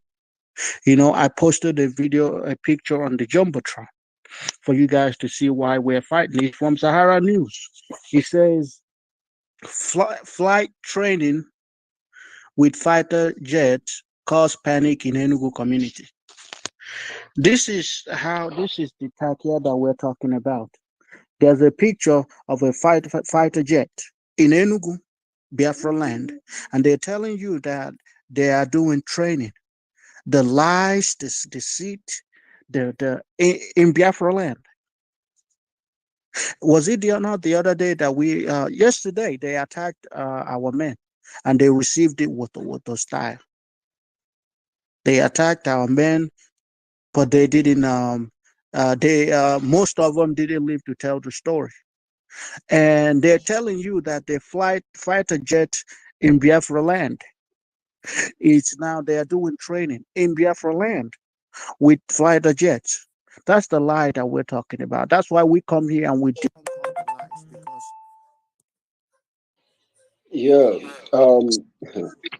But first, you have a call. I see he yeah, has a call. yeah. Sorry about that. But I think the person it's on WhatsApp, so I will attend to that later. But yeah, the fighter jets. It's a picture of a fighter jet that we know that this is not training. It's only Biafrans know that this is not training, and any sensible Nigerian, sorry about that. I apologize to Biafra. There is no such thing as sensible Nigerian. Sensible or Duduwa or Kwarafa or Biafrans, they know that there's no such thing as training. How many times have they the same kind of training where they go and they bomb entire community in Castina in Kaduna? That's the type of training that they're doing. How many times have we seen them do training where they massacre entire village? That's fucking lie. And we have to come here and we debunk all these lies because the military, the international community, they are not neutral. They push the lies, they push the propaganda, which is why I had to go to the African Black American space yesterday to speak about these issues, to let them understand that, what I'm telling you is not, we're not begging anybody. What I'm telling you is if you want to know what's going on in Africa, because I showed them a video where the video justice was also the video was where they were lowering bodies of people in the ground where how you no longer have burials in Nigeria. Not single burials, it's mass burials where hundreds of people are lowered into the ground and they are being cultivated like you're cultivating something like you're planting something. That's how they now lower people in the dead bodies of lifeless women, children, defenseless women and children that they have been butchered. I told him, if you want to know the story of Africans before you come out with your pan in the sky that will never materialize, ask Africans. They will tell you. This is why we come up here and we go to spaces like this to disseminate the gospel of Biafra and to destroy the zoo because every time we speak, they panic. That's why they're attacking our accounts, attacking everything. Everybody, if they go today, they're either attacking our sister that had her birthday yesterday. I believe her YouTube account was also shut down. I believe it was Obiageli. That was her sister, I believe so. Her YouTube account shut down for posting when I see the blood, I will pass over you. I saw that. I was like, and they said that for some reason that violated the Twitter, the YouTube, not Twitter, that violated the YouTube algorithm or some nonsense that they made up name that, and they find all these excuses to shut down our accounts. And yet we are fighting. But because we don't have any other choice. We have to come here to disseminate this gospel to let people understand when you see this type of news that is coming from Sahara News, it's not a training. It is massacre, it is genocide that they are committing against our people. And they will give it a name so that the international community or any of those that are ignorant of Nigeria will look and say, oh, yeah, it's training, it's normal. It is not normal. But we must continue. We must continue. The question is, do you know what you're dying for? Fulanis are killing, are terrorizing us. Yes. Either the ones in government, they are terrorizing our people. The one in the bushes, they are doing the same thing. The one in the military, they are doing the same thing. It doesn't stop. Right from time immemorial, Fulanis have been the problem of Africa. They have been the problem of Nigeria. They're not even indigenous to Nigeria. For somehow they have gotten power. They have taken power from Nigeria. They have hold power, and now they are suffocating everybody with it. And we have to say enough is enough is enough. You know, like I always say, you can say that you're IPOB. You can say you're not IPOB.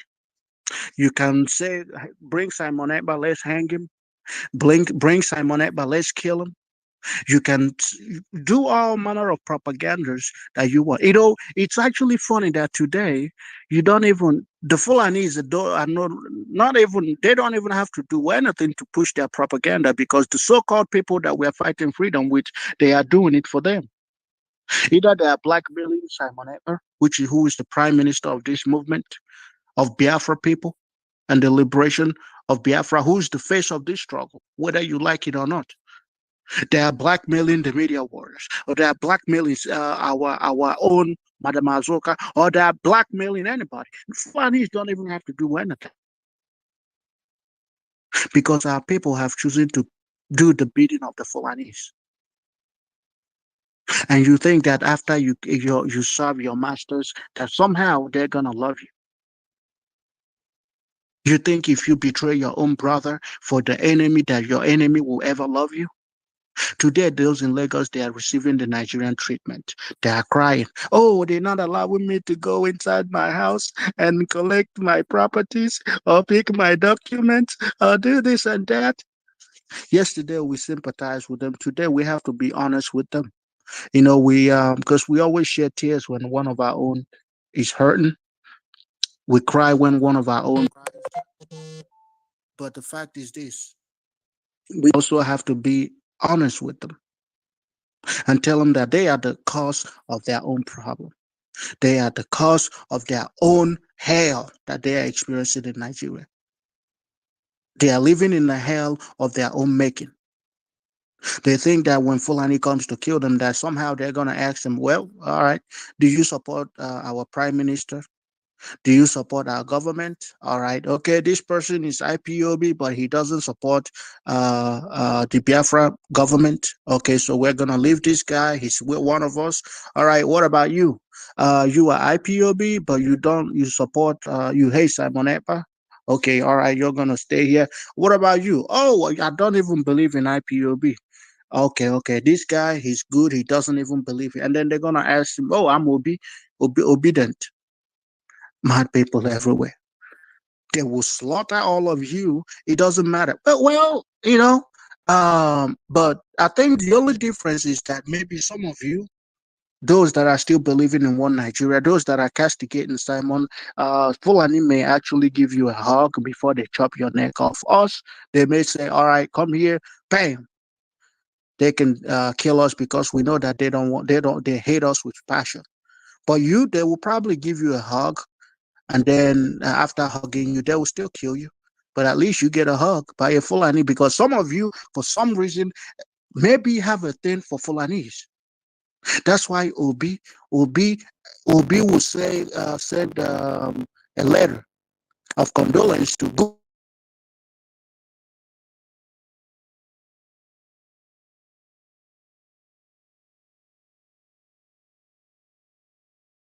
that is 100 or no, 199-year-old. Obi will send condolence message letter. And trust me, this time that when Obi writes his letter, you see how he speaks. He knows the statistics, he knows the GDP, he knows everything. So when Obi writes his letter, it's not on YouTube. He actually sit down, put some thoughts into it, and start writing it with pen and paper, so that it will look good, so that Gumi can see that he can write, and he has a really, really good handwriting. We've seen it time and time again. They want to do everything to please the Fulani. We saw the idiot, the moron, the Fulani stooge that was elected. I need to refresh it quickly, please. What did he do the first major event that he did?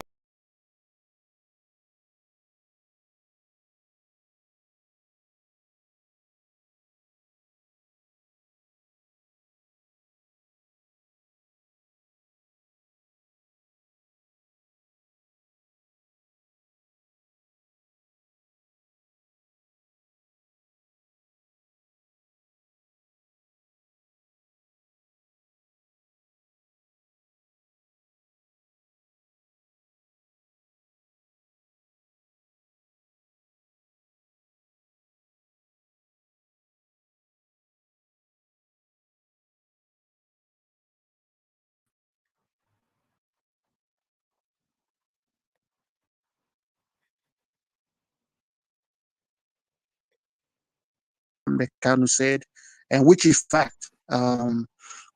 We know that one. And he did his own Fulani version. And then this one, we saw the one in Anambra State. He's doing his own. I mean, others are killing in one, two, three. The one in Anambra State is killing in hundreds. And then the one in the elected in Abia State. What did he do? That wasn't enough. After the outrage of Biafrans, and we said enough is enough. Well, he didn't stop there. He went and invited more Fulanese to celebrate his governorship or whatever nonsense that he can think of. Every one of them to how can I please Fulani? They spend majority of their time in bed when they should be sleeping with their wives. They will be thinking, how else can I please Fulani? Obi literally gave them his ass, and they are treating him. Gumi is handling Obi's case very very well. That's why every time he speaks, he's talking. He's like talking like somebody that swallowed a big. I don't want to say that, but these people they make me angry. Talking like somebody that has something, something stuck in his throat because he's probably been Gumi has probably dealt with him so many times, and now his voice has changed. But this is what we have, every single one of them. How can I please Fulani? The past governor of Anambra State, we saw what he did. 500,000 naira, which is what, about $600. That's how much the lives of his own citizens is worth. He said, if Fulani kills you, we'll give you 500,000. Now, it sounds like this is a fairy tale. It sounds like maybe this didn't happen. Maybe we're living in a matrix or a fairy tale dream. This is the reality. They say 500,000 naira, which is what? Not even up to $600.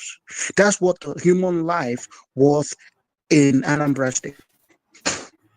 Not to fix the problem, not to chase the Fulanese away from your land, so that they can stop killing your people. If not for Biafrans, if not for our gallant men, the Biafra Liberation Army, the ESN, every man that have, said we would die defending our land, if not for them, you and me will be on social media talking, yapping, opening and closing our mouth. Nothing will change. At the end of the day, they will go to one village and they will ransack that, and nobody will do anything.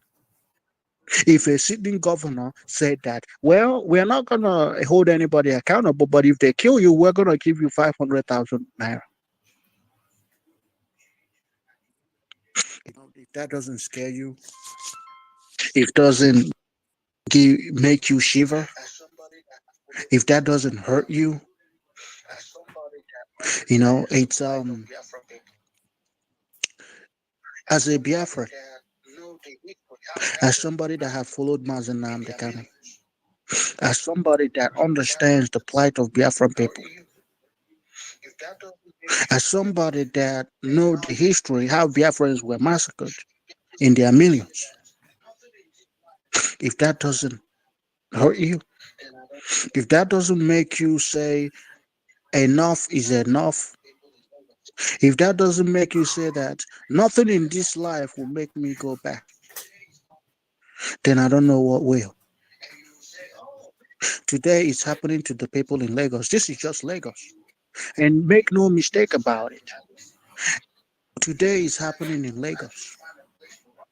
And you will say, oh, maybe if we go to the east, we are safe. You're not safe in the east either.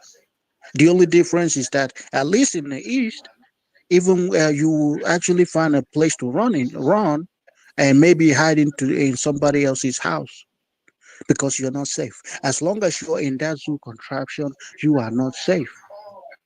We've seen how they burn businesses in Biafra land. It's not different from what's happening in Lagos.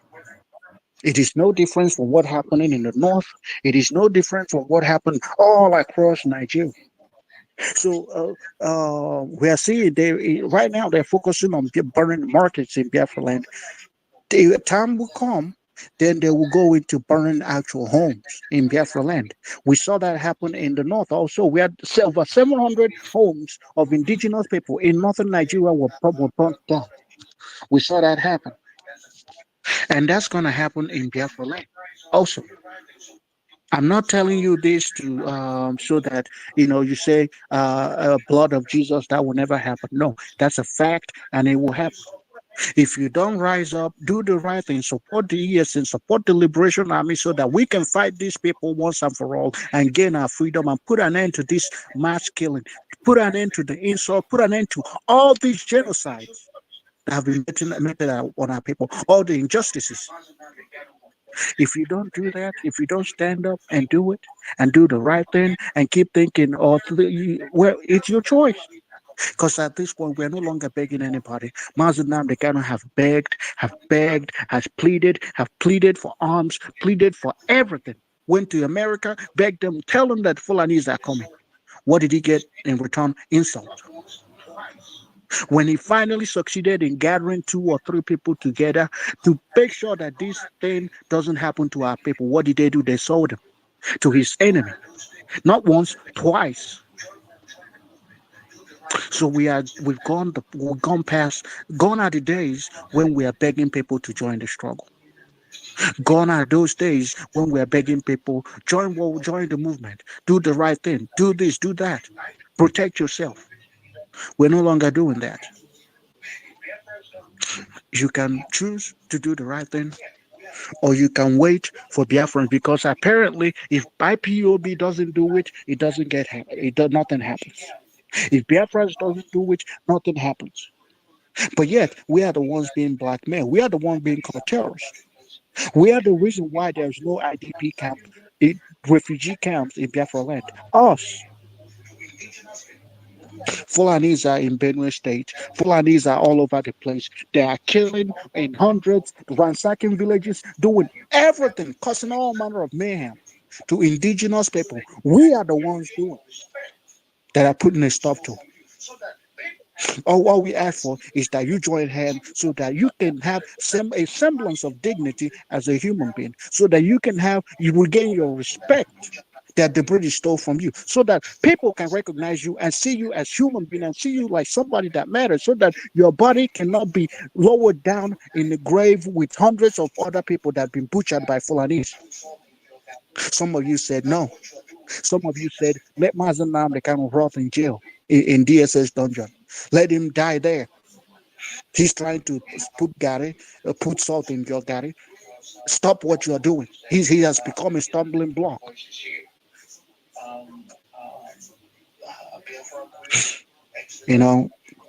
I will stop here because I have a lot to say, but I see that Biafra voice is here. Biafra Queen, Exodus, if you want to say something, Ifeanyi, before we hand over to Biafra voice. Yeah, you have just elaborated, and you have touched a lot of areas. Kudos, my brother. Well done. They don't know how resolute we are, and that is why when we tell them stand up, they want to sit down and mock themselves, not us. But we must continue. Biafran voice, you can unmute yourself. making submission. You're welcome. I just want to say something before Biafran voice speak up. I think Biafran voice is so busy. Okay. I think he's busy.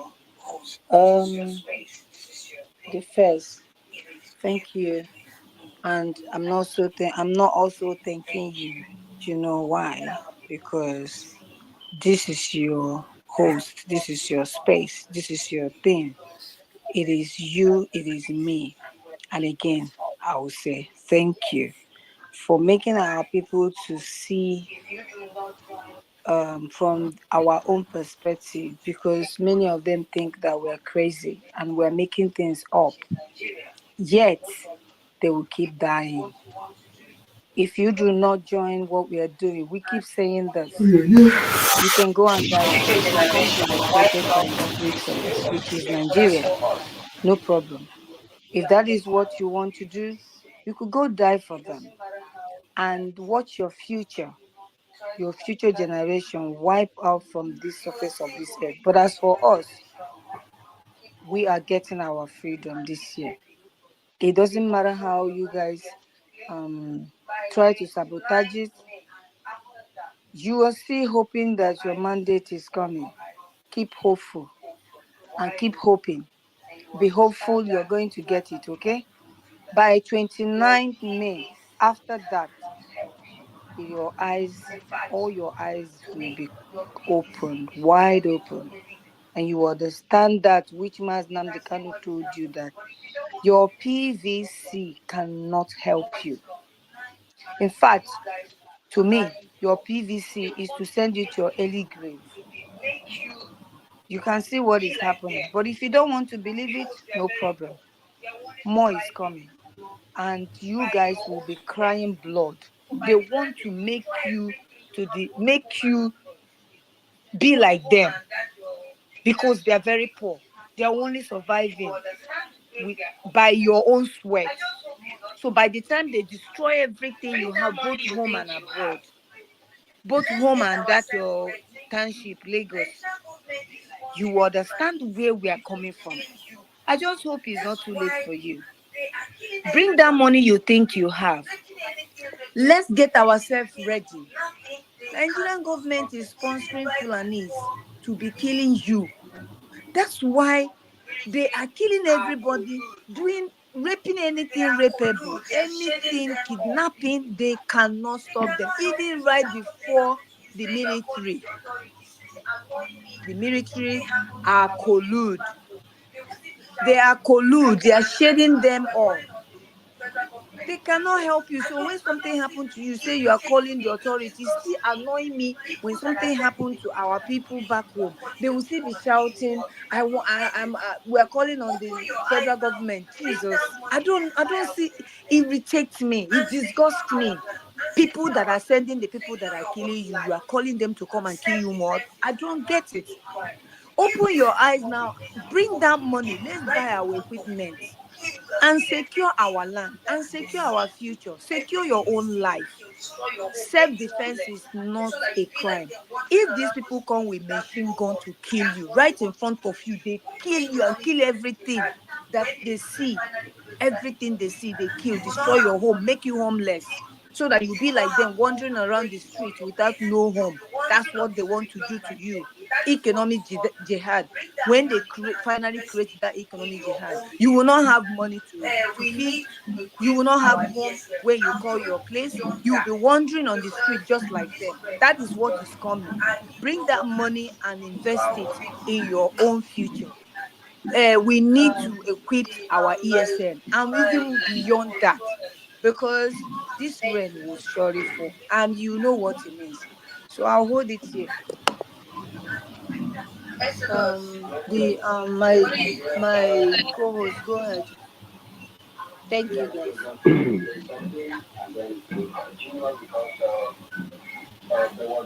Exodus. Yes, sir.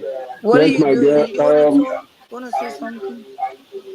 Yeah, I want to just say something and then we continue because there was a new face I was seeing here. I was trying to bring him in. Okay, yeah. Anthony is here. and then I would have loved him to speak. Yes, then let me say, my people, Biafra is our religion, and Chukwokika Biama is our God.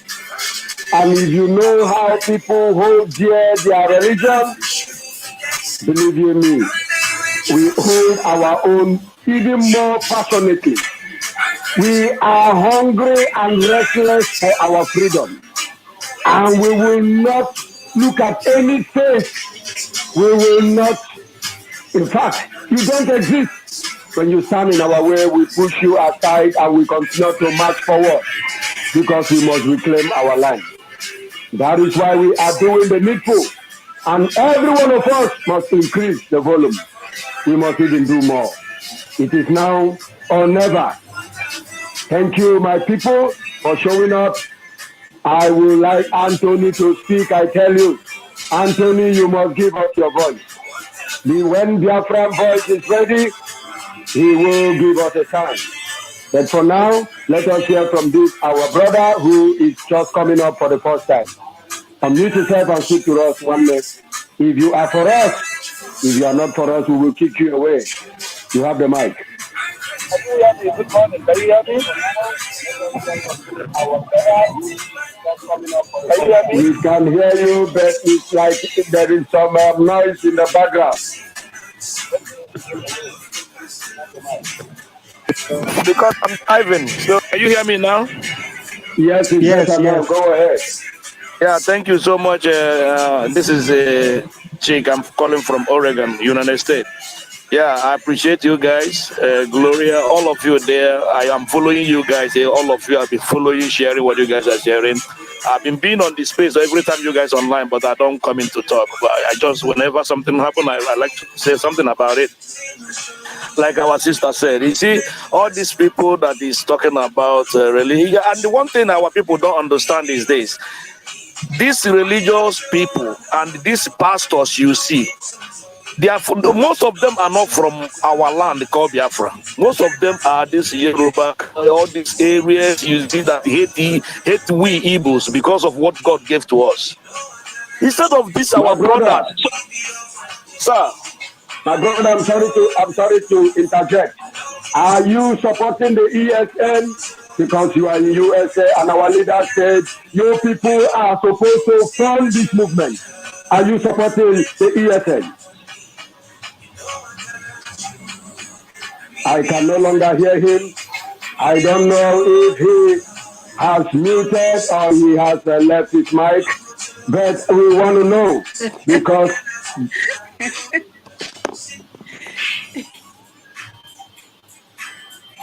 unbelievable.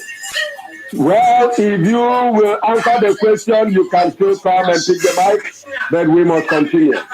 It is not just talking and talking and talking. If you find yourself anywhere outside the zoo, it should be upon your shoulders. Yes, I can hear you. Speak on. Did you answer his question, Anthony? Did you? Yes, I don't know if you have the question I asked.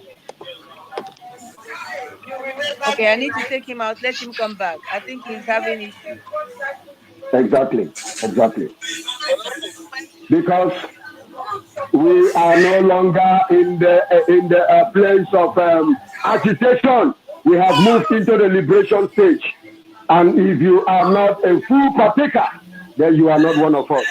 We don't just want talking and talking. We want people who are in a position to do something and they are doing something and talking. That is the way to go, I tell you. We are relenting.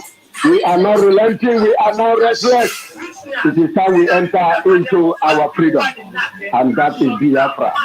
Yes, my Biafran voice is here. Ifanye, we will bring you up. I tell you, the Biafran voice hand is up and he must speak. Go ahead and speak, my brother. Welcome. Yes, thank you once again and again and again. God bless all of you. Thank you, my Biafran Queen, Exodus the First, Ifani, Dabreshi, Ronnie, Christabel, Win, Onye, Bam, everyone, all protocol observe. I worship you, I greet you, I love you all. If you be traditional ruler, I greet you like traditional ruler. If you be my brother, I greet you like my brother. God bless all of you. I greet you according to your own status. I beg today I think we should have been asking if we know what we are being killed for, because we are not just dying, we are being killed on daily basis. They are Okay, killing us. we're going to change it. Exodus, what do you think? Or the first? DM me. Go ahead, Mazugo. Yeah. Sorry.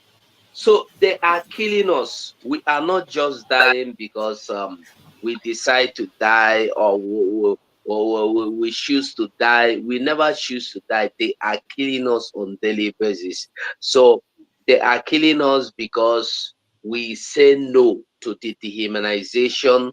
They are killing us because we say no to being slave in our own father's house. They are killing us because we say no to being forced into a tradition or a religion or any system of life that we don't want to live, that we are not born into. We are saying no. They are killing us because we say no to somebody that want to change our lifestyles into what we are not, into what we have not known, we have not seen, we have not heard of. They are killing us because we say no to what do you call it, Sharia law. They are killing us because we say no to giving out our children of 6 years, 5 years, 10 years upward into marriage, and not just into marriage to old people, 80, 100 years old, who get married to little babies. They are killing us because we refuse to be slaves, because we refuse to bow, because we refuse to bow to the Babylon system, because we refuse to be the people they want us to be. They are killing us because we have chosen to be ourselves. We are the blessed people of God. We are the chosen generation of God. They are killing us because we have something that no other body in this life have. They are killing us because we are unique, because we are who we are, that nobody can take away from us, that nobody can change. No matter how you paint and finish, if you paint and finish, the original color remains. They are killing us because we are the original people that were created in the beginning. They are killing us because we are the people that have refused to be intimidated, because we are the people that have refused to be victimized, because we are the people that say the truth the way it is, because we are the people that are blessed, and we know that we are blessed, and we have accepted that we are blessed, and we want to live according to the way God blessed us and created us. Sorry. That is why they are killing us on daily basis. Because we refuse their religion, because we refuse their system, because we don't know the way they are leading us to. And we have chosen, we've decided to say, we are no longer following you. Some of our people may have followed them, may be following them, but we that know who we are saying no to their system. As for those that have refused to understand, as for those that have refused to reason, as for those that have refused to learn, we don't care what you think. One person cannot stop us from going. The Bible said that when the children of Israel were going back to the promised land, there were many multitudes that left with them from Egypt. Many of them probably are not Israelites, but they decide to live with them. So today, when you hear that there are people like Janjaweed amongst us trying to blackmail, try to sabotage what we are doing, don't be surprised. This is not the first time. They have been there. They have been doing it. And the same thing that, listen, 50 years is enough for them to for God to get rid of them. And I believe anything you see now is just a mere shadow of those that have distracted our ancestors or our fathers in the past, and they cannot get us distracted by now. So we must move on. As for whatever is going on, wherever it is going on, my brother Exodus, you are angry when they mention Lagos. No, don't be angry. I know it's offending me. I know it's offensive. I know it's something that when you talk about, you feel like going there to flog all of them back into the Biafran land. Like we had our Prime Minister said last night, they kept building one thing or the other. Listen, if you watch these people that build airport at the end of their regime, they are building airport for you. Ask yourself, before what do you call his name? Devo Mai build this airport and commission it. Didn't he see the Imo State airport that it was not working? Didn't he see the Anambra State airport that it was not working? Was it not working because there is no plane to land there? Was it not working because nobody want to land there? No, it was not working because they refused to allow it to work. Imo State Airport, I don't think there's any other airport in those eastern regions that will be built to the quality that will have the foundation the Imo State Airport have. No, but they deny that airport functioning till now. So this thing you see them doing is just, I call it propaganda. Abracadabra. The more you look, the less you see. Just to register their name that they built an airport. It's useless giving us airports that do not work. It's needless building it. When you have hospitals, you should build. When we have roads that you should build. When we have schools that you should build. When we have motherless baby homes that are abandoned there, they grow up into criminality, killing people, kidnapping and robbing. You don't care about them. You are building airport that is a liability. Do you know that those airports they build there now is liability? Because in few months time grasses will grow all over, and they are now inviting those their friends, Funani, what do you call them, Funani terrorists in the name of headers, to come there and they graze their cattle or their malus. So what is the need of building that airport? As for our people that are being killed, that are being, their properties are being destroyed in Lagos or any other place, I want us to know that ndị be anyị si na-ekwuwe na ntị anọrọ mbọsị ebere isi yala ntị esoro. You know, it touched me that the woman was crying all my documents. Don't be surprised that that woman you see crying now will end up begging in the street tomorrow, or if not by now. Imagine that everything you own in this life is in that house and has been destroyed. You can't get any pin out of your house.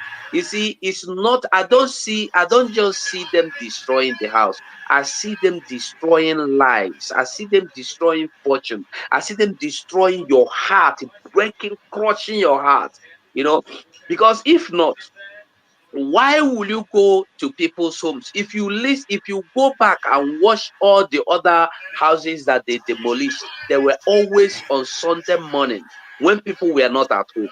When people must have gone to church, they will go there and destroy everything that you don't get out a pin from your house. And some people are still saying it's in Lekki, it's not in Ajawo, or it's in Ajawo, it's not in Ojodu, or it's in Ojodu, it's not in Ikotu. Listen, one by one, they are getting to you. Just like Aisha Yusuf tell you, it's turn by turn. Nigeria is turn by turn. To kill, not turn by turn. To destroy your properties, not turn by turn. And those in business areas that like Lagos, what do you call them, Balogu and the Dumota. I come this morning, I was thinking this morning, I come to realize that why, if you watch any time a building is burnt, go to the videos we saw last in Balogu, you will find out that is that particular building or the one opposite it. And when you watch, you see, you know that place, those places are residential areas. Why is it that the only place that are getting burnt is where people pack their goods from up to down? Nobody is living there. So those people that are in those areas, I think the best thing for you is for you to begin to move. Don't think or don't wait until they set your market ablaze. You know what they are going to do to you? One day they are going to come to your business premises and serve you papers to vacate within so short time. That this is not a business premises. This is a residential area. And if you refuse to move out, when that's if they will give you time, or when the time elapses, they will come there and destroy your businesses. They will not destroy the buildings because they know that their people are there. I have been saying it always. Shetima's agenda is beginning to unfold, and the thing never even unfold. It is like this. Imagine when the actual portfolio begin, when he opened his portfolio, he has never mounted the seat of vice president to or president. It is like this because he's the one that is taking he's the one that is going to be in control, not Bagajan or Jakaban. He is the one in charge. So by the time this man takes over, what are you going to be seeing? Who no make it know now. You don't have any choice but to fight for your life. You don't have any choice but to defend this your precious life. If not, it's either you defend your life or you lose it. Anybody that thinks he's fighting the right thing will end up fighting his own right. All of them that stood together to fight, to making sure that our leader Mazen Nandekalo was kidnapped and they put in dungeon, where are they? And you see Iwanyamu today coming out to tell you Nandekalo should be released. Where were you since? Is it because now you become a Hanes Ndibo group leader or president general? We are not interested in what people say any longer. Let us not be carried away by what anybody is saying, because these people have the they can talk and media will carry it. You think it doesn't matter. You remember Soludo even made a big banner and put releasing Nandekalo now. You remember Soludo made a broadcast or a speech and say releasing Nandekalo now. Have you come to ask yourself, after the Sharia lawyer firm or lawyer, I don't know how to describe him, the sole minister for justice, Malami, said that nobody has asked officially, and the Soludo said by tomorrow morning, I am going to make sure that the letter of official request of Mazen Nandekalo release get to his table. Have you heard the reply till now? Have you heard any response till now? Why should you be deceived? Why should we be disappointed? Let us not get distracted anymore by anybody, by any man, any woman. We are not interested in what anybody says. If you like, shout, they go release the Mazen Nandekalo or Nigeria born. We are not interested. We are not waiting for anybody. We must continue until our leader is released. Unless there is anything that we don't know, and if there's anything we don't know, our prime minister will make it known to us. So as long as we are moving, I want everybody, anywhere you are, don't say, but Ohanes and people new chairman is coming to do something. I want you to remember when George Obiozo was made the Ohanes and people general chairman or general president. He made this kind of speech. But after he come to tell you that Biafra has been dead or Biafra is been buried, for this is the same thing Iwanyan is doing. Iwanyan is not doing anything for you, will not do anything for you, he's not going to do anything for you. We are only waiting for anybody. We are not even waiting. We will only believe the people that would say, we have moved. At least when Basilike was alive, he made a move, even if you call it political decision, political solution, but he made a move. He went to Aso Rock. He did something let the people that said they need freedom begin to do something. And for your information, they are now telling, go and watch TVC News, Dele, or whatever they call him. I think his name is Dele. He is telling you that what they are going to be negotiating now, from what he heard, is that Mazen Nnamdi Kanu should sign that he is no longer going to agitate for Biafra. This is what I heard him say this morning. So Dele we must Mumudu, know. Dele Mumudu. Not Dele Momodu, the other one in TVC News. Jide, I think Jide is his name. The one that will get body like say swallow frog. We know Jide, yes. So what we must know is that we are not interested. We should not be interested in whatever solution anybody is bringing until we see Mazen Nnamdi Kanu freed. Until we see him.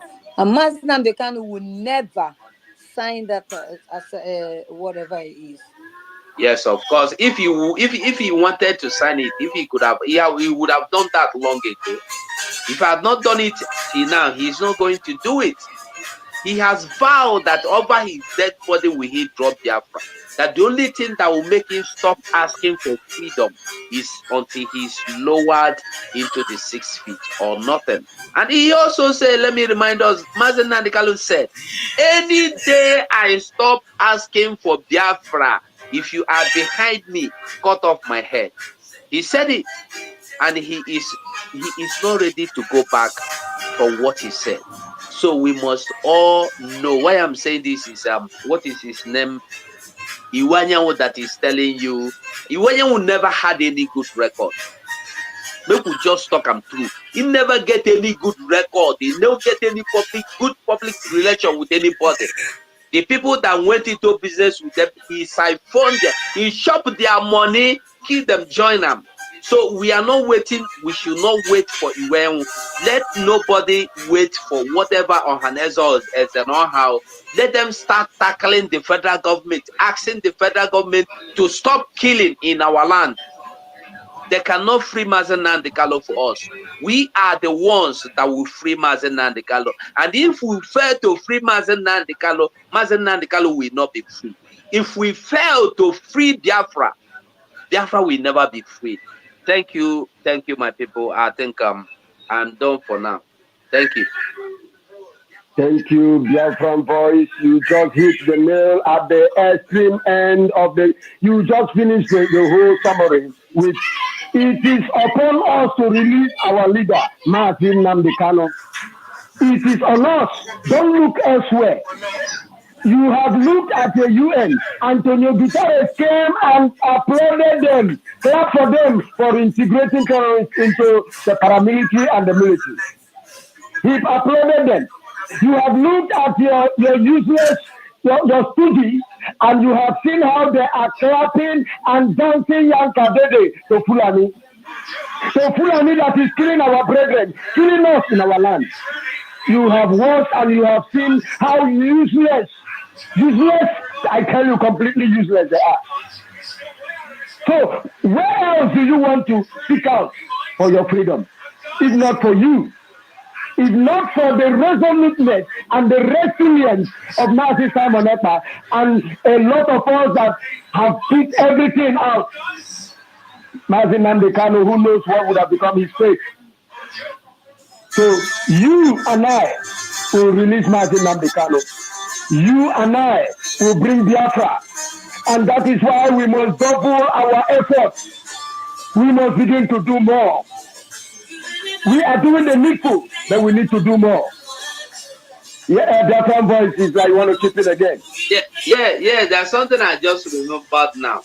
If you remember when the Chibok girls were taken, Obama, his wife, all the leaders in UN, US, Britain, they were talking, release our girls. And who were they talking to? They were talking to Jonathan. They were talking to Jonathan. Now, I want us to go back and think. Ever since this killing has increased in Biafra land, Who have you seen carry card and write? Okay, carrying card is just a big deal. Let's say Michael Obama or Michelle Obama or Michelle Obama is a big thing for her to do. Have you seen her tweeted, "Stop killing in this area of Nigeria. Stop killing in the eastern zone of Nigeria"? Have you seen it? Have you seen anybody from UN tweet or write or make a statement? Have you seen anybody from UK say such a thing? But because Jonathan was there, they were all together trying to fight to make sure that Funani took over the country so that things will go the way they want according to their foundational plan. They all came out to cry. Release our girls to show you how incompetent Jonathan was. But today, they are doing something worse than taking those Chibok girls. Have anybody said anything? Have anybody spoken about it? No. We should wake up now. Nobody can help you. Nobody. Thank you. Thank you, my brother. Emancipate yourself from mental slavery. None but ourselves can free our minds. Have no fear for atomic energy. You only die once, my brother. You do not have two lives, just one life that you have. And if you don't make use of this life that you have, generations will curse you. Your name will be a curse on the face of the earth. It is time for you to get up, stand up for your rights. There is no other time. It is time for you to get up and stand up and be counted for once, my people. It is time to be counted. That is why when that my brother that I have never heard or seen spoke, I asked him, have you been contributing for the ESN? And he ran away. He ran away, I tell you. Let him come and tell us how much effort he has been putting. It is not just in talking. When you are in the position to do something, do something, not just talking alone. Or go and fight for your Biafra. They are killing us because we have refused an identity that is not true to us. We have refused a life that is does not have any place around us. That is why they are killing us. They are killing us because we have refused to accept an ideology that is not true to us. They are building waste products, always building waste products. You see them build housing, grasses eat, snakes later live in those houses and snakes live there. Nigeria is so wicked. So wicked. You will see them build housing. Look for a particular space of land, clear it, loot money in the name of building housing for people. And nobody will live in those houses until those houses will dilapidate and fall back to the floor. You have seen them building airports, and it is grasses that fly around, and insects and crickets and butterflies. It is also airport because butterflies fly. And when animals die there, flies fly. Everything is flying that flies in that their airport. That is how wicked and useless these people are. So I don't like people talking about their leaders, the Fulani stooges in our land. Don't call them our, but we don't have leaders. All we have are slaves, bootlickers that go to dance yanka, they sit down on the floor for the Fulani that is terrorizing and killing them. These people have no balls at all. And when I hear somebody call them our leaders, something begins to jump unsteadily in my stomach. I feel very uncomfortable because we need to call things the way they are. That is why some people still think you have a country because you call it country. They don't know that what you have is a terrorist colonial company. You don't call it the way you are. You better call it company so that they will not ask you, I thought we were talking something else. Why are you saying company? Now you explain, and they get to understand what you're talking about. How can we continue to call things, call blue, black, call white, yellow? Say it the way it is, my people, so that those who are listening to you will understand me when they ask questions. They get the right answers, and they understand your plight. Instead, we call what it is, what it is. These people, they denied us airports. They denied us seaports. They are building what they will use one Niger bridge for how many years now? This is over about 50 years they have gotten independence. No one thing, nothing the Easterners can be proud of. Both the nigger nonsense and the South nonsense. I hate to call that name because I cannot understand why somebody will come from the north, somebody will come from elsewhere and give you an identity, strange identity. Something that is alien to the whole world. You accept it and begin to jump around like frog without direction. You are South. Where in the compass in this world that you find a place called South? What nonsense? Go and look at the compass. You either have southwest or southeast or east, west, north, northeast, northwest. There is nothing called south in the compass. So you are a moronic idiot to have accepted that name in the first place because you want to separate from your people. What do you have in that your little space that they do not have in their own little space that will make you separate yourself from your own? But thank God, glory to Elohim, who has made it possible that today that nonsense has been trashed into the abyss. It has been trashed because they have woken up. I tell you, the divide and rule tactics has been demolished. It has been destroyed and decimated forever and ever. It cannot come up again. They now know who they are. And most of them are standing up, I tell you. And those who are still sleeping, they will find themselves in a beautiful land. They will forever be grateful to us who stood up and fought for them. Of course, we are the ones to fight for our brothers. And we are doing just that. We are relentlessly doing just that. They did not build seaport for you. They make sure they impoverish you. Everything that will make your life beautiful in that part of the world. And make sure you move away from your land to another land. And when you begin to establish yourself, they begin to come against you. What do you stand to benefit? Still talking about what is destroying you. Why can't you start thinking for one time? Stand up with those who are standing and shout with those who are shouting. What are you being killed for? We are being killed for standing up for what is right. We are being killed for standing up for justice, fairness, and equity. When we ask for it, they say we ask too much. When we keep quiet, they kill us because they just hate us. When we talk, they kill us because why should it be us that is talking? When we protest, they kill us. What kind of life is that, my people, I ask you? Turn our land into a strange land. We can no longer understand our beautiful democratic land anymore. We can even no longer understand ourselves.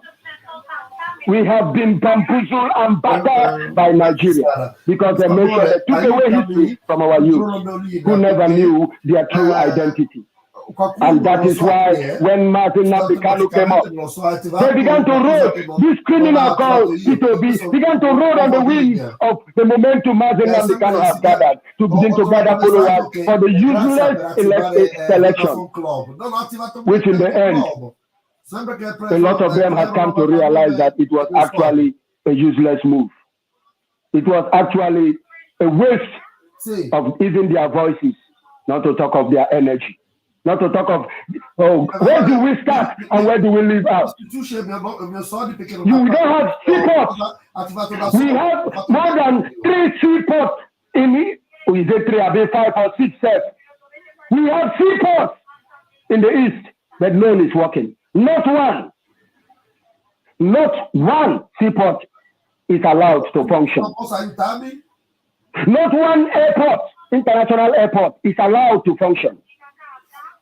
And you come and still open your stinking, dirty, empty brain to vomit your Nigeria.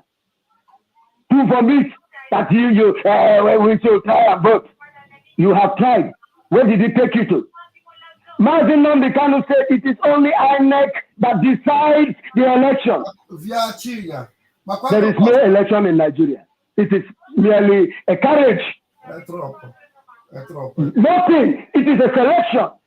They have concluded who they want before it even started. That these people will never listen.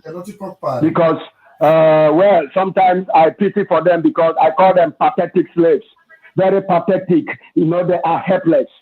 They are very, very helpless and pathetic, I tell you. When you look at them, with pity. And then the one you pity most is the one that carries PhD, that carries LLC, that carries LLM, that carries all manner of useless and I don't even know where to jump them together. These are the most pathetic because there is no monumental idiots like those ones who think they are educated and they know nothing. They know nothing, I tell you. It's a pity state these people have found themselves. A very pitiable state, and that is why my people sometimes you show them mercy. No. Show them mercy. When they speak, show them some mercy. Because they are speaking out of sheer ignorance and stupidity. You show them mercy. Building waste products, they call airports. You go and build an empty land, clear empty land, build buildings, build structures that you will never allow to function. Just to deceive people that they are working. Obinabawa, my heart is breaking. Nnamdi Kanu should be released because what is keeping Nnamdi Kanu? One is an illegal government. There is no Buhari. Buhari is dead and gone since 2017. There is no Buhari there. There is nothing called Buhari. Buhari has ceased to exist since 2017 of February. And they have been parading impostor and deceived 200 morons for over 6 years or 5 years. And these people do not have eyes, they have ears, although I don't blame them because when you speak, you will be taken. Let the truth just come out from your mouth anywhere. They will arrest you, slap you, brutalize you. If you come out alive, Elohim will have some days for you. Elohim still have some days for you. How can they speak? Even those who know that the pedophile is dead, how can they speak? My people, it is terrible. And that is why I must continue to thank Elon Musk for this privilege he has given to people to have free speech, to put the truth out there for whoever cares to listen. I am so grateful for that man they call Elon Musk. Elohim will continue to bless and keep him. Because we can see that they have bought over YouTube. We can see that they have bought over Facebook. If you put anything there, they track you down in Facebook and they pick you up. Facebook will give all your details to them free of charge.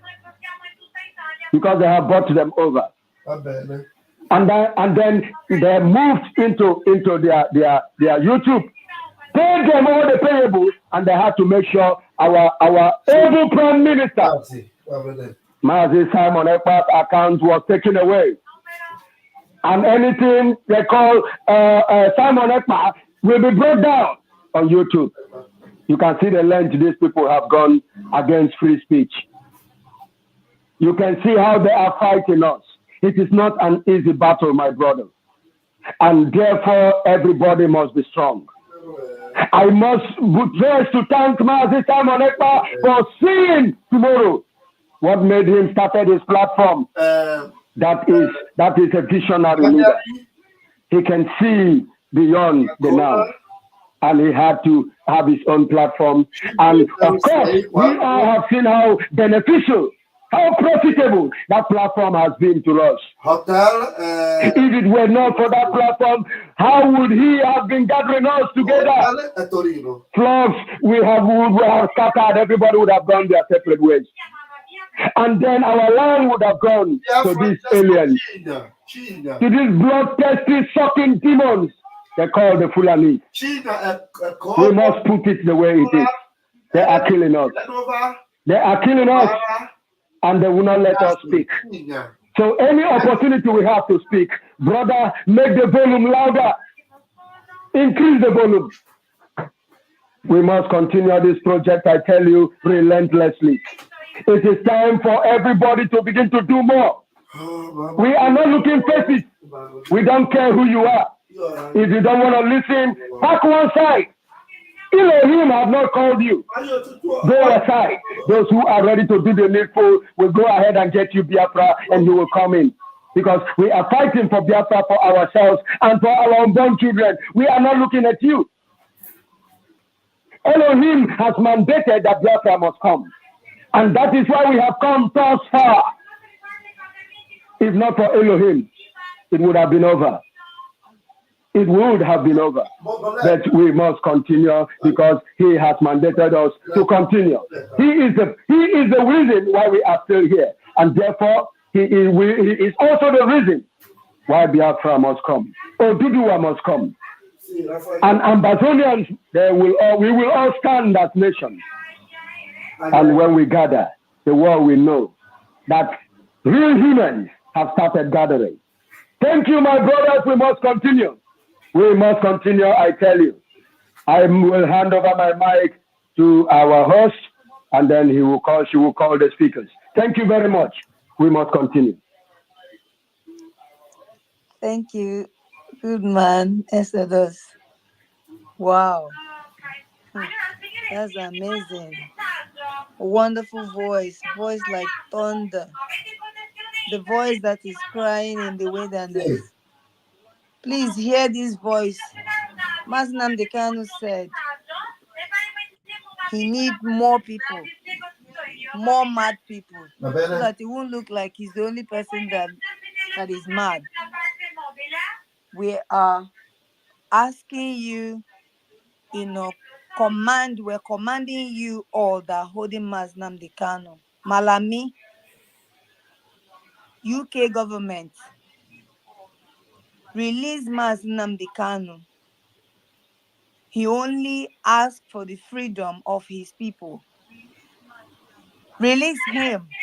See? You cannot be releasing the terrorists that are terrorizing our communities, killing our people, and reintegrating them into these communities to be committing mayhem, killing innocent people. Release Nnamdi Kanu. He did not do nothing to you, and we are giving you is an order. You cannot continue to hold him there. Yes, my sister. Yes, my sister. Let me buttress that aspect. Sorry, I missed that aspect. I must buttress on it. I tell you. Sorry for interjecting. Yes, so Mazi Nnamdi Kanu cannot be taken from Kenya to Nigeria without the knowledge of UK. There is no way UK is not aware of their citizen Mazi Nnamdi Kanu being kidnapped from Kenya from that very day he was taken. UK is the reason why Nigeria is the way it is. UK, you are the brain behind this impostor in Aso Rock. You are the brain behind all the killing going on in that evil contraction you call Nigeria. You named it Nigeria. You created it. You formed it. You have kept it from 1960 to today. You must not continue to entrap indigenous people into what is killing them. UK, enough is enough. United Nations, you must take your hands off our people. You must take your hands off our land. If you love the Fulanis, go and rule the Fulanis and leave us alone. You are the one, you are the brain behind the Fulanis. You are the brain behind all the killing, the genocide being committed against the indigenous people. Britain, I am talking to you. Release our leader, Mazen Namdekano. You said you are the one that treated the Buhari. You knew he is dead. But see how much you are validating Nigeria by coming to conduct the election through your High Commissioner, Katrina Lang. See how you canvass for a fraud. You came campaigning for a fraud. Britain, leave us alone. Britain, we have died enough. You have killed us enough. You supervise the killing of over 3 million children and over 3 million adults in that place just to sustain your black gold you call crude oil. Britain, enough is enough. Enough is enough, Britain. You cannot enslave people forever. Enough is enough, Britain. We know you are behind all the atrocities going on in Nigeria. We know where it is coming from. Fulanis are not knowledgeable. They know nothing. You are their brain. Britain, you are their brain. Katrina Lang, we saw you moving from one state to the other, campaigning and calling for PVC. How can you be calling for PVC in a fraudulent government where an impostor is running? Your queen gave her condolence. Your queen gave her condolence. And you still had the effrontery, the guts to come and campaign for that fraudulent government. For an illegal government, you came and was campaigning.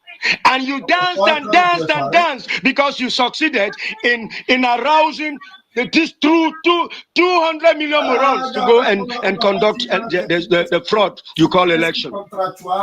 And Katrina Lang, you are the first person, British High Commissioner, to congratulate the fraud they call election. The fraudulent selection. You are the first to congratulate Nigeria. Britain, release Mazen Namdekano. UK, release Mazen Namdekano. You are the one keeping that man there. You are the brain behind the incarceration of your own citizens because of oil, because of crude oil. Okay. Release our leader. If our leader dies there, Britain, in fact, nothing will happen to him. Nothing will happen to our leader. He is coming out hale and hardy. But Britain, you are cursed with eternal cost. Britain, you are cursed with eternal cost. Your land will collapse. Earthquake will visit you. Tsunami, name them. You will suffer, Britain. You will suffer. May I take my rest? I'm so sad. I'm so sad, I tell you. I will pause for now. How can an impostor be running a government? How can an impostor, an illegal government that even the African leaders are aware of, illegal government, and you have sustained it with your lies on your lies till date? UK, BBC, the worst broadcasting network in the world. Everything about UK is wickedness and destruction. Release our leader Mazen Namdekano, or the gods will strike UK and destroy it. It has been sealed. UK, you must suffer. Terrorists will deal with you. They will rape your little children. They will kill your daughters. They will kill and cut off your heads. You will see what the Arabs will do to you. All you have betted on nations will fall back on you, UK. We must continue. You see, Biafra, we will get. But UK, you must suffer. Thank you, my people. The pain is too much. UK has indeed caused a real pain, on the indigenous. Okay.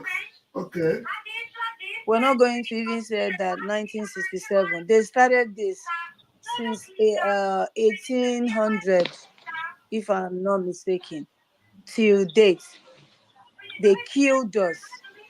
What did we do wrong to you? Okay. You came to our land. Our ancestors welcomed you with open arms. You turn around and become the rattlesnake and start biting all of them. Killed our children, stabbed them to death. It wasn't enough for you. when they have negotiated for Abri Accord, you call the Fulanis not to agree. Exactly what's happened, because I don't see how Mazinam Dekano will be kidnapped and you are not aware of it. Britain, UK, you are left with a curse, and that curse will destroy you guys. Oh, Your nation will fall with nothing okay. to pick out from it Chipwe. for the killing you are supervising going on in our land. The nonsense you are encouraging that in Nigeria, you cannot tolerate it in your country. You cannot do that. You said you had a referendum because you and the European Union agreed in a mutual understanding. They voted with a little percent, if not 30% or thereabout. They left. You are even planning to hold another one. Your amalgamation has expired, for God's sake. It has expired. You cannot continue to enslaving people. You brought Fulani to indigenous land. Okay. Britain, leave us alone. Release Nnamdi Kanu before the curse, the generational curse will follow you in your generations. Release Nnamdi Kanu. He's your citizen. And let me also tell everybody that is from us, all Biafrans, all the Igbos that are living in the UK, and you're a citizen. Let me just tell you, you see what is happening to Nnamdi Kanu will happen to all of you if you don't stand up there and start fighting for Nnamdi Kanu release. You think you are in a safe heaven. What happened? What they did to, because Nnamdi Kanu is all of you that he's in the DSS, all of you are there. You don't know. You don't know. Your document, your British passport is useless. Okay. It is useless. It's useless. Use it to travel and see if they will not kill you on the line before they even attend to you. Your passport or your British document is useless. Your British accent is useless. You people should demand for the release of Nnamdi Kanu. If anything happened to Nnamdi Kanu, God forbid it. This is not like 1967. It's not like 1967. Enough of this rubbish. Enough of this nonsense. Court even released him. Court found him no guilty. I mean, they found him innocent. And they released him and said that no any other court in Nigeria can actually try them. And he's being held illegally. Britain, can you tolerate that in your own country? Can you do that? But you are holding a Ekweremadu. Why are you holding a Ekweremadu? Because your country respect law. But you will come to Nigeria and you will be doing anyhow in Nigeria. What you cannot tolerate in your country, you are encouraging it in Nigeria. Eh? Another ethnic group will come from another country, and they will come to indigenous land and be killing them. All you will do is just come to supervising it, putting fire with fuel, pushing everything together, knocking heads together. You brought Obi. Obi came and distracted our people. Today they have followed Obi. They are still shouting for their mandate. Britain releasing Nnamdi Kanu. Release him. You are the one holding him. If anything happens to Nnamdi Kanu, you will see how that your Britain will catch fire and burn to ashes. Release him. You and Malami, release Nnamdi Kanu. We are warning you. And we are warning you with everything in us. Release him. Terrorist company, a company called Nigeria, and you are the head of terrorists. Nonsense. Please, my young elder, Ifeanyi, go ahead. What rubbish is this? Thank you, my sister. You know, when you ask Britain, how can they allow something that they will not allow in their own country to happen in your own country? They will be laughing at you because the country you call your own is probably their business. So you can't ask a man what is he doing with his business, a business that he registered with his name. He will run it any way that he wants. And that is why they can allow the killing going on in Nigeria because it benefits them. So when you're asking, what are you being killed for? You're being killed because Britain decided that everything that kicks against their business will die. That is why they are killing us today. I don't know if I'm coming out. Yes, very Can clear. can Please someone bring up hear the him? first. Bring up the first. We're Yes, if hearing you are you. coming out. Please don't. Biafra Queen, please He's get coming. try if the first can still pick. It's like they kicked him out again. No, the first is in the meeting. He told me to tell you to carry on. Oh, okay. All right, if fine, please go ahead. Sorry, So my brother, fine. when you ask, why have they allowed everything going on in the zoo? I can't hear you fine. I can't hear him. Go out. You can't hear Yes, me. go Go out and out. come in. Win, please. Go out and We come are back. hearing. We Go are out and hearing come it in. fine. If I go ahead, we And can please, hear you. Win, just go out Win and will come go in. out and come back. So what is a bad market to another person probably might be a very good market for another person. So that is what is happening between the Nigerians and the British. When you see Southern Kaduna burning, it's not the problem of Britain. When you see Middle Belt burning, it's not the problem of Middle Belt of Britain. When you see Ablado, people died, evaporated because of the type of nuclear device that they use, because of the type of bomb that they use, evaporation bomb that they use. It's not the problem of Britain. When you see the Biafra property being burned and their houses demolished without notification, without any good reason, as people that is living in a same country, it's not a problem of Britain. When you complain that you agitated and they killed you, they poured raw acid on you, they buried some of our brothers in a graveyard where we cannot even locate. When you're crying that some of our people are being kidnapped, disappeared without knowing where the location they have been taken to. It's not the problem of Britain. When you complain that the SARS are harvesting the organs of the Biafrans and sending them to the Western world, it is not the problem of Britain. The only problem Britain has or we have is whenever their interest in Nigeria is being threatened. When the inflow of the mineral resources to Britain unchecked is interrupted, that is the only time Britain will be touched, and that is the only time Britain will speak. But for now, that every Nigerian, those that believe in the zoo contraction called One Nigeria, are still calling on taking my mandate back, on your mandate, Britain is laughing at the stupidity of the Niger area. So when you are being killed, Britain is not moved because every crisis coming out from Nigeria is serving British purpose. When Nigeria is unstable, it serves their purpose.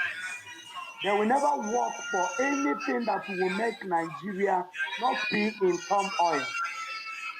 For you to start checking how many barrels, how many millions of barrels of crude is it that Britain is taking on daily basis? The gold they are taking, how many, what is the carat that they are taking? Because they're taking them raw to go and refine them in their place. The diamonds and other mineral resources that they are taking and the human labor that they are taking. Why is it so? They can never make you viable. They will prefer you being killed on daily basis. while they watch and see you cry to them. They prefer coming to you and say, okay, don't cry, come and seek asylum in our place. They prefer giving you asylum than taking away the tigers and the hyenas they have unleashed in your midst to kill you unabatedly. They prefer it when you cry and complain to them that your mother has been raped. They enjoy it when you cry and complain to them that Onyendu, that his medication has not been given to him. They love it whenever they say to them that Onyendu is very sick in the DSS dungeon. They love it whenever you cry to them and tell them that all your children is in the house that was demolished by the zoological republic that they created. They love it and laugh and smiles at your penury, at your pain and your agony. That is why those people that put their hands together to starve 3 million children, starve them to death. Is it now that you think that the killings of your people, of our ESN, of our businesses, the burning down of our businesses and our properties is going to move them? These are not human beings. They are not moved by any blood of the so-called nigger. Those people that allow them to give them names, they are not moved by their blood. It doesn't matter how many millions of them that are being killed. It doesn't matter how many organs that is being harvested from this part of the world to them. Everything serves their purpose. Your agony is serving their purpose. When you put your head to make Nigeria one, knowing fully well that Fulani, the more you say Nigeria is going to be one, the more you are advancing for the take over of Fulani in Nigeria. And I want to talk to our people. When you hear a topic like this, what are you being killed for? Some of our men, some of our Biafrans will say, I have house in VG. I have house in VI. I have house in Lekki Phase 1, Lekki Phase 2. I have house in so place in Lagos. But you don't have even a block, a model block in any of the estates in Biafra land. My brother, my sister, I want to tell you that when you will be killed, the British that created the company that you find yourself in or will be the company is benefiting you, they will not say a word. The only thing the Fulani government will say is that they are on top of the situation. Their brown envelope journalists, a kidnapper, killer, Abati, will come up and tell you that those people that we are killed, that the investigation are still ongoing, and those perpetrators will be brought to book. A lot of perpetrators have perpetrated evil, and up to date, as we speak, none has been brought to book. And those that was brought to book at the end of the day was integrated into the military and police. But you that have not committed any crime, your only crime is that you're kicking against the British company. You're trying to destroy the company of the British. That is why you are dying. The day you stopped kicking against the company of the British, they will kill you once and for all. Because now you are in between two-edged sword. If you move front, your throat will be slayed. If you move back, your throat will be slayed. You don't have any option than to push back. By any means possible, that blade that is already set on your neck to slay you. If you say you should continue in Nigeria and support one Nigeria, the next day before this year runs off or before next year, the Islamic State will be declared officially. and then you will be killed. You will be killed more than the way the Nazis, more than the way they killed the Israelites in Germany when they are fighting, before they woke up to fight for the state of Israel. What that happened in 1967, 1970 will be a child's play. And this is the promise of the Fulanis. But these day Biafrans will sink them in Biafra land. Thank you so much, my sister Biafra Queen, my brother Biafra Voice, and the Exodus. Thank you so much, and my brother Rafa Jere Laberechi. I salute all of you to one more. And my sister Stella Namaka and Ekesim. God bless you all. I submit. Good man, are you there? Thank you, my brother Ifeanyi. Thank you, I appreciate.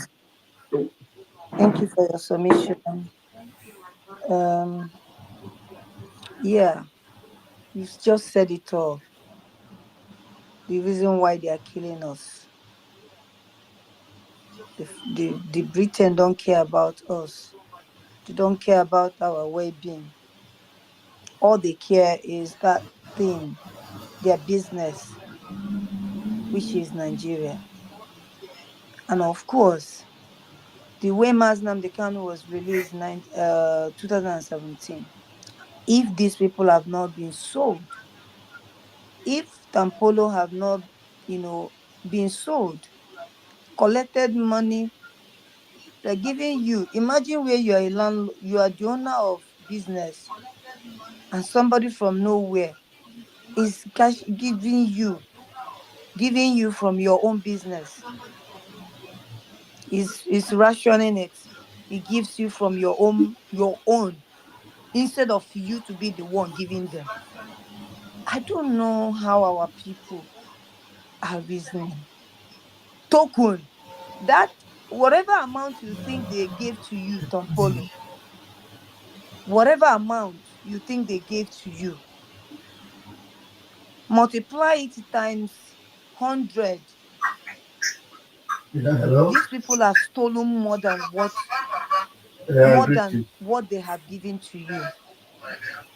It is your own property, your own business Okay. that these people are giving you half quarter, Uh, and you uh, took it with open mind and happiness, watching pipeline for strangers that are not okay. up to you. They came from another place, came to your Okay. land and taking what belonged to you, that you supposed to stand and Okay. demand that nobody should tell you what to do in your own business. These resources belong Uh, to you, given by Almighty God. It's a natural resources for you that God used to bless you. uh, He used it to bless your generation. If you all have common sense, you will not have collected whatever they have given to you, and demand that enough is enough for them for Britain to rescue who? be coming to your backyard and be taking your mineral resources. Demand and stand on it. Refuse to collect any penny come from it, so that they will return everything in full force that is Let them cry let them right call for upon you. the Nigeria, huh? You went to collect The quarter, the school, huh? This school, how like peanuts, that, huh? Other people are calling and you upon them to allow help. Now, your why are they brother calling you now? What is to your be concern there? ravishing. If you guys will have common sense now. You have How spent do you that want money now. Nigeria Where now? is So the why are you money? bothering yourself? You tell you Where bring is the bring money? about salary. It's a cost money. It's the money that they give to you. Is the money that all the innocent blood that they shed in order for them to dry and milk you. They will keep killing us because of our resources, and they will come back to Let them give call upon give you Nigeria. some little peanut from it, and you guys are stupidly following these people. You cannot demand and chase them away from your land. Become the landlord you are. Tom Polo, you are the landlord of that oil, and they're giving you little bit. You're supposed to be the one to sell the oil and give to them. Release Mazi Nnamdi Kanu. All of you, Britain, Malami, release Mazi Nnamdi Kanu, because Malami, we know that you are the one that is the president.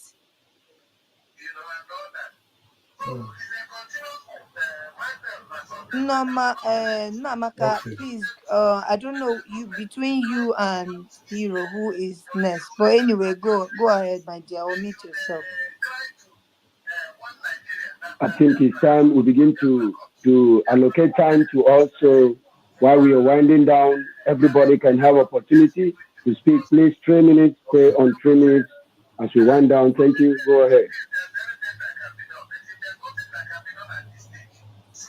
Speak. Are you guys there? The Hero and Nnameka, unmute yourself, and then Hero will come in after you. Nnameka. If Nnameka is not there, Stella is here. It's like our Stella. Okay, go ahead, Nnameka. After you, Stella will come before Hero. Stella was here.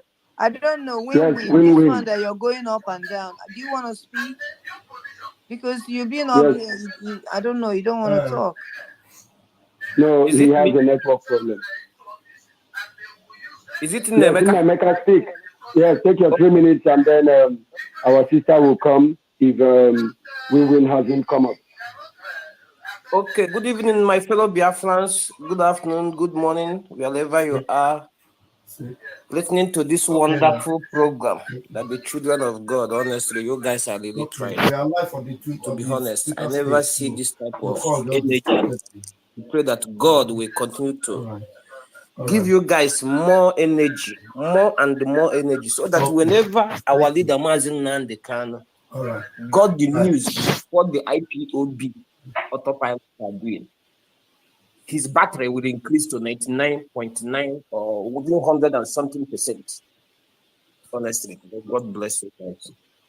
Then going to our topic, you guys have said a lot, because for almost let me say 1 hour plus or 2 hours, I've been listening from background. You guys you are hitting the nail. What are you being killed for? That means, what are we being killed for? The topic. We already know that we are being killed by the British because of their selfish and interest. The reason we Biafrans are suffering today, we must know this. Every Biafran we must know that we are suffering, not because we are cursed, not because we made any mistake, but we are suffering because another power that is superior than us invaded us. They came with multiple dimensions. They came with different patterns to make sure that they penetrated our land. And immediately they penetrated, they take away our senses. They confuse our ancestors. That makes them to accept them, embrace them as a visitor. They showed them love. But what did we get in return? This suffering we are passing today. All these things, all this evil, all this killing, all this rooting. This is the only thing we gain from the British. This is the only thing we get from them, for accepting them, for welcoming them as a human being. Realize inside their heart, they see us as babu. They see us as animal. They keep to root and the root and the root and the root, to an extent that anybody that rise up and stand say, man, you have already taken a lot, is enough, they will plot against you. They employ this very system not only in Biafra land, but the whole Africa. They came in different forms. Anybody that lies against them, they must find one way or the other to end that person's. This is the same thing happening to Mazi Nnamdi Kanu today. We all knows what is going on with his situation. This is not a story. It's a story we witness. We are here. It's happening before our eyes. That Mazi Nnamdi Kanu is a British citizen. Mazi Nnamdi Kanu for many years never hold Nigerian passport. Even before he went to Nigeria in 2015, that they arrested him. He never hold Nigerian passport. Now he's you have 1 minute, 1 minute, 1 minute left. Okay, so the important thing is that we have to stand up. We have to stand before our enemy without fear. We have to tell them that enough is enough. How do we do it? We have to begin to follow up with everything the IPOB autopilot is doing, because they have the key to our freedom. May God bless us. Thank you. Thank you. Thank you for keeping to time. Yeah, Mecca. Exodus. Yeah. Are we rounding up for what? No, I'm just looking at the time so that everybody can speak. It is in you have the steering. You will tell us when to stop, but I want it to be timed so that. No, do we have another space? No. I'm just wanting to everybody to speak, so one person don't take too much time, because the night is fast approaching here. All right, go ahead. Go ahead, Win-Win. Yes, okay, Win-Win, please hold on. I don't want you, neighbor. Ain't got that no. I don't want Stella. Go ahead and make your submission, and then Win-Win will come before we give to Hero. Thank I don't know if you. you have spoken before. Yes, I've spoken, and I would love to speak again if you give me the opportunity. So thank Go ahead, you, Stella. Mr. Goodman, Gloria, thank you, and everybody. Fulani called Biafrans Zionists. They call us African Jews. They call us the infidels. Why are they killing us? They are killing us because we are the children of Chukwokika Biama. That's why they are killing us. You remember there's a documentary in the old Rome, how they brought Christians inside Colosseum, and they brought lion, and the lion ate them. They hate us with passion because we believe in Chukwokika Abiyama, and Chukwokika Abiyama himself loves us and had a covenant with us. That's why they are killing us. And if somebody is just joining the space or going to watch this, listen to the space, and you'll be wondering, who are these Fulanis? The Fulanis here, the Fulanis there. Fulanis are the Islamic jihadists killing our people. They are Boko Haram killing our people. They are herdsmen killing our people. Fulanis are the Nigerian. They are not Nigerians, these Fulanis. They came into Nigeria and conquered the indigenous Hausans. And now these Hausans are called the Hausans Fulanis. Their head is now Nigerian vice president that will soon be sworn in, that was spitting fire, how he will kill everybody. These Fulanis are mostly the CEOs, the general managers, the president of all Nigerian industries, companies, ministries, both local and federal establishments. The Fulanis have brought war on our doorstep. So we have to defend ourselves. And we are also saying that we are leaving that zoo company called Nigeria. And they have held our supreme head under custody for almost 2 years. So we are calling them to free Mazen Nnamdi Kanu, free him and let him go. He did nothing. Thank you. Is somebody there? I hope somebody had me. Okay.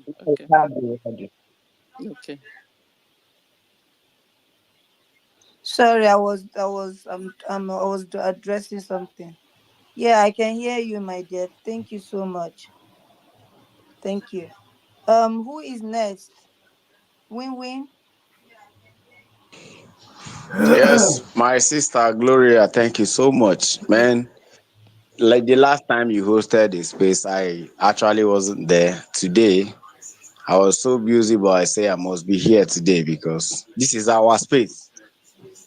Good man, I thank you so much, our minister, Biafran TV, Biafran voice. I also see Raphael Ajere is down there. Ifeanyi Ora, I greet you all. Daberechi, I recognize you all. Thank you so much.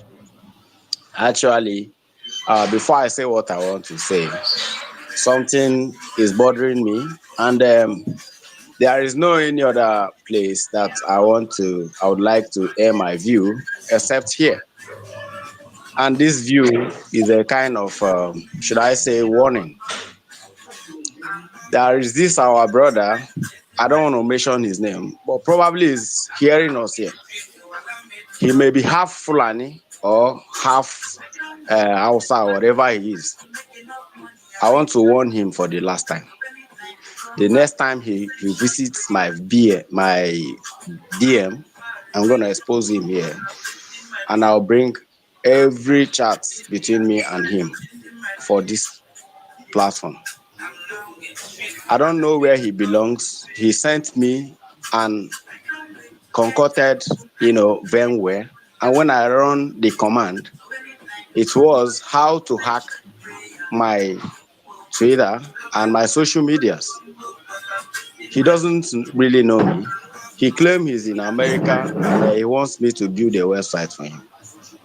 I sent him my company website, and when he got through it, if the prices there are high, we are supposed to talk like brothers. The next time he asked me to check the job and then sent that VMware for me. This should be the last time he should try that. I am not a kind of person someone should come here and then trying to maneuver. If he tries it again, that malware, I will use it and destroy him.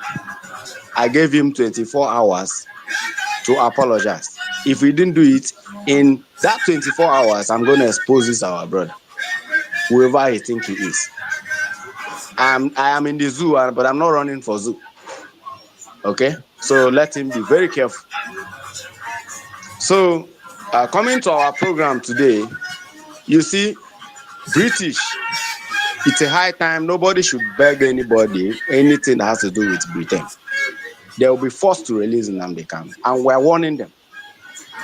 Britain are the evil that concocted Nigeria. The same this Britain, they are going to release Nnamdi Kanu because he didn't do anything to them. We are going to follow them up technologically, spiritually, and otherwise. They are going to release our leader. A friend of mine called me from UK that he went and visited Ike Kuremadu. And then Ike Kuremadu was asking for a deal. When he called me on video call, I told him, you can record me. Stay away from anything that has to do with Ike Kuremadu. He is an evil man and meant to suffer for what he has brought to his people. The next time you visit him, Amadoha will cripple you. You will be blindfolded. And then he started laughing. I told him the truth, but maybe he feels I am joking. What is happening to Ike Kuremadu is as a result of Amadoha, and he can't escape it. He will be there and he will be seeing it. When this tenure finishes, we the Biafrans are going to bring more tenures that will elongate his sentence in there. I don't care. He's an evil man and he deserves what he's getting. Today, I saw on Sahara Reporters about Iwanyang talking about Nnamdi Kanu. Woe to you, my Iwanyang. I see people commending him, but I say woe to him. You guys should remember that the same George Obios said the same thing. What happened? Did Fulani do anything? Did Britain do anything? The power to restore the Republic of Biafra is in our hands. We are the ones to release Nnamdi Kanu. And in no distant time, I trust our PM, our Prime Minister, Biafra in Ezra. I trust him and I believe by the special grace of Chukwu Kabiam, he is going to release our leader. We can't be crying. We can't be murmuring all the time. We can't keep crying. I am not crying anymore. I am not angry. I may be angry, but I'm not angry. Woe to all those Ohanese. Shame on them. All these Eastern governors. 5 minutes ago, I saw Soludo saying that he's going to, I retweeted it. Bring it on Jobotron. that is going to cut the salary of the people if they don't boycott Monday sitters home. So Ludo, you can't do it. So You are a fool. You have your people here. They are here. He's a fool. So Lufulani, you can't do it. We dare you. Cut their salary. We dare you, Soludo. You are a fool, Soludo. Do your worst. It's a high time we'll stop talking about these idiots. They are idiots. Look at them parading themselves with Fulani. Who is Fulani? Woe to you, Igbo men, that kept Nnamdi Kanu in that British, in that dungeon. Woe to you, all of you. You should be ashamed of yourself. Holding office power without nothing. Look at you, parading yourselves. Criminals everywhere. And the only hope we have is Biafra. And when Biafra comes, we are going to restore the kingdom of Chukwu Kabiawa. Our leader said it. That kingdom is everlasting hope. Okay? And then I want to say this for the last time. This is where we worship. This is where we discuss. This is where we talk about the Republic of Biafra. Let no one come to spy us here. If you want to know me, DM me. I will give you my address. Come to me face to face. Let's talk. Don't come here to spy anybody. If you try this, I'll be exposing you on this Twitter and you'll be facing it. Thank you so much, my sister Gloria. My network is not bad. It is zoo. We don't have lights in the zoo. Zoological Republic, no lights, no water, nothing. And that's why we're fighting for Biafra. There is no lights. Even as I talk with you now, I plugged my phone on my system. Imagine in this 21st century, no lights, and somebody is still talking about obedience. Get out, all of you, get out. Win-win. We would like to know that Okoko that is coming to in disguise to hack you. Yes, We would like to know them because enough of this sabotage. Yes, all those saboteurs, we don't want to perceive them, not to talk of bring them any close. Because the more you discover hide them, the more things are destroyed. This Yes, is how they yes. deal with Nnamdi Kanu. Useless people. Exactly. My sister, in Every day, 24 hours, exactly. exactly. Gradually. Mad people everywhere. Exactly. In 24 hours, I'll be bringing out that Okoko. And Nonsense. whoever he has visited in his DM should let me know. He's in America. You know, he's here with a fake account and he's hearing me. Okay, that Okoko, I will prove to him that I spent years in technological kingdom. And I'll prove it to him. All right? So that Okoko, I'm not going to make, I gave him time to prove himself wrong. He's going to come here to confess. I gave him time here to confess. Yeah, he If he said doesn't 24 come, you hours. guys Let's are allow here. him. Maybe after 24 hours, he will be able to. Useless people will not fall a victim. He will do it. Don't worry. That is why I said he will give us the person's identity so that we would give him our treatment because this is IPOB autopilot. We do not tolerate any double-faced idiot. We don't want to see you come close because we are This is hungry how and they restless. shot Nnamdi Kanu. What is wrong with everybody? What is wrong with you people? You came to this world and made money. You want to die and carry money and enter grave. Useless people, betrayers everywhere. Yes, please, we share that. My sister Gloria. Paul, hold on. Please share. Can you hear me? Yes, I can hear you. I'm trying to find that useless solo Fulani statement. I saw it. I think I made a comment. Please share it here. Share it here.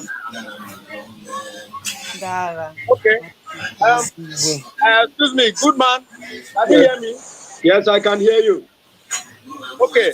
There is a virus called malware, and it is used to track people's information, to extract your data. All right? Yes. I'm going to share it with you guys. In case anybody sent it to you people, do not say anything, do not reply the person, or do not even comment. Please share it on the group because we are many more on the group. Exactly. I'm going to share it. Here. Thank you. Exodus, I hope Win-Win is in the group, right? Yes. I have added him. He is there. Okay. Ndara, Ngojo, Thank you, Nde Win-Win. Kwensu, They will not get, they will all fail. Thank you. I'm glad that people like you are here with us who understands all these technology stuffs. You will always debunk them. I tell you, we are ahead of them. You know, the Nigerian government can buy anybody. They can go to that US and pay somebody heavily to begin to want to bring what we are doing to jeopardy, to destroy our efforts. And we will not let that happen. And we will continue to remind our people, don't open any message, especially those who are doing the needful. Do not open the message. I am most, in fact, that message is even for me mostly. I will not open any message. I must jump and pass. I tell you, these people are wicked. They will stop at nothing. But we must continue. Yes, who was next to go? I think we have our Biafran G. Hero. Otunwa, you have spoken before? Otunwa doesn't want to raise his hand, though. I don't know what is happening. You just. No problem. Okay, Paul, go ahead. Yeah, quickly. Thank you. Paul, speak, and then we will give Hero, and then Biafra G. Otunwa, maybe he's not ready right now. He might come later. Go ahead, Paul. Thank you very much. All protocol observed, please. Why is this Please, person my dealing brother, with our young win-win, please. Not everybody that are computer literate. Understand, a lot of people here, they don't know anything about computer. They just want to get on the social media, do what they have to do and get out. So that's why it's very important that you expose this person so that everybody will take precaution. Understand, personally, me and others, we outside the country, so we don't have any problem. That's why, remember the day you were making that comment, I tried to caution you. You say you're good. These people, they can go to any length to do anything to harm our people. We want to see everybody in Biafra land. That's why we are fighting this Biafra. We don't want to lose anyone. They can do anything. They can bribe, bribeable. About YouTube, they have been taken. They have bribed YouTube. Facebook, that one is gone. And the most they try to bribe it, but that one is no go area for them. That's why they are carrying our voice. So our precaution, our safety is the most important thing. They did everything. A lot of people they pay to kidnap Onyendi. Upon they have written into international law, they don't care because they have bribed the United Nations. The British government doing all these things for them. Because not for British government, Fulani cannot function. That's why they are using them. All these atrocities in Nigeria. This Fulani, we are asking why we are being killed. For what? What? Is the British government they're using them? They introduce a staff to harvest organs. That's what they do. That's Nigeria. Who are the ones bankrolling them? British government. These are the things we know already. We know we are hated tribe. And we know that these people, they know who we are. That's why they are trying to eliminate us. They kill anything, they say any male they see in Biafra land, they try to eliminate. Our history more than we know ourselves. Problem we are having. And unfortunately, our people do not realize the situation we are into. Problem. That's the reason why they took away our history from school. That's why they will not teach history. That's why they will tell you Mongo Park discovered River Niger. Everybody was there for long, for ages. They changed the name. They changed the demographic. It's simple. That's why Umuola, they call it Rumuola. They keep on changing name. Iguota, they call it Potako. See, Gobe, they change it to Sokoto. Change the demographic in the north. That's what they're trying to do in our land. They tried this thing before at the Benue. So, why they are being killed? Because British government are using them to control the people of the land. That's why you see everybody as stooges. Like we said now, the port has been closing, but they have dry ports. Container, where the Fulani people that are carrying containers in the north, Not per se. This is the latest information I got. They pay 900,000 to clear whatever thing that is on the container. Why do you want to clear a container before you only one car? Sometimes you pay 2 million, 3 million, depending on the type of car and the year. These are economic strangulation. Too late state. The same Shetima was talking to Kule. They estimated the price and the year. A lot of people don't know. These are economic strangulation. Where is the contact that he want to go take his container to clear?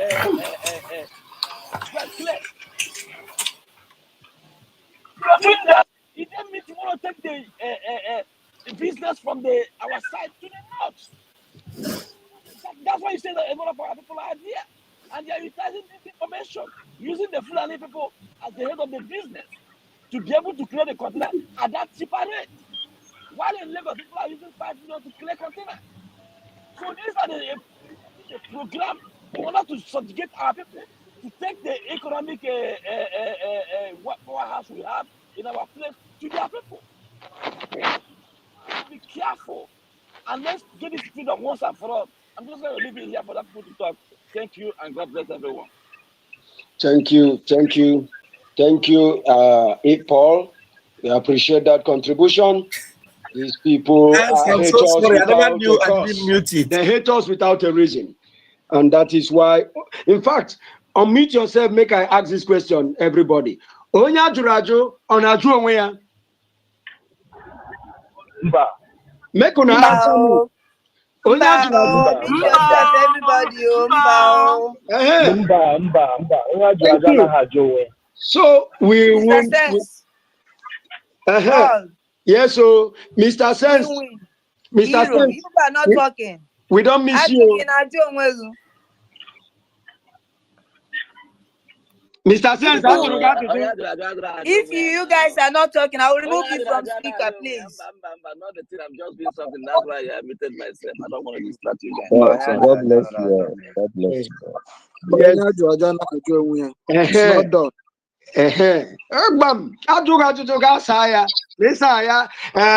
Our Biafran queen, Abago, God had to. So we must continue. We must continue. We will not do. He said, Mr. Sense, I na chogo since I am a heavy garaga zo wegi. Am I able to with a sense? So deal with a sense from the mad people. Where went you? No. We don't do my people. All we are doing. When we are not here, know that we are on the other side. So good. We are happy to see you. Welcome. Yes, there are people that have not spoken and they have to take their 3 cents. Whose mic is on, please mute it so you don't bring that creaky sound. We have 3 cents to give to you and you must utilize your 3 cents, I tell you. 3 cents, you must not use more than 3 cents.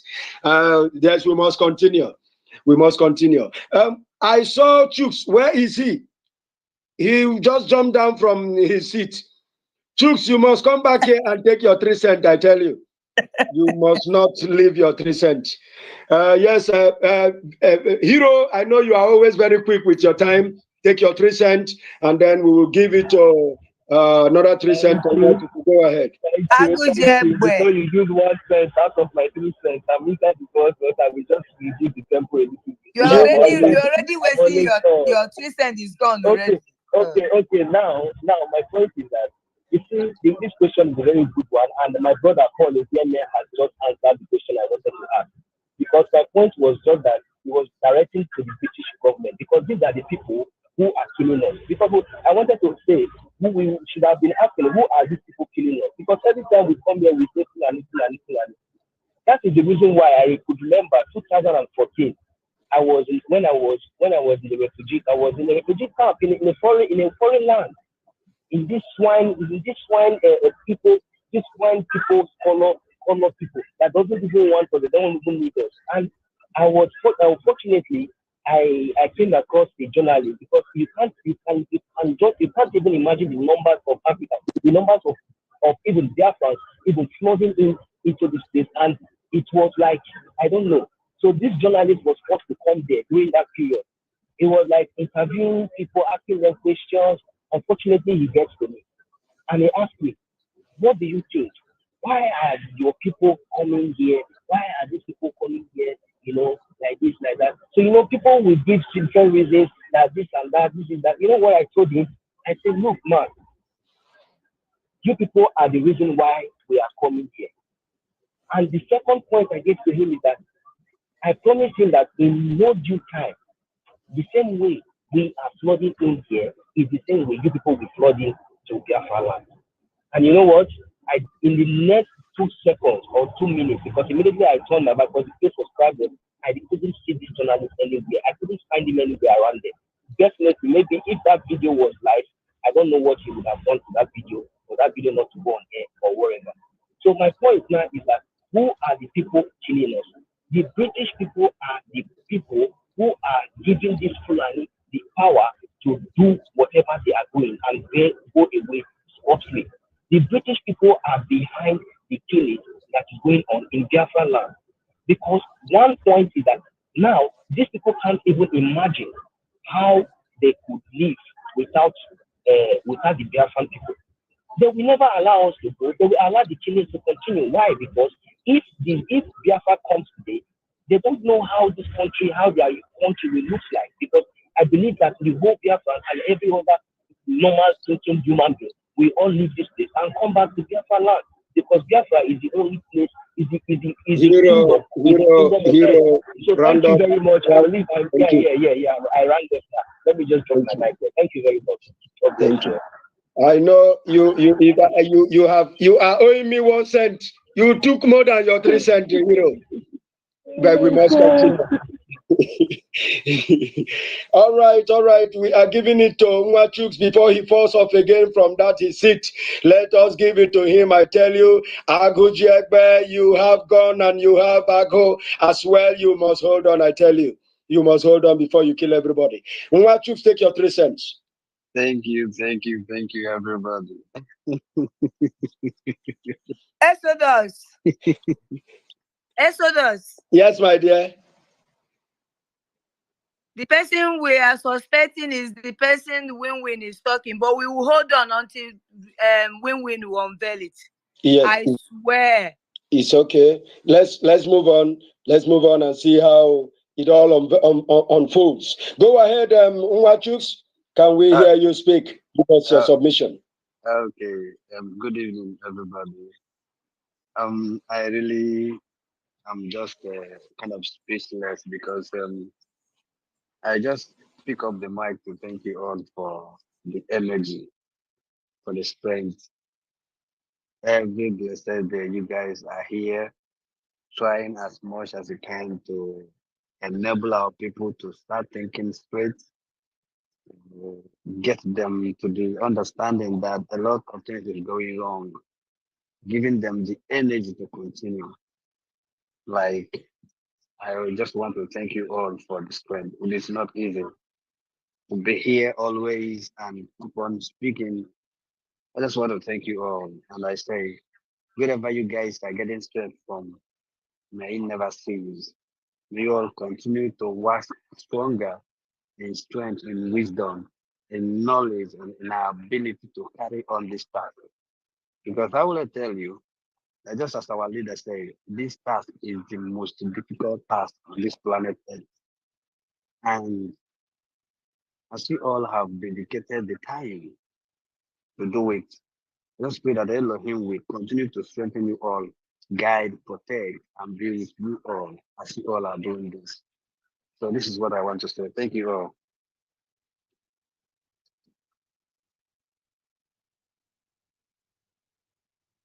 Yeah, I just submitted. I yield the mic.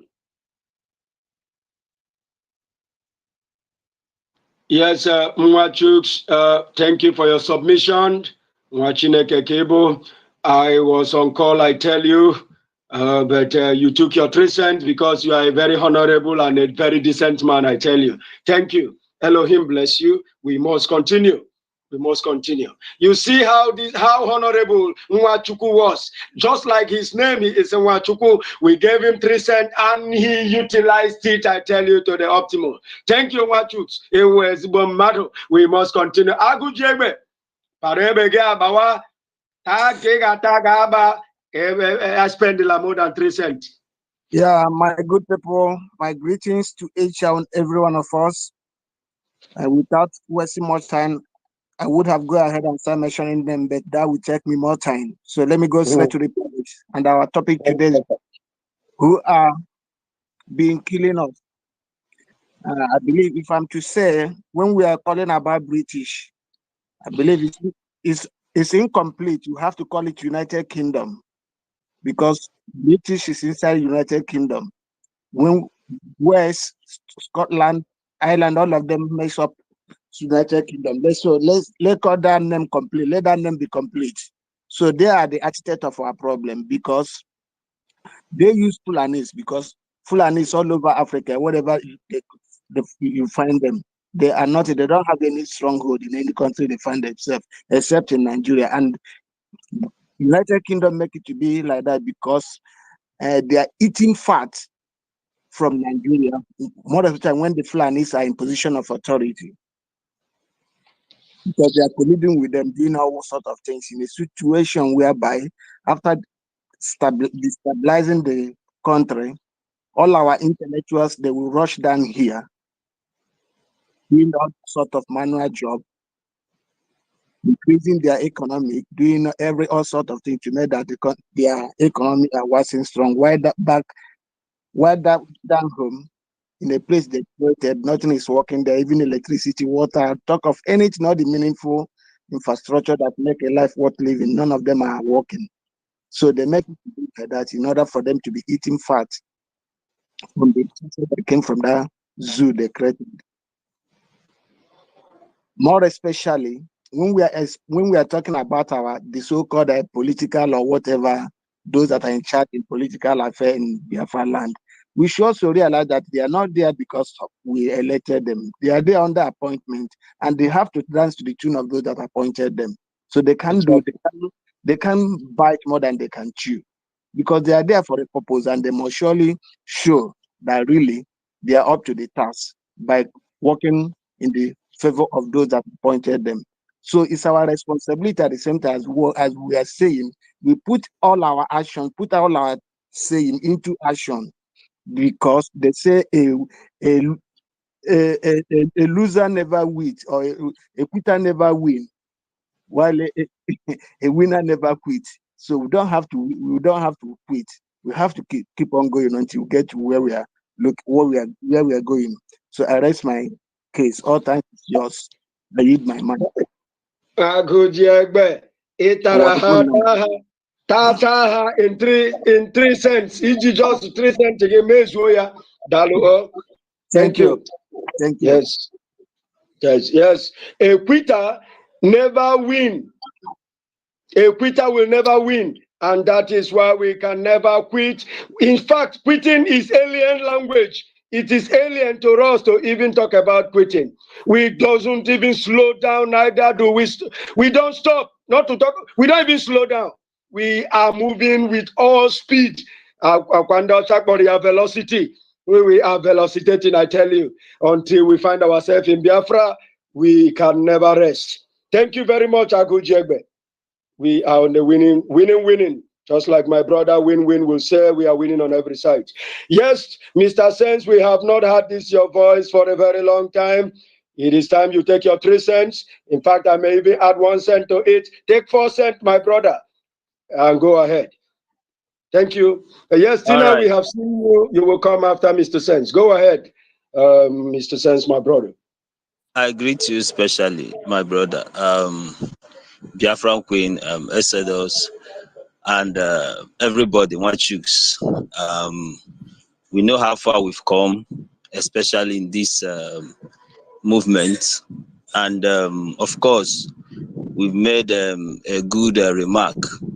You know, the truth is that there's nothing the enemy will do now that they have not done before. I think I was listening to a program where the son of a late Agi Runsi was being interviewed. He said he was just 12 years old. He was with his father the day they came for him. It was a counter coup. led by the Buhari, the Buhari that we know that has ruled Nigeria, was the man in the forefront that led the coup that killed Aguiyi. So we've had too much sad story in the zoo of deaths of our heroes and what have you. The truth is that when Biafra comes, we're gonna remember a lot of people.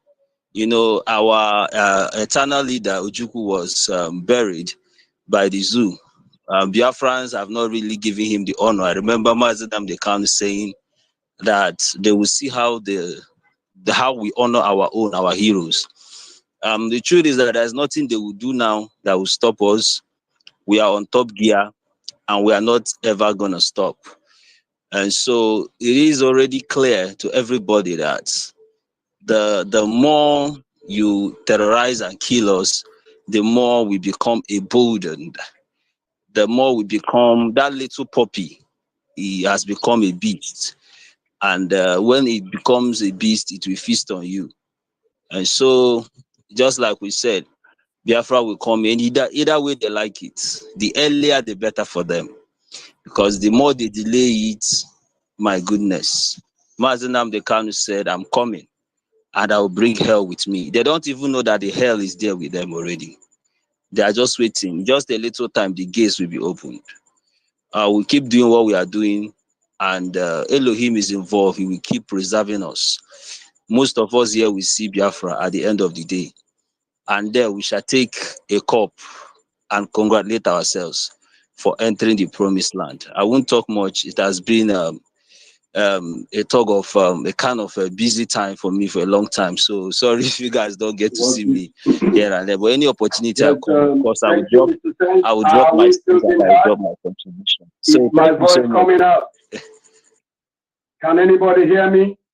Yes, I can hear you. I can hear you. Unbelievable. I don't know what is happening. So We yeah, can hear you. You can go out they will and always come back. attack us, of course. They will always attack Go us. out. You know they attacked my young girl that too much today. Even not Parawa. Yeah. Raphael. Yeah. You know, when you hit them, there is a place you hit them. It becomes an issue. You know, I've been on this space. I've tried to come up as a speaker, and they didn't allow me. You know, but somehow we still find our way through. You know, so we keep doing what we are doing, and we are not going to stop. We have to keep supporting our prime minister and all those that have been mandated by heaven to work with him. Because I tell you, Biafra is more spiritual today. It has been confirmed that Ike Koroma will be spending 10 years of his life Jesus Christ. in a UK prison. It has been confirmed. Really? So yeah. You can go and check it out. So he has been sentenced 10 years. Okay, I feel it's more, but these guys are the guys that brought Python down. These are the guys that signed the document for the execution of agitators. So they're going to receive their baptism one after the other, even from the living and the dead. So it's happening already, and more is coming. Can you hear? More is coming. Sorry, my brother. Exodus, Yes, can you hear me? Okay, go ahead, my brother. Okay, go ahead, my brother. Yeah. So on that note, I wouldn't want to spend much time, but I just want us to know that a lot is happening. His millions, his billions couldn't save him. You know, the same UK, the same British that he served. I said that something I said one day. I said UK will allow you commit any crime in your shithole, but they will try to present themselves as the angel of light. So any crime you commit in their country, they don't care. They will bring the law. You will know that their law is working, but you can do whatever you want to do in your own country, but they will not allow you to do it in their own country. That's one thing these baboons don't know in the zoo. So he's been served. His contacts, his billions couldn't save him, and more of that is coming.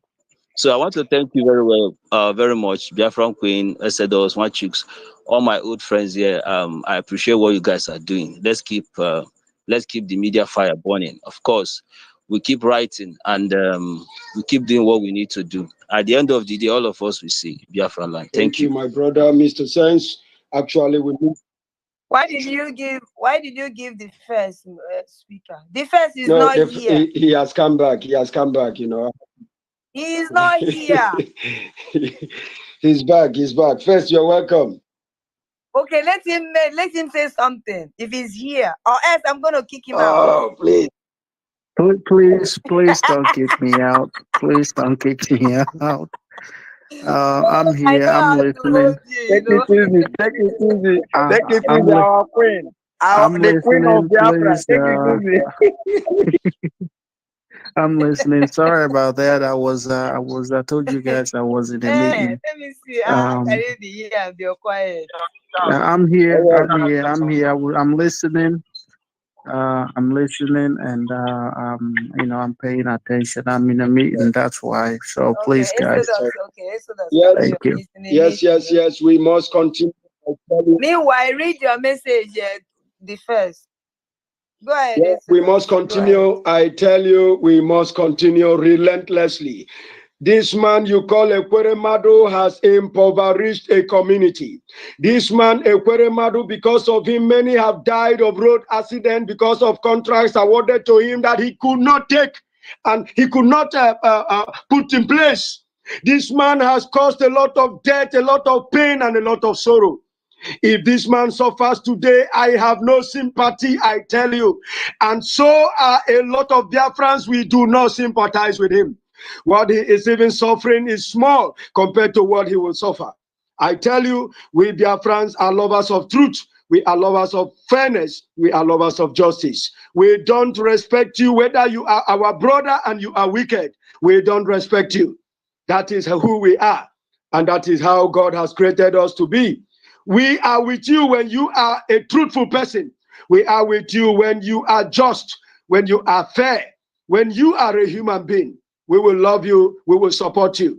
But when you destroy humanity, you are hated like the face of the serpent.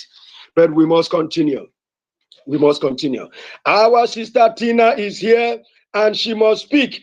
Fure Emmanuel from our other province, you are here and you must speak. We will give you the mic. You are requesting, and hold on as they drop from their mic. You will pick the mic, I tell you. Where is our sister Tina? Our sister Tina, unmute yourself and speak to us, and then we will give to Ifeanyi. After Ifeanyi, Otunwamwanya's hand is paining him. He must speak, I tell you. And then we must continue. Go ahead, my brother Tina. I am your sister, Tina. Oh, my sister, sorry. Sorry, dear. Go ahead, take your mic. The floor is yours. You know, we love to hear those lovely voice, although we have one that is permanently with us here today, and you see how everywhere is sweeting us. Go ahead. Thank you. Yes. Thank you, my brother. How is everybody here? I wish you guys a happy day. It's May Day, of course. Happy New Month. Yes, Happy New Month. I'm just going to say hello. You know, it's good to acknowledge what our brothers and sisters are doing online. There are those who are very, very constant at it. They don't take a break. So we must congratulate you. You guys are our online gallant soldiers, and we must continue to support you. But based on our topic, I would really, the list is huge. But to just narrow it down, I would say the people that are killing us are every single person, whether from home or abroad, that is supporting Nigeria. As long as you're supporting Nigeria to exist, you're part of the people that are killing us.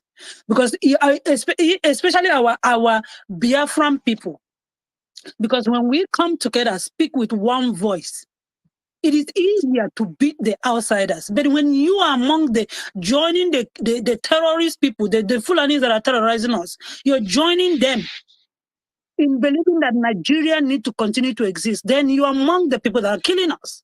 For how long will Biafrans have to be killed for your selfish interest? Money, money, money. Like somebody said, like my sister Gloria said, you know, you came into the world to meet money and you want to take the money to your grave.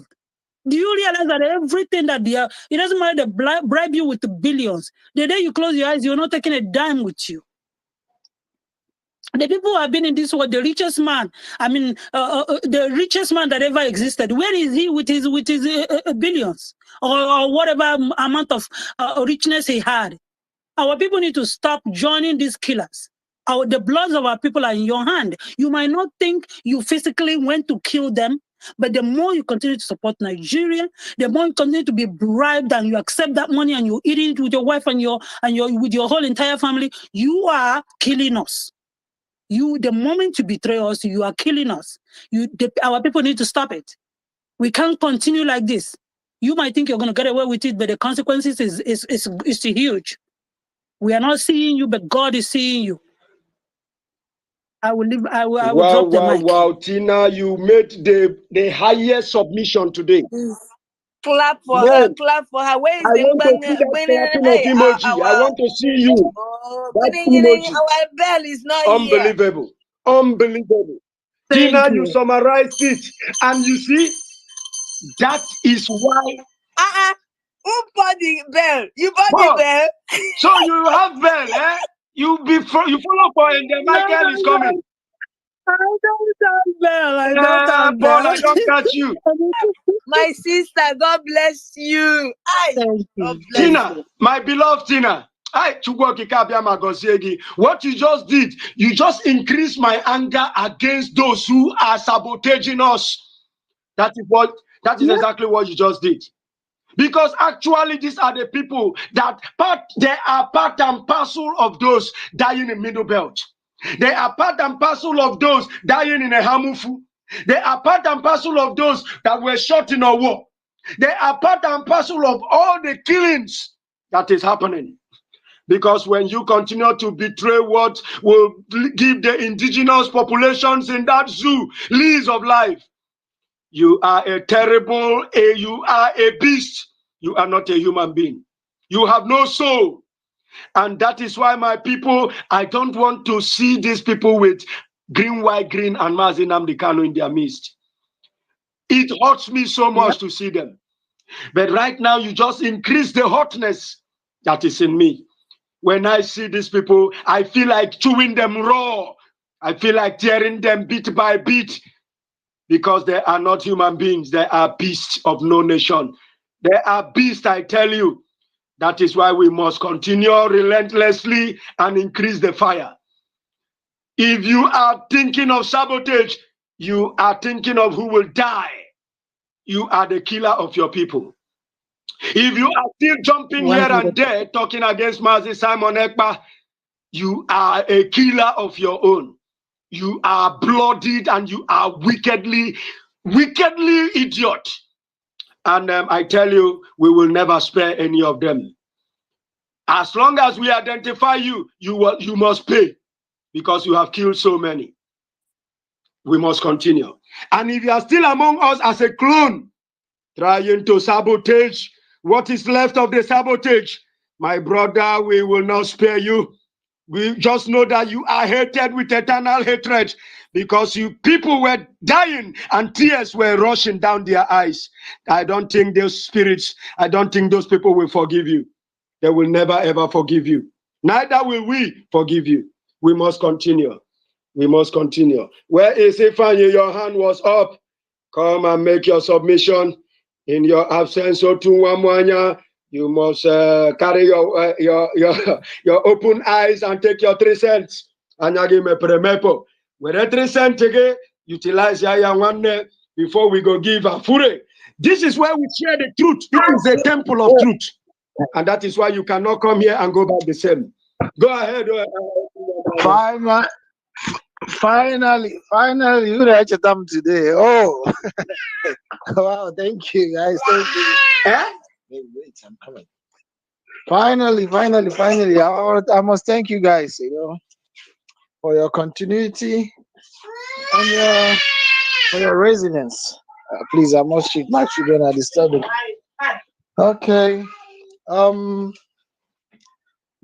I must tell you that we must start doing something. Like when I heard the news of Ekweremadu, being sentenced 10 years. Well, for me, 10 years is not enough. And you know, this the prison in this Western world is like is like somebody living in a flat in the zoo. So the man will feel it that much. I'm not I'm not seeing it as prison, but I'm just seeing it as he will be there relaxing and cooling off. So that is one point. Then let us think about all those idiots that have done all those some of his cohorts like like in governor of Anambra State that is now in the US. I think our government in the exile should write the government of US to look for him and imprison him too, because we must not allow these men to rob us to escape. We must start doing something. Anybody that has done any evil to us, we must go after them. That is what I want to suggest.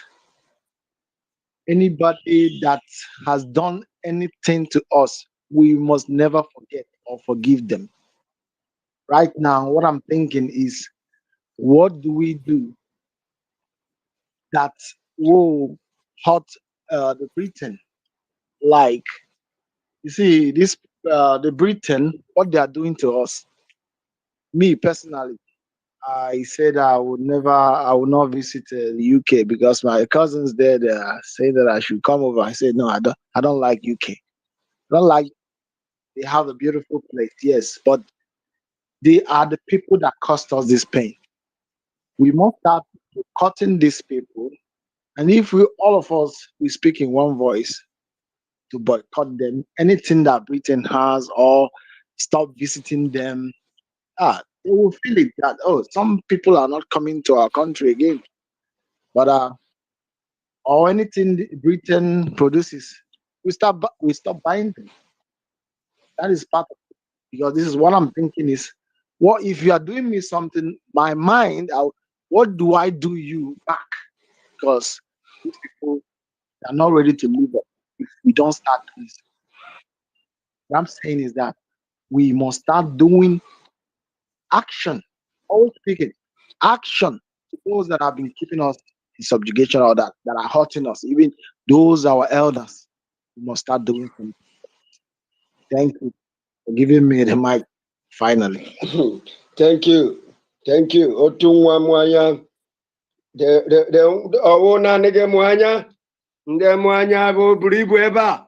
Happy na nana to no na nigga mwanya. It's all good. I think this my name is They intimidating some tell us people. that your name, I tell you. Oh, to one, are you the one that just spoke? Yes. No, I'm not the yes. one. I know Gloria will not give me mic. Hey, don't I know ever you say will not that. I know you won't give me mic. As long as you are not a terrorist here, I will give you mic. But once I detect you are a terrorist, I don't want to be you to terrorize me. You are not a terrorist, so why would I not give you mic? After all, I'm not even the one giving mic. My co-host is even the host. People don't have idea that my co-host is the host. All right, thank you, Otunwa Mwanya. And action is where I belong. Action, I'm an action it's all man. good. It's all good. Double your effort. Increase your little fire in your little corner, because this little fires is what is bringing us Biafra. We must not relent. I tell you, we must not relent. Ifeanyi, please. We will create space so you pick the mic. And then we try to bring those who are struggling to take the mic. We are trying to give you the mic, I tell you. But while we wait for you to get the mic, we will give Afure. Afure, my brother, is Biafran boys, please, if you want to speak, you let us know. You just wave us your hand and we will give it to you. But right now, Afure, you have to go and you have to come and speak, I tell you. Give us your submission. I have released 30 cents, 3 cents to you. Utilize your 3 cents, I tell you. All right. Thank you very much. All right. Good evening, everybody. Good evening to you all, my Biafra brothers, Biafra brothers and sisters. I'm speaking from Isoko province of Biafra. That is beautiful. Yeah, and That one is thing I want to say first of, thank you very much, sir. Thank you. So I want to first of all say congratulations to Sonia Akparawa for his new appointment. I think that is a very well-deserved appointment that he got. We really rejoice with him from all of us in Isoko province of Biafra. We want to say very big congratulations to Sonia Akparawa for that position. And secondly, I want to also say to all the media warriors, the media giants, that you are doing a very great work, and I want you guys to keep it up. One thing I want you people to have at the back of your mind that should always guide you is the glory that awaits you when Biafra is restored this year. It's a very huge glory that cannot be explained anyone. You know, and to some of us, thinking of the fact that in our lifetime, we are going to have a nation, a sane nation, where we can feel secured, where we can enjoy electricity, where we can enjoy good hospital, where our children can go to school, standard schools at affordable rates, is something that gives us great joy. This has been our guiding angel. Let me just put it. This has been our driving force. So that is that. And talking about Ekweremadu, I want you people to know that most of these politicians from the Biafra extract of Nigeria, trust me, the fate of Ekweremadu awaits most of them. Because when you talk of who is killing us, it is the politicians that are killing us. They make policies that kill us. Everything that they do, kill us. It is only in Nigeria you will see politicians. They would rather prefer to wipe away human being out of a spot and plant flower in that spot. Wipe out human being from a spot and plant flowers on that spot. Those are Nigerian politicians for you. So the joy, anticipating the coming of Biafra is something that gives me a very great joy. And lastly, I want to say a very big thank you to our great leader, Onyedu Mazi Nnamdi Kanu, for waking us up, because all this while I knew that something was wrong. Like me, I am allergic to suffering. I am allergic to slavery. It's not that we are not hardworking. We are very hardworking. But how come that where we are, we want to send money to our people at our respective villages, but we can't even send money? Not that we don't have the mind to send money to them. That is because of the Nigeria we find ourselves. We work so hard, wake up early in the morning, come back in the night, yet we cannot boast of anything. I was speaking with a lady today who was saying that she was a Nigerian, and I asked her, what are you proud of about Nigeria? She said nothing. I asked her, do you have light in Nigeria? She said no. Do you have good schools in Nigeria? She said no. Do you have hospital in Nigeria? I mentioned a lot of things. So, and I asked her, how can you call a place that you are not proud of anything? Your country. He kept quiet. He could not even answer. You see, a lot of Nigerians are like that. This is why this information, we need to allow it to go far. And I want to make a request, please. If every Twitter space could be uploaded on different media, if some of them could be converted into audio and could be shared on WhatsApp, and as well be uploaded on YouTube. Because like me, when I come across them on YouTube, I don't care if they are even 6 hours, I will download them. So let a lot of people have this information. These are raw information that many Nigerians, they need them, but they don't have access to them. But we need to really make all this information available so as to deliver a lot of people. I know I've spoken so far, and I want to lastly say a very big thank you to our Biafra Queen Gloria, the good man, the first. You guys are great. You are so great. Thank you very much for this time. Afure Emmanuel, my brother from the Isoko, am I correct? Isoko province.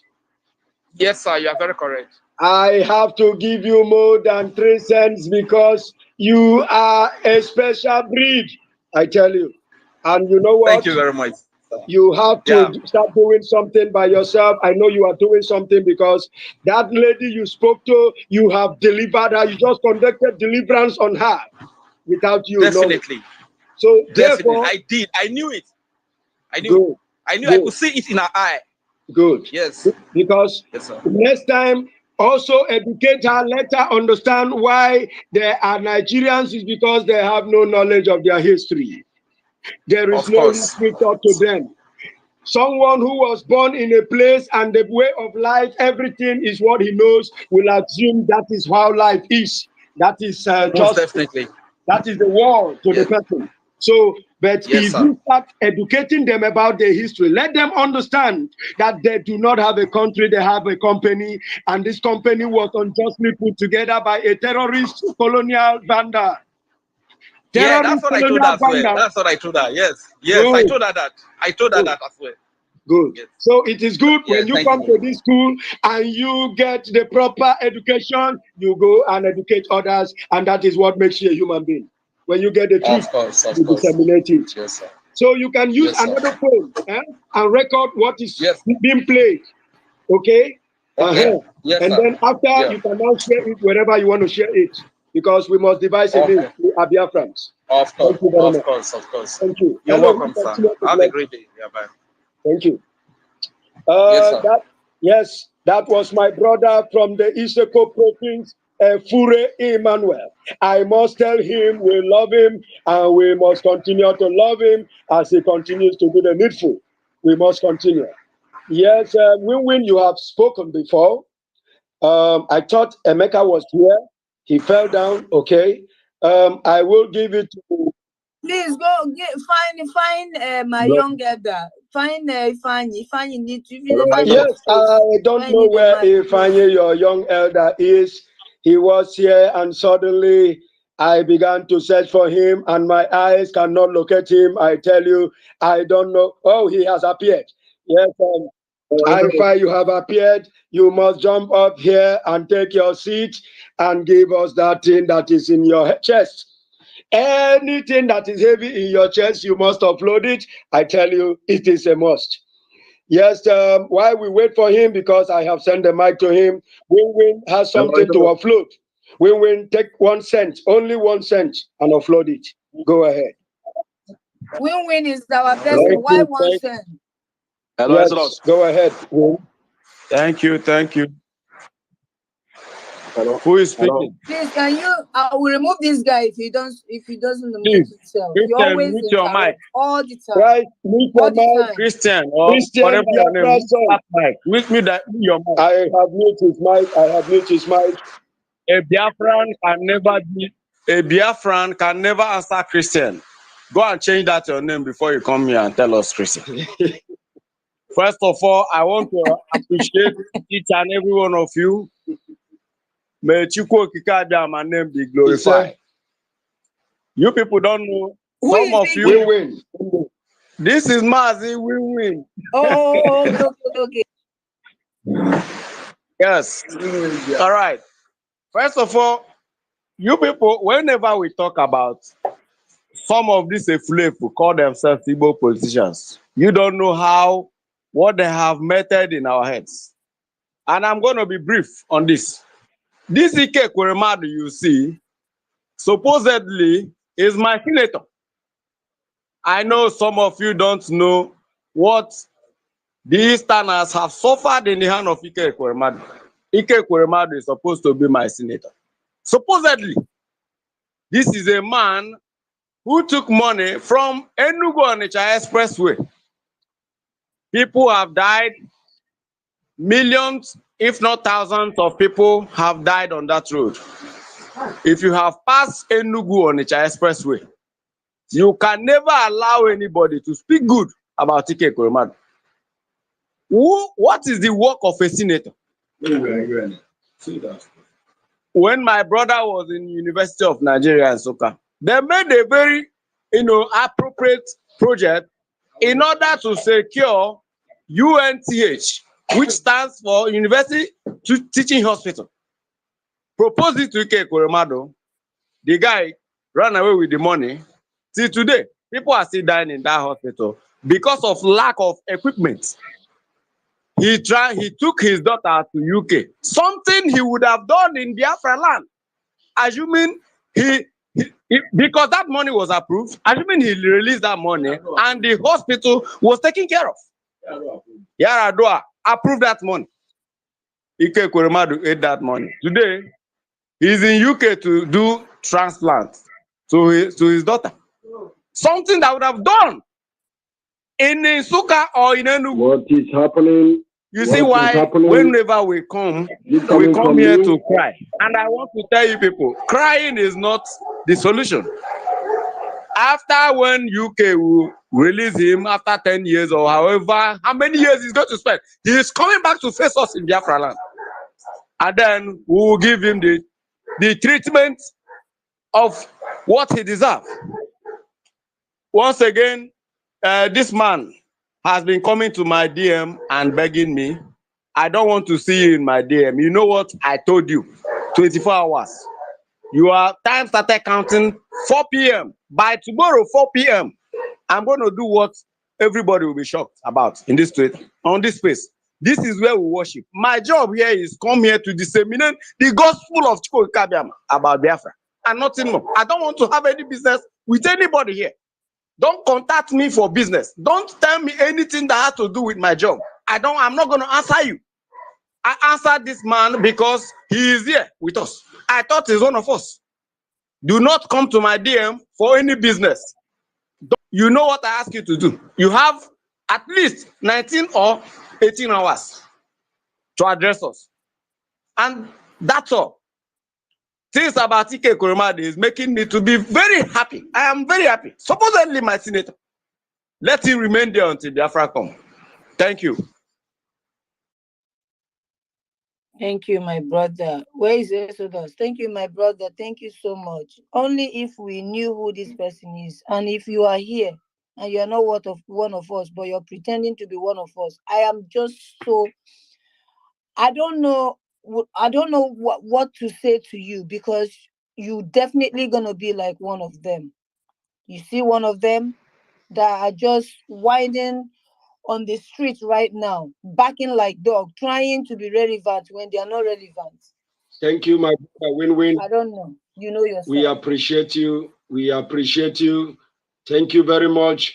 Kuremadu is a beast of no nation, and he must pay for his wickedness. He must pay, I tell you. Yes, we have to be quick and give some people the mic so that we can do this thing quickly and then take some rest.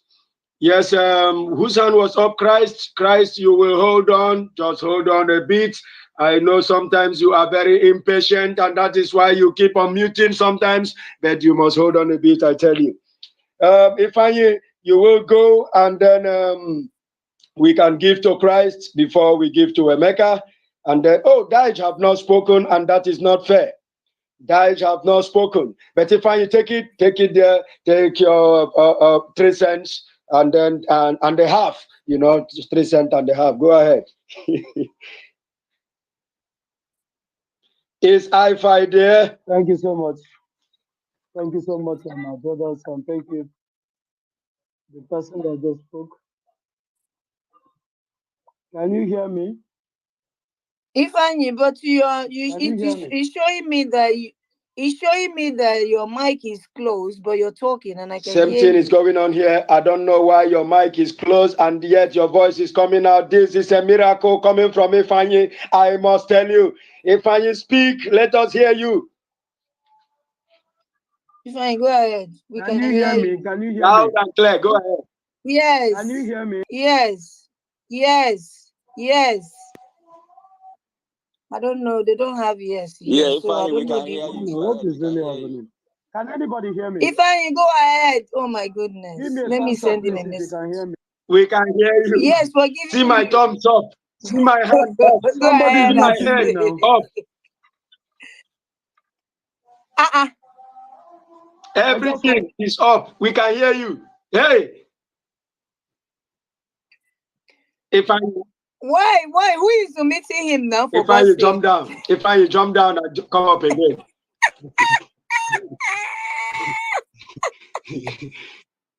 If I jump down and come up again. I don't know what is happening to your handle. I cannot tell, I must say, because your mic is muted and your voice is coming out, and yet you cannot hear us. It is a miracle. It is a Fulani magic, I must tell you. That is how Buhari became very young. Let him come back. Huh? Remove him, let him come back again. Yes, he will come back, I tell you. Okay, Christ or Christ. Christian Biafra son. This is your name, the Kwekwo. You must give us your submission, take your 3 cents, and then we will go to Mr. Deitch. Let me say this very quickly. Once Ifani, my elder, come back, I'm going to meet everybody. Ifani will talk because he's having issues. So we need to give him the space to speak when they allow him. Your elder. Hello. Go ahead. Hello, am I coming? Yes, you're coming out. Am I coming in? All right. Good evening, everyone from here. Someone said I should change my name. That my name is somehow. I don't know. Answer your name. If you want answer, if you want answer, come, go ahead. Just give us your submission. Okay. I must thank you. I must thank everyone here. You people are doing great. You are doing wonderful. I'm seeing how everything is going on, and everybody is putting on his own or her own opinion on here. So whoever that is saying that Biafra is nothing, or we cannot get Biafra, that person is joking. Because the reason why I'm saying this is that there is one of my brother that I'm living with. Whenever he see me or saw me that I'm watching Simon Ekpa broadcast, he always angry. He will ask me why is he always watching Simon Ekpa broadcast. This Biafra that we are doing itself, that thing that is going to come 5 years coming. Whenever I say that, I will so you feel angry. Like cracking him. Like you feel like giving him a clap and a slap. I would feel like slap him. I would say that what kind of human being is this? This person, is it really a Biafran or what? How can I be selling this kind of thing? That's one of my guys like that. Whenever I talk about Biafra, he will say that this Biafra self, you people should take it easy. Or what kind of this Biafra? When is he coming? I said, these are people. These people, the system of Nigeria have render your brains useless. You people are not being thinking anymore. I don't know what is wrong with you people, self. Okay, look at our leader is here. Our leader is there, suffering there. Nobody's scared. Nobody's want to. Nobody's scared to know what is passing through. These people are not giving allowed for him to get his treatment. They are talking nonsense. These people they have to reduce our leader. Our leader did not commit anything. Only but he looking for our freedom. He was fighting for us to be. He want to liberate us, so that we not be marginalized anymore. So that we live like a human being. Thank you. You have 1 minute. You have 1 minute to round up. We must continue. We are not going to. Thank you for that submission. Yes, we must continue. Who is next to go? Okay, please, Onyeka. Ifeanyi, my elder, please go. Now that Ifeanyi is sitting down, please let him just talk. You will take the mic. Thank you. Ifeanyi, go ahead. Thank you, my brothers. Thank you. I hope I'm coming. Yes, very clear. Okay, I don't know why I'm dragging my mic with Twitter. Thank God. Let me do it very quick before they collect it again. I want to tell us that many Biafrans are betrayed. Many of them will involve themselves in criminality in any country they are, and they will be imprisoned, just like a Koremadu. And when they are in prison, serving their prison term, by the time they come out, Biafra might have been 8 years old, 7 years old, 10 years old, to some 15 years old, to some 20 years old. And by the time you leave that place running that now your country is now okay, that you want to go back, you don't need all these insults from the Western world. As you're entering Biafra, you're entering the main prison, where you will now spend the remaining days of your life, where your grandchildren will be visiting you there in the prison. You will tell them how you betrayed the liberation that they are enjoying today. That is what is going to be their portion. Ekweremadu will be the number one. As he's serving 10 years, by the time he's out, Biafra is 9 years. As he's entering Biafra, he's entering into another prison. Unless he will seek asylum and remain there till the day he dies, his corpse will not enter Biafra land. They'll probably throw him inside one river there, or probably maybe, perhaps, throw him inside the burning. Use the skeleton for experiment somewhere in the Western world there. That is what I want to tell us. For those that want to betray, they can go ahead and betray. Our leader said, once you finish serving this, you will come back in this grave. And in Biafra land, we will give it to you in a double fold. Thank you so much. We must have to continue with what we are doing. God bless you. That's the little I wanted to add to what our brother said. Thank you so much. Thank you. Thank you, my brother. I you even used less than 3 cents. That is very, very awesome. I tell you, you are a good man. You are a good man. Who say you are not a good man? Oh, no, you are a very good elder, I tell you. We must continue. Because we are winding, we don't want to take much time, and that is why we are reducing your time to 3 cents. 3 cents so that everybody will have a share to speak. And then we don't know when we will just wind down. And when are we winding down? This is 3 o'clock from here. How many hours this have is we 8 spent o'clock so here, baby. This is 8 o'clock. And we need to so if they didn't hold their righteous of conscience again. It's like they did not hold it again today. I'm looking for the first. Hello? Coming of the yes, something come up, duty come up, so he couldn't make it. By tomorrow, 4 o'clock, sometime tomorrow. All right. The Exodus, Sungwan is 8 o'clock there. You two want to rest. You can round it up in 15 minutes, or I don't know how many minutes. Well, who is this person? Please hold on. That's why I don't give you mic, because I don't know what is wrong with you guys. Who? Let's take 30 minutes. But where is the first? So where did the first go? Please, the host, Biafra Queen. I'm here. Please allow Onyeka. Onyeka has been coming to the space for a very long time now. They never allowed him with Unbelievable. I am a no break every protocol. Okay. I leave him with the co-host, and he's also a host. Onye na-eme ibi agaghị enye gị mic iwe wena gị o nwanne gwere mic a kwuo okwu. In fact, instead of 3 cents enyere m gị 4. Were ha niile. Now go ahead, the floor is yours, Onyeka. But Mr. Daji has been here. Mr. Daji, I don't know if you want to speak. Please raise your hand up. Immediately Onyeka finishes, you will take the mic if you want to speak. We respect you from our Kwararafa Republic from the Middle Belt. Yes, you will speak, but let Onyeka go. Onyeka, please take the mic. Take the mic.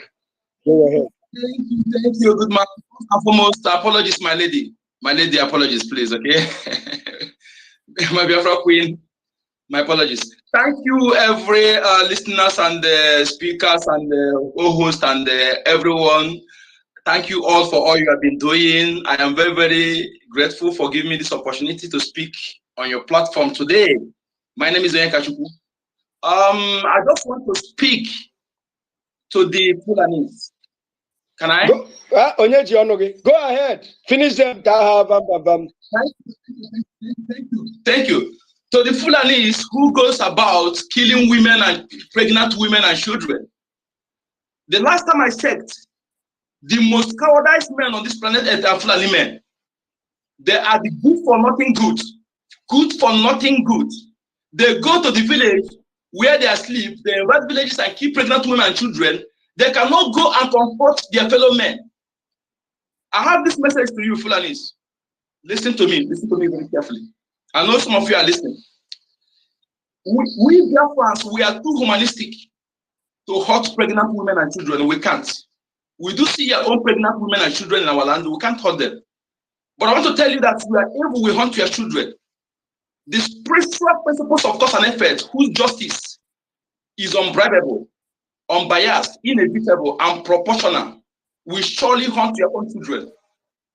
And I'm telling you, Fulanis, in that space, the Biafrans are oldest before any. And we can never be alive, allow you from Sahel, you Arab Sahelian immigrants of tribe of Ishmael, to come to our land, to dispossess our land. We would rather die on our feet than living on our knees. It is better to say no than to live in a perpetual slavery. We can never live and see you Fulani to take over our land. We prefer to die than to allow you. Hear me clearly, okay? And I want to give you one year again. You, some of our indigenous people that have not yet understand that Fulanis are your enemy. And you allow yourself to be used. Yet, you don't learn your lesson. You don't learn from Gowan. If Gowan were told that the people he led in France 50 years ago, be killing his own people today, Gowan wouldn't have believed. Yet, some of you who claim to be journalists, prefer to serve the enemy of your people because of money or because of whatever you may call it. You will not be funny. We are not begging you. And some of you who are holding our master and the can, we are not begging you. It's a must. It's a must. You must release him. If you don't release him, you will pay. Your children will pay. Your born generation will pay. We are not begging you. Any of you who are involved, my name is Onyeka Chukwu. Onyeka Chukwu is my name. I'm not hiding my face. I'm one of the disciples of His Excellency Onyeka Mazen Nnamdi Kanu on Biafra Restoration, an unapologetic supporter, defender, and follower of his future son, the Prime Minister of Biafra Republic Government in exile, and the Biafra spokesperson, Master Onyeka, the big guy. I rest my case. Thank you. Thank you. Thank you. Wachineke. Onyekachi. There is nobody bigger than our God. Onyeka Chukwu. Nobody is greater and bigger than our God. Nobody. Amube Yamo. Britain, you are nothing. You are just a terrorist, colonial vandal. That is what you are. And the measure you meted out shall be measured back to you. Britain, you will receive your own recompense. You will receive in your own coin. Islam will take over Britain and they will mercilessly deal with you. They will overrun your land. UK will become an Islamic nation. Very soon, you will pay with your own coin. I tell you. What are you being killed for? We are being killed for a lot. We are being killed for because we want to be counted as humans. That is why we are being killed. But I will let somebody speak. Let me give the mic to those who are here to speak. I must not be talking alone. I tell you, this platform is for all of us. Thank you, Onyeka Chukwu. There is nobody bigger than our God. Emeka, I don't know when I bring you up. Twitter keeps you down. I don't know. I must say, I don't know what is happening. I don't know. I must say. I want to say something, please, guys. If you take up mic, can you speak immediately so I will have space to bring people? If not, there's no need of bringing you to speaker if you can't speak. If you pick up the mic immediately, somebody finish. Please just go ahead and speak So you can go down, please. Thank you. If you tell them go ahead and speak, everybody will just start speaking. No, no, go. No, they understand what I mean. Like But when they are called upon, they should stay behind their mic, so that when they are called, they can speak. Yeah, if you pick up if you're on the speaker, please raise your hand so immediately he will be able to call you in. If not, I'll bring you down, please. I don't want to be rude. Now, Okay? woman hold the steering. How come when you do this steering, Nanya? In fact, you must obey the last command. Yes, Mr. Deitch. Okay, let Mr. Deitch speak. He has been here for a while, and then I will give our lady before I give that. But he's not raising his hand, so he might not want to talk. You might as well bring him down. I don't think he is close to his mic. Mr. Deitch is always here to speak, but maybe he's not close to the mic. But it's okay. We will give it to Stella, our beloved Stella, to speak while Biafran, what's that his name? Biafran Parliament, you get ready to speak. Go ahead, our beautiful lady Stella, and make your submission. Yeah, thank you very much for this opportunity once more. In case anybody in Biafra land or in Nigeria, they are still not understanding whom their enemies are, I want to give you a little list of your enemies so that when you get in contact with them, you will know and you know what to do. Because sometimes they will see some problem of people, herdsmen killing people or beating people or whatever, and they'll still go back to call the police or they call the military to come and help them when they don't know that even the militaries and the police, they're all their enemies. So I want to give them the list of their enemies in case they don't know. One is Fulanese, the herdsmen. If you see them in your bushes, they are your enemies. Another one is the politicians. When all these politicians you see, they're all your enemies. When you're looking for a help, don't go to them. You will fall inside their traps. With your governors, they are all your enemies. Stop going to them. You will fall into their traps. All the councillors, they are your enemies. Don't near them. All the compromised Nigerian police, they are all your enemies. If you see them at the checkpoint or whatever they call it, avoid them. Avoid them. If you have problem, don't go to them. They won't give you any solution. The militaries, the same thing. The navies, the same thing. The customs, the same thing. They're all your enemies. The embargoes, they are your enemies. Put it in your head. Don't forget. The special forces were written in yellow colors on a black shirts and trousers. They are your enemies. When you see them in any occasion, avoid them. They are your enemies. Run for your life. They are your enemies. The Ohanese groups, they are your enemies. Avoid them as much as possible. So thank you for this opportunity. Thank you. Thank you, beautiful sister Stella. You have just outlined all the enemies of our people. And those who have ears to hear, let them hear the voice of the people of Elohim. You are the true prophets. All of you here that are on the side of the truth, you are the genuine people Elohim uses, not those liars and criminals who are thieves in the name of the Lord. We must continue. Yes, we needed to give it to Biafran Parliament, but let us just hear from Emeka. He has been coming up and he has been going down. Yes, go ahead. Yes, so thank you, ladies and gentlemen. Let's say the madman remember me today, so did they kick me out anyhow? Twitter, no one see you. They really they kick you like football. I'm telling you. So, so let's go straight to the point. What are you being killed for? Fulanis are terrorizing us. You know, I saw a video yesterday, which I sort of responded to the British, as a whole, as a nation. The leaders, the elites, are actually putting their citizens into serious trouble. For them conniving with the Fulani terrorists many years ago, that thing they failed to curb, because what was reigning then was terrorism. They brought terrorism to indigenous lands and they called it colonialism. You know, they made it a very sweet word, colonialism, but it's still terrorism. They connive with another fellow terrorists, which are the Fulanis. But now the British are not terrorizing people, directly as much as they used to do before. They've repented, and the citizens are very well civilized, very well, caring, and all, are very, very concerned.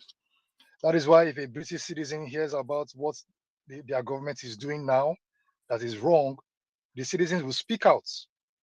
But guess what? Any Fulani individual, wherever they are in the world, whether they're in diaspora, whether they're in Africa, which is still diaspora for them, anything, whether they're in Saudi Arabia, which is where they come from, they support the anarchy being meted on indigenous people. Every Fulani that I've seen, they support their brothers one way or another. So there is no hope. In my own opinion, there's no hope for the Fulanis. They will keep on causing anarchy upon anarchy upon anarchy. One thing the British need to know is that the Fulanis hate them. The only reason the Fulanis are willing to work with the British is because the British has more firepower. The British has more power. The British can deal with them anytime. I've met Fulanis. I have Fulani friends, even while living in Lagos. I've met some that a few of them that are billionaires. They talk they don't like, even the Oyibo totally. The Fulanis don't even like white men. Brother Ifan, if you remember that interview we had with that other Fulani boy from Sudan, he said that they don't like the Westerners. He said so himself, a Fulani man. He said that the British know that they think alike, fellow terrorists in that context. But the only difference, like I said, to reiterate further, is that the citizens are well civilized. Their citizens are well civilized. They can speak for or against their government as long as it's within their rights, as long as it supports the truth. About a decade ago, in a small city in London, I don't know the name of the city, I can't remember, but I saw the video on YouTube. There was a sheikh, an Islamic extremist that was pushing for Sharia law in England, but he did not succeed. This was 10 years ago, or over 10 years ago, because the last time I saw the video last year, it was 9 years old on YouTube. But I believe now this year to be 10 years or almost 10 years. This man was pushing for Sharia law in a legal way, in a due process. My guy, they submit documents, they share flyer, they post things here and there. That in their small community where it's dominated by Muslims or Islamic people, they don't want drinking of alcohol, they don't want inkewa, they don't want this, they don't want so-called indecent dressing and all that. And punishments, be cutting of hands, cutting of this, cutting of that, basically shedding of blood, because they like, this Wahhabi kind of Islam is one of the highest way of barbaric Islam I've ever seen on the face of the earth. This man went with due process. These Islamic terrorists went with due process to make sure Sharia is being implemented in England 10 years ago. Fast forward a bit, there were about 2 politicians from England that were found in the mosque praying with this Islam, it's Islamic people. That was a separate video. Before they now gave whoever to become the mayor, another Islamic guy to become the mayor. Now, an Islamic guy is their prime minister. Okay. Then yesterday, the video that emerged, where I don't really know the full details what was going on, but it's obvious that the mob that were attacking one individual, the mob were Islamic people. You don't need a prophet to tell you that these people will go wild when you give them the opportunity to, especially when they are in a democratic, civilized society. They will act violent. They will cause, even this high-level witch that died like last year, when she was alive, the Queen of England, they caused her. They said death to the Queen about 2 or 3 years ago. Nothing happened to them. These people don't understand. The Fulanis will come for everybody. So the British that are thinking that they're working, or Fulanis are their boy now, because they have a greater power, upper hand. Tomorrow, in fact, they've already infiltrated England. Remain small. And by the way, Mazi Nnamdi Kanu warned them. Was it yes before he was kidnapped and renditioned? Mazi Nnamdi Kanu warned them that he knows that they see things, the elites, whoever, they see things spiritually, that Biafra is here. Biafra is here to stay. And that if they don't allow Biafra to go, if they don't allow us to go, the United Kingdom will breaking. We're broken into like 10 pieces. You not even reach 3 days. I think it was Wales. Please correct me if I'm wrong. I think it was Wales. 3 days after Nnamdi Kanu made that statement, Wales said that they're no longer going to be part of the United Kingdom. About 3 days after. This is not a joke. So, in other words, in conclusion, the British elites, whoever they are, I don't know whether they're Satan they worship or not the true God they worship. They are wagering the lifeline of their sovereignty being the United Kingdom. Yes, they are wagering their sovereignty being the United Kingdom to the life of one man that is being backed up by Chukwu Okike Abiyama. So my advice in conclusion, because there's no hope for the Fulanese as far as I'm concerned, but the British have hope to get out of this mess. They have to push the Fulanese to release Mazi Nnamdi Kanu, or Mazi Nnamdi Kanu release through us, and the British will still fall. That's all I have for now. Thank you. Thank you, my brother. Thank you for that submission. British must fall. Britain must fall. Britain has been cursed with an eternal cost because Britain is the destroyer of nations. Britain starved people to death in India. Children suffered kwashiorkor and died of hunger. Britain killed over 3 million children in Biafra land through starvation and supply of ammunition. Britain went and killed indigenous people in Australia. Britain went and killed the real Americans, the Red Indians. Britain has destroyed indigenous people. Ghana. And therefore Britain must fall. Ghana, South Britain. Africa, Kenya. Thank you. All the African countries. Britain is a destroyer of nations, and therefore India, remember India too. India, they starve their children. Britain must pay. Britain must pay. They must pay heavily, a very heavy price. The worst is for them to kidnap Mazi Nnamdi Kanu. The child of Elohim, that is where they broke the camel's back. Because they are 100% complicit in that kidnap and torture and detention and continued detention of that innocent man. Britain must pay. They must pay a very huge price. They will regret ever touching God's anointed. That is where they have broken the camel's back. But we must continue. We must continue, my people. We must continue. Biafra is here. We can see it. We can feel it. We will soon grab it. Yes, my brother Dennis, give us your 3 coins. It is already. Greetings, my people. Your friend, hold on. Who is the person I want to? Hold on. Hold on, Dennis, please. Okay.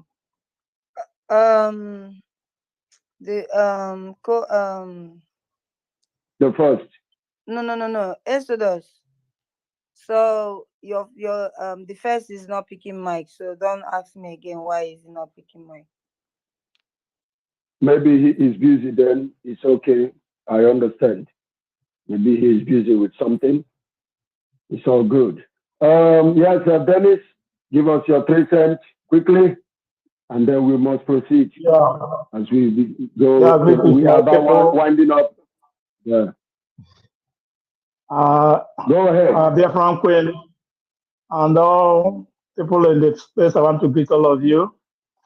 I just want to drop this piece of advice to the Biafrans that are still in the dark. Because our Prime Minister told them that if by now you are not seeing the green light that Biafra is here, that means you are still in the dark. I want to advise them to sit up because what happened in the ancient time is about to happen again. I remember vividly in the Bible, when the people conspired to work against the Israelites and God gave them confusion, they started to kill themselves. That is how God will give confusion upon the Britain and they will begin to work against themselves. Biafra is a shore, Biafra is a nation endowed by the light of God. Therefore, my fellow Biafrans, wherever you may be, it is time to stand up and defend yourself. It is time to stand up and collect what belongs to you because the Nigerian contraction has since expired and there is no going back. Just like the Jesus of old, our leader is there in the dungeon, but I know he's coming back with the Biafran flag to raise it up. And our Prime Minister is fighting tooth and nail to keep the flag flying. Therefore, we must forge ahead because Biafra is a sure banker. Britain, they has met their Waterloo and they will end like the people that fought against the Israelites in the olden days. Therefore, I want to thank you for the good work you're doing. And I just say, keep it up. More days ahead. And Biafra is sure. Thank you very much. Thank you, Dennis, for giving us that quick one. Thank you. Britain must meet their Waterloo, I tell you. Thank you, Dennis. Elohim continue to bless you as you do the needful, because Elohim will never bless you if you don't do the needful. As you continue to do the needful, Elohim Chukwoki Biama will continue to bless and strengthen you. Thank you very much.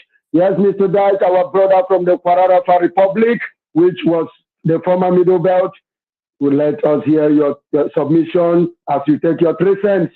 Go ahead, my brother. Good evening from here. Good morning to everyone, depending on your location. Good morning, all freedom of lovers, all lovers of freedom. I greet all my Odudua brothers. I greet all of you, my Biafran brothers. I greet all of my Kwarafa brothers. Please, I just want, especially you, my brother Exodus, I just want you to please tip in some advice for my brothers over here, because I have been trying so much to educate my brothers over here, just to let them know that Biafrans are not a problem, Fulani are our problems.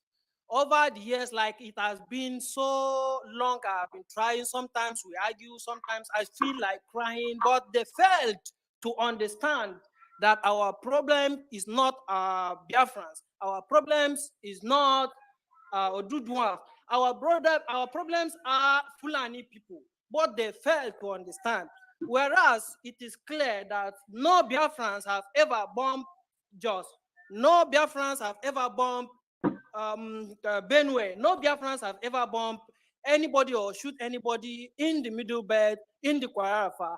But they still, with all this evidence, they still fail to understand that our problems are the people that are killing us and are taking over our lands. And so I got, some of them with me. So I just want you to please tip in some advice for them, because I have been trying so hard to, let them understand, but it has been so hard, to put them out. Please, I just need advice. Thank you. Thank you, my brother. It's like you just gave me something to be doing. Every time I come, I must address these 3 territories that was lumped together unjustly. Before you help these people, you must begin from the beginning. You must try to tell them the history that they know nothing about. Because once you lack your history as a people, you have lost every ground, I tell you. The feet on the ground under your feet is no longer your own. It is now that of a stranger. Until you know your history, that is when you will fight like a wounded lion to protect it. Lions fight to protect their domain because they know it is their domain. And the one that is coming must fight toothlessly to take it because he has come to take it. So therefore, my people from the Middle Belt, It is time that you know your history. You were living peacefully with your Oduduwan brothers. You were living peacefully with your Biafran brothers. You were sharing common boundaries. You were not fighting each other. You were having this inter-trade relationship. Nobody was coming at night to kill you, kill your families, burn down your house, and go and come back again and begin to cleanse your land from the indigenous people. Until these terrorists from the West and from Europe invaded us, lumped us together unjustly, and then branded us Nigeria. It was branded the Royal Niger Territories Company. We were just a company, nothing but a mere company.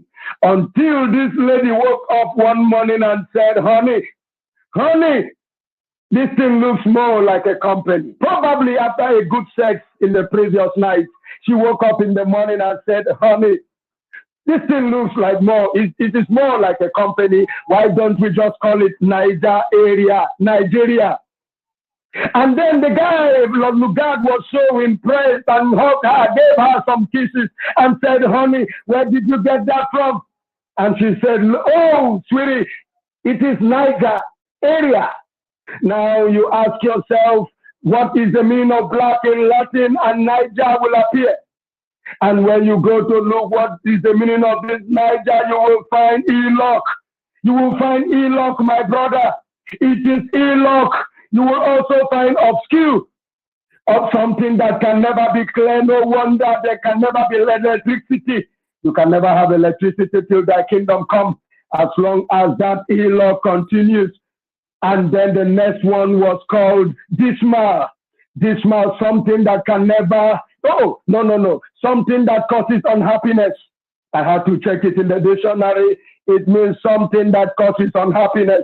You ask them if they are happy as Nigerians, let them give you their answer, and then they will begin to see how stupid and mentally destroyed they have been, including Yami Jodo that have not allowed them to think anymore. The first cow with the Fulani, after sleeping with the cow, they bring it to the market and sell it cheap. That is why cow meat is the cheapest in the market. And that is, of course, the people are poor and wretched. They will go for what is cheap, and they will eat suya without knowing what they are eating. Lo and behold, Nigeria was put together to fail. It is a Royal Niger Territories Company that was rebranded Nigeria. It was never put together to work and will never ever work. And that is why the Biafrans are here, to do the needful. They have not just conquered the whole territory. They made sure they handed you over to alien foreigners like them, terrorists like them. They rigged the first census to give them the majority. When I say them, I mean they are like their counterpart, the Fulanis, who came from the Potajalo mountain.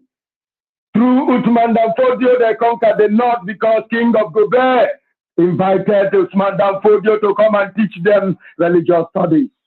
And while they were teaching the religious studies, he began to brainwash the locals that their leaders are treating them badly. And he is the angel that will give them good life. If they happen to take down their leaders, they will have a good life. And these illiterate, foolish, helpless people had to align with their destroyer. Of course, they never knew he was deceiving them. He was coming with the takia, and that is exactly what they have been using upon the populations. In that, if I don't like calling them populations, I like calling them commodities. They have been using the takia. That is why even this period they told you about New Nigeria, the last one they told you about change, they always come with one foolish name or the other, and you people will dance Yanka Dede and fall for their gimmicks.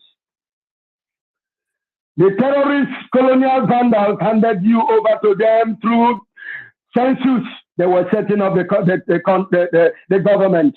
So they did the census and gave them the majority.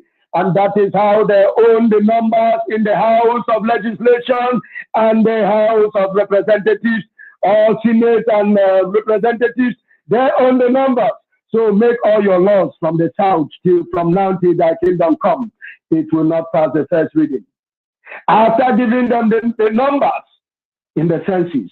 They now read the first election to hand it over to Ahmedu Bello, who was able to tell you that the South is a conquered territory and the Middle Belt are their willing tools. They will make sure you from the South do not take control of your future. And that is what they have been perfecting, and that is the agenda. Have you taken hold of your future as a Southerner? No. All the police, all the SARS, they are all in the South killing you. You are the ones that fill all the police stations, all the prisons. They build all these prisons. They are for you in the South. It is not for the North.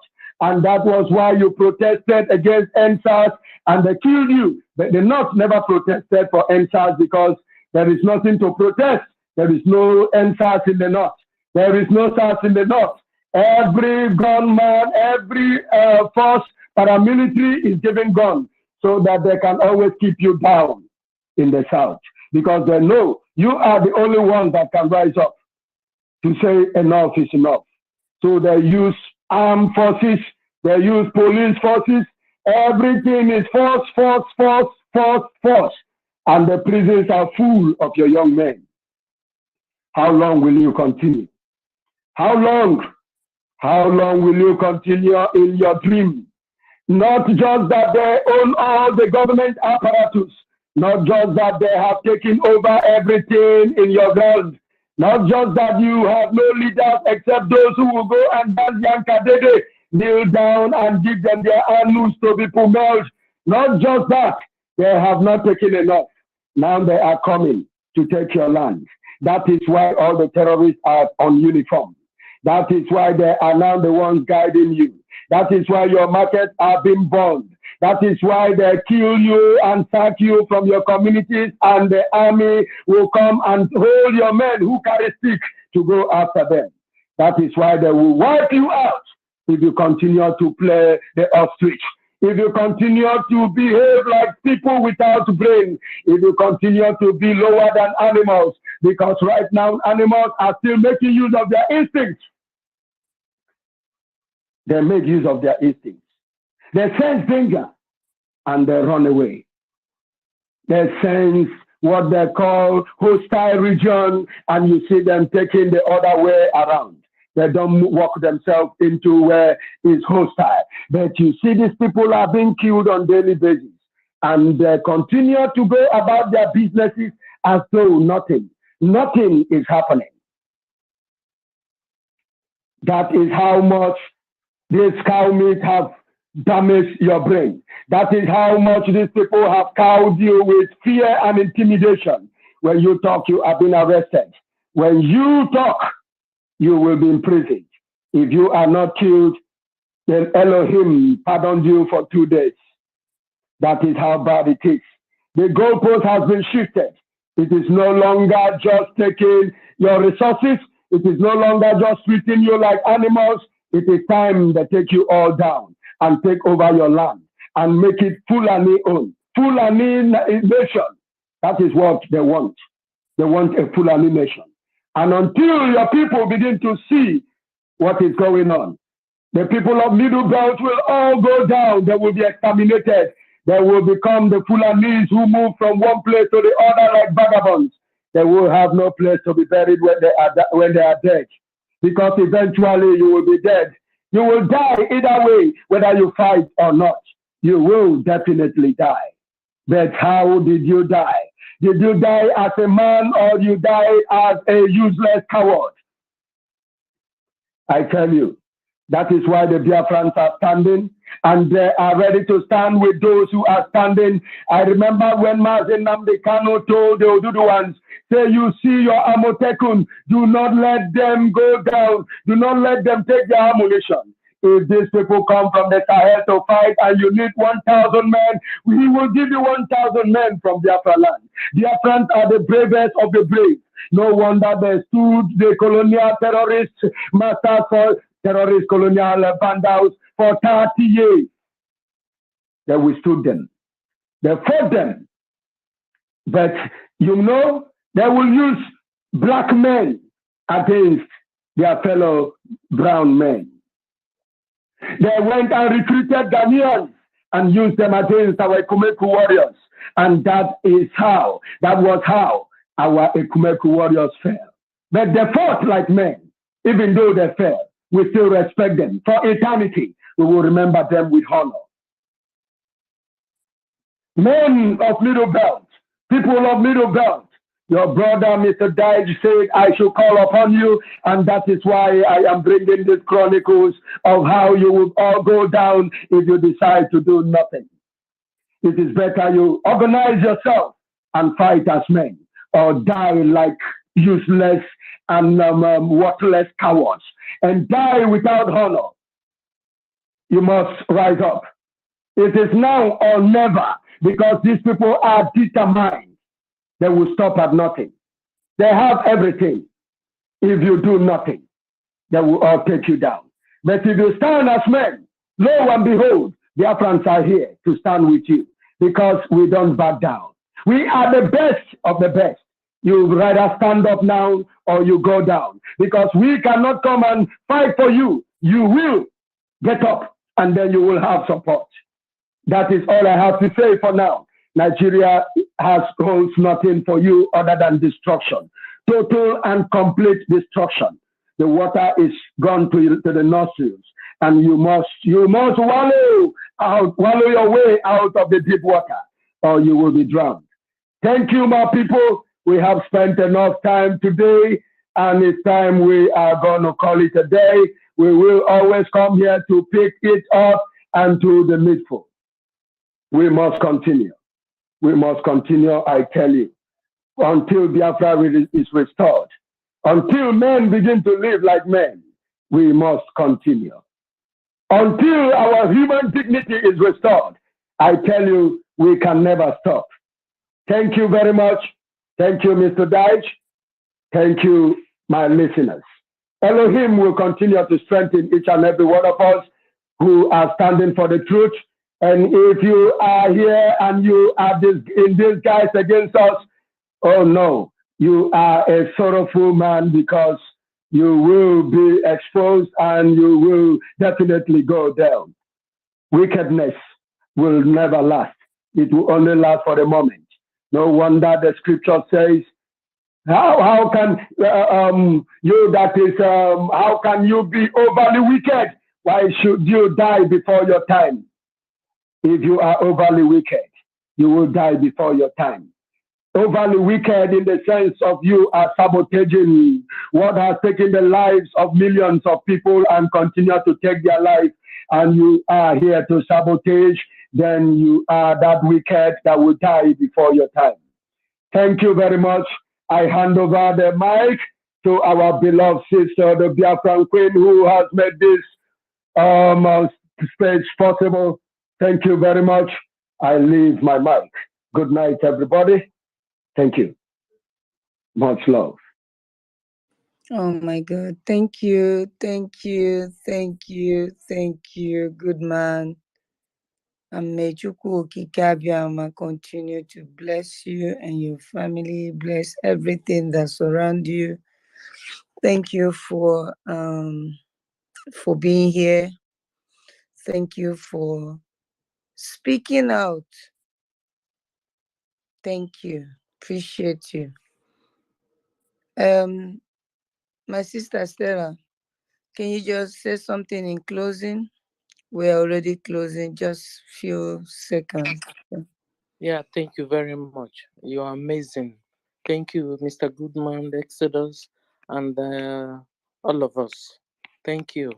In my conclusion, we must not be deceived. The Fulanis are coming. If they are not gotten to you yet, maybe you're in the capital city, Abuja. You are in the township, Lagos. You are in Port Harcourt. All these capital cities. You've not had anything yet. Don't be deceived. They are coming. They are coming. They are coming. The jihadists, they are coming. Shetima is coming. Very soon, you will see him begin to manifest all the threats he has leashed on us. He will begin to manifest them. So they are coming. So I thank everybody today.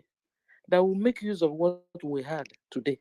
And if you have relatives in Nigeria, send get them, let them know this information and let them be prepared. Let them support Biafran liberation movement. That's our way, our only way out. Biafra. There's no other way out but Biafra. Thank you, African Queen, for giving me this opportunity. Good night, everybody. Good night.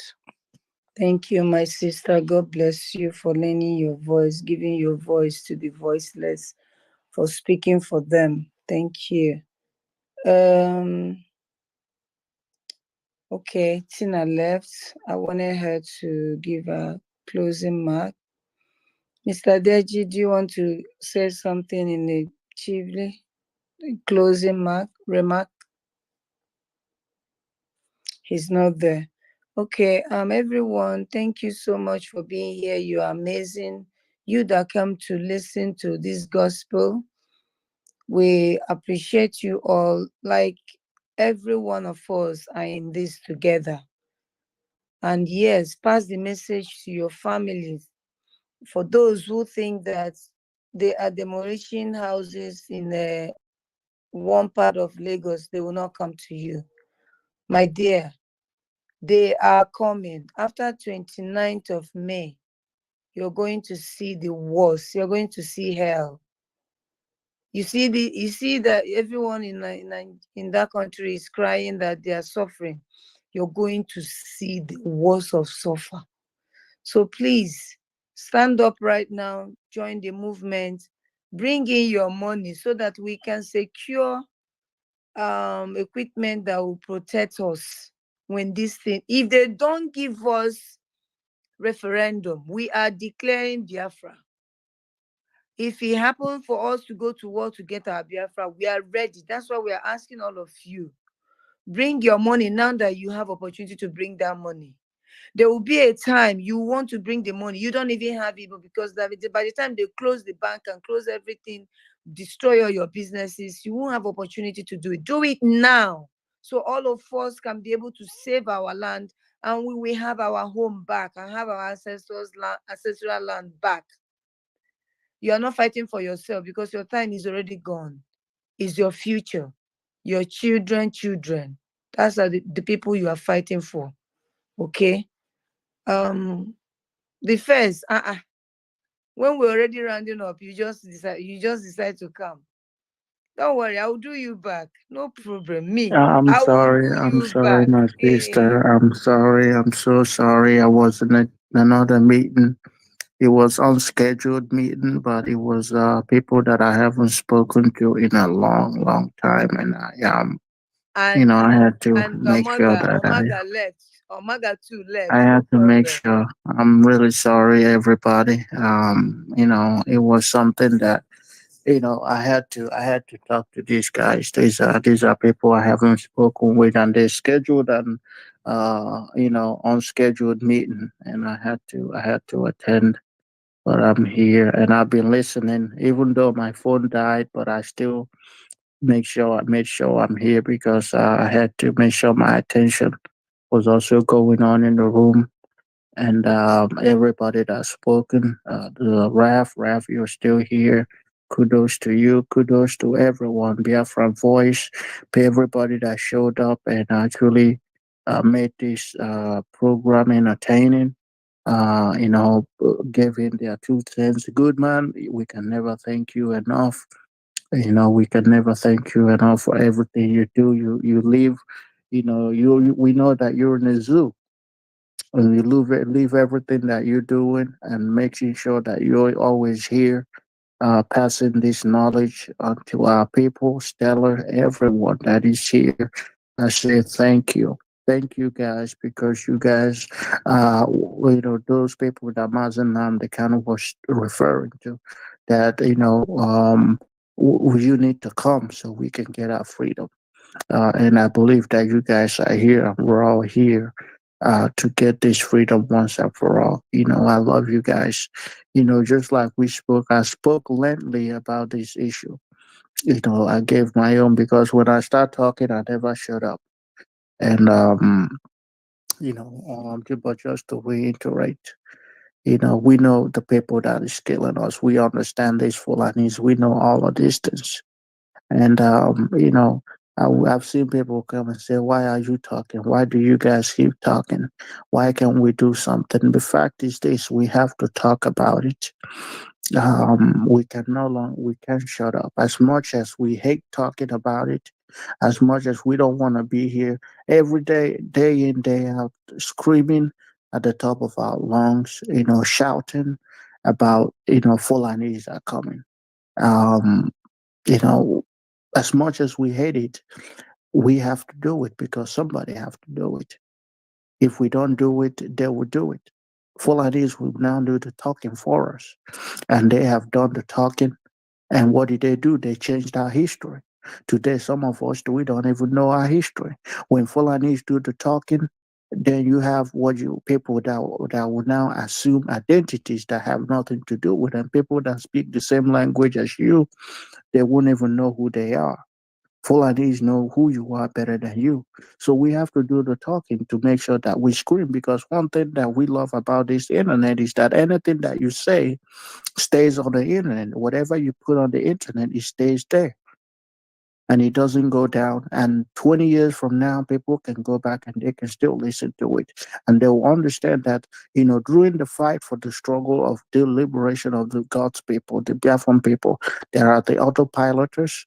They stood their firm, they stood their ground, they never waver.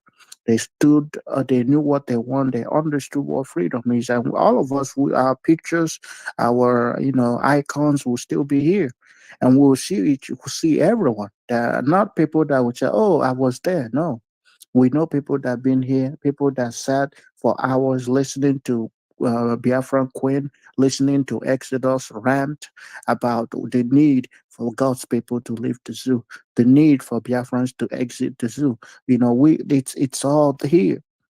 So what we are doing is history. History doesn't get written in one day. It is a process, and what we are doing right now, just like it's a marathon to get Biafra. What we are doing right now, we're setting the stage, we're setting the ground for the history that we will write. And just like Biafra Kwe just said, we are not waiting to get referendum, because we know Fulani, they don't understand English. You don't speak English to Fulanis.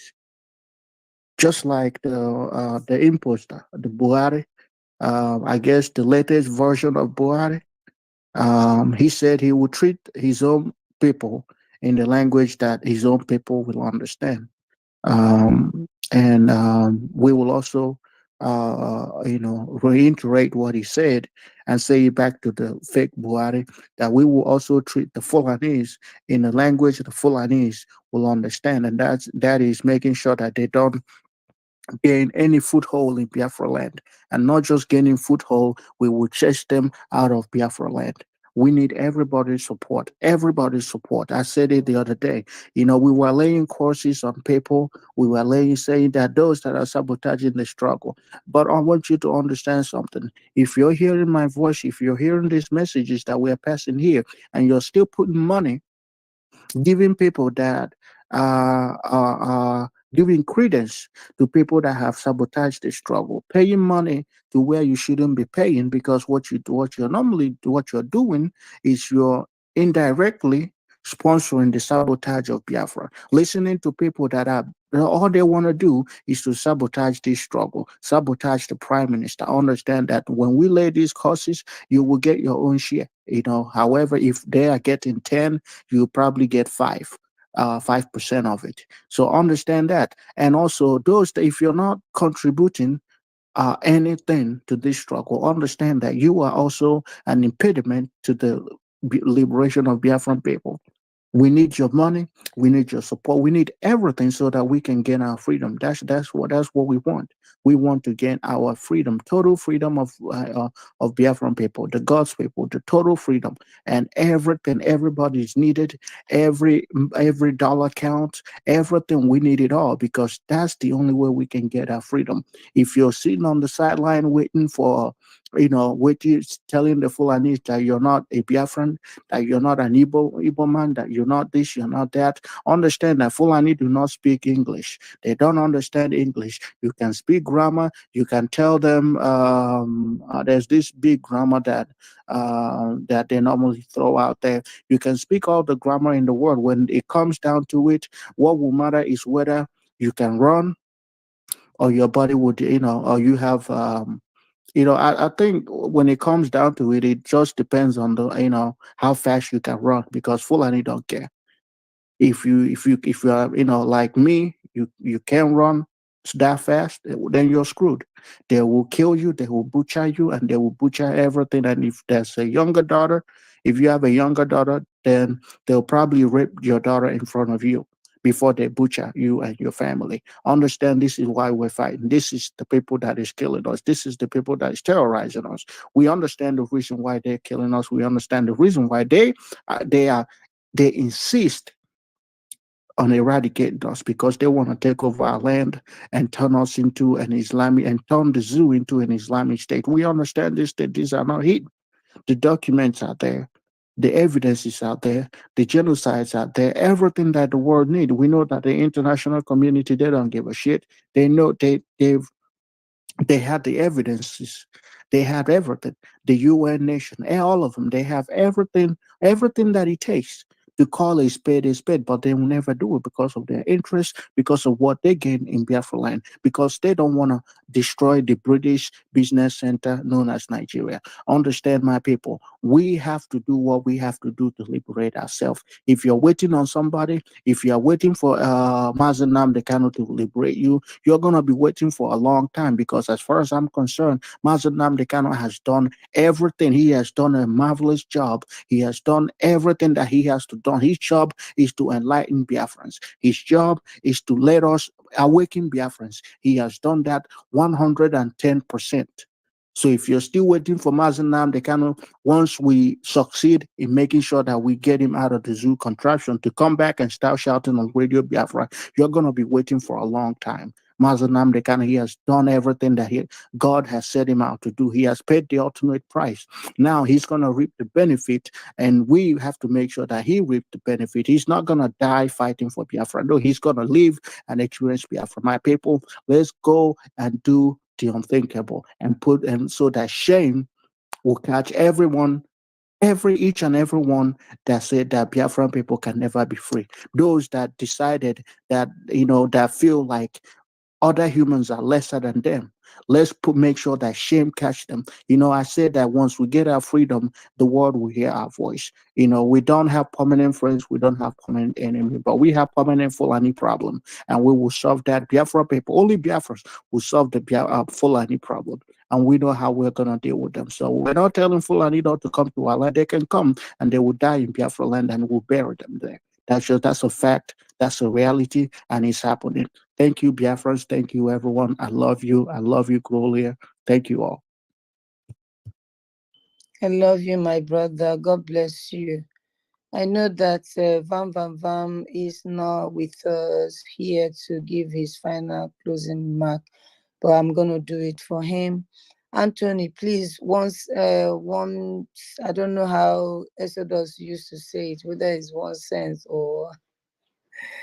Please, we are closing already, and you've been here all the while. You didn't want to pick mic, so please unmute yourself and speak just quick, okay? I think Simon Ekpa is live. Anthony. Yeah, my sister. Yeah, it's me, Anthony. Before he asked me a question if I'm contributing, I say yes. Many people know me who I am. I'm from. I live in Oregon, but I'm from. Yeah, Vam. Vam, why you? Vam is here. How can you say I'm not here? Vam is here. Oh, no, don't have Vam for 8 hours. Why you?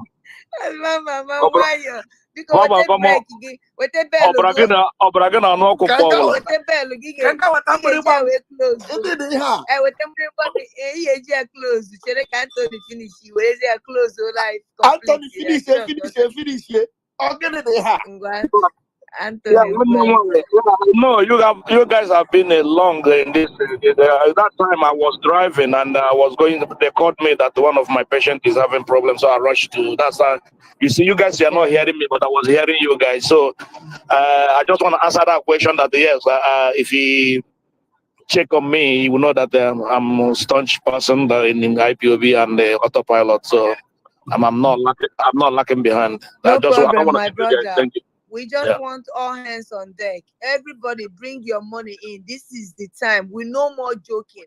If you're spending $200 for every week for your grocery, remove $100, use 100, just anything to make us get this freedom. We will get this freedom. I'm telling you guys, we will not allow Fulani to take our central land. It will never happen. Never happen. She wants us onye jingo jete. Okay, Yes, onye jingo yes, jete. So yes. I'm Oregon. I'm the they make me admin at Oregon. So I'm working on that to bring more people in. Thank you so much. Udo. Ngwanu. Vam. Admin at Oregon. So I'm working on that to bring more people in. Okay. All right, Anthony, meet yourself, okay? Abi, meet yourself. Yeah, thank you. Right. Bam. All right, Biafran Queen, I want to thank you. You are awesome. Exodus, the good man himself, I want to appreciate you. The first, my goodness, you are just like, in fact, you are more than another dragon. You are a warrior. Thank you so much. You are something else. Stella, I appreciate you. Every one of you, I really appreciate you guys. 8 solid hours. You guys have been pumping the arsenal from every angle, giving them up, left, right, and center, giving them uppercut. And right now, I'm going to give them right now below the jaw. I'm going to give them an uppercut that will end them completely. All you enemies, all you janjaweed, all you that say that our leader Mazi Nnamdi Kanu will not see the light of the day, your end has come. Your end has come because Biafra has come to stay. And Mazi Nnamdi Kanu must march out majestically with the Biafran flag in his hand to restore the kingdom of heaven on the face of the earth. You cannot stop him. We tell you, you cannot stop him. We told you this month of May, may your misery be revealed. May your misery manifest. As we know that holding Mazi Nnamdi Kanu will intensify your misery. All you zoo elements. Holding Mazi Nnamdi Kanu will elongate your misery. You must release the Son of Heaven. And that is why we are bringing this particular space to an end where we'll fight a good fight and we will finish our cause. My name remains Rafael Chamaka Jere, aka Pastor Vam Vam Vam. Pastor Vam Vam Vam. Thank you very much. Thank you so much for your time. I appreciate it. I know that this is bank holiday. You're supposed to be having your rest, but we still drag you out. Thank you so much for being here. Appreciate you so much. Thank you, Mazugo. I know he's not here. God bless you for also your input. Thank you, Fanny Wara. Thank you, everyone. Win-win. Mazu Woma, I did not hear you speak on this space today. I don't know what is happening. But anyway, God bless you. God bless you, my sister Faith, Stella, Nna, Emeka, everyone. If I did not mention your name, just know that you are being loved. And you will continue to be loved. We love you. We love you. Hero, my brother, thank you so much. Ekesin, everyone, God bless you for being here. And Mazi Raphael, what is the name of that our brother from Ghana? What's that his name? From Ghana. Okay. Max, Awimbuni. His name is Max. God bless him so well for always coming here to, also give his own amazing submission. He's so amazing. I've never seen somebody. In fact, his blood is complete, full Biafran.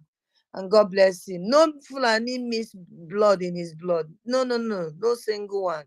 So I appreciate you guys. And I want to bless Mazi Nnamdi Kanu, our president, our king. God bless you, Mazi Nnamdi Kanu, for making us to know the truth, for opening our eyes. God will bless you. Nothing will happen to you. We pray for you all the time. We continue to pray for you until you regain your total freedom. God bless you and keep you safe. And may He, Almighty God, touch you, every part of your body that need to be healed. May He heal you. In the name of Yeshua, we pray. Amen. And also, I want to say thank you. God bless our Prime Minister, Master Monekpa, for making himself available to occupy the space when his boss is not here. Thank you so much for what you're doing for Biafra. Thank you because you actually give us that sense of hope to be here. Thank you. Thank you, all the elected officials in the government, Biafra government, Biafra Republic government in Ezra. I'm trying to learn that in properly. Thank you, everyone, and God bless you all. I know most of you are not here, but I believe that Bam Bam Bam has represented you and Mazugo as well. Thank you, everyone. God bless you. We are bringing this to an end. It's not to end everything. We're gonna start again tomorrow, but we just want to rest a bit. And this gospel will continue until the day we enter our holy land, which is the land that flows with milk and honey that God Almighty has given to us. We will not allow the enemy from the other side to come take it. We will never allow that to happen. I want to go home someday. I want my children to go home. I want my family to have a place to call their own, So no more us being scared of being kidnapped or raped or killed by the Fulanis. It will not happen. Whatever it takes for us to bring it to this year, we will have our freedom. Thank you, good man, once again, for actually you're the one that anchored this. Thank you, the first. God bless you all. I love you all. Love you all. Ciao, ciao. See you another day. Have a wonderful and lovely evening. God bless you all. Yeah, thank you, every one of you, for hanging on for that long time, 8 solid hours. And I really can't explain the level of energy that some of you have. Mommy Patricia, Mommy Ego Mwiwu, you are just something else. Honestly, you are just something else. What am I doing? This system. You are just something else. Okay, Mommy Patricia, I appreciate you. Mommy Ego Mwiwu, you are just formidable. And every one of you, I can see here my sister Franca Okonkwo. Thank you. Happiness Okoye. Every one of you, I know there are some of you that did not start this with us, but for 8 hours they were here. I even took a break because I had waited and waited with them, and I've been there anchoring it. And I, was doing some other things, attending. But I just want to appreciate you guys. If our dragon comes live tonight, I will be back. But if it doesn't come back tonight, you will see me tomorrow morning on Otutuoma with Pastor Vam Vam Vam. I love you all. Catch your phone. All right. My keyboard, a little bit, okay.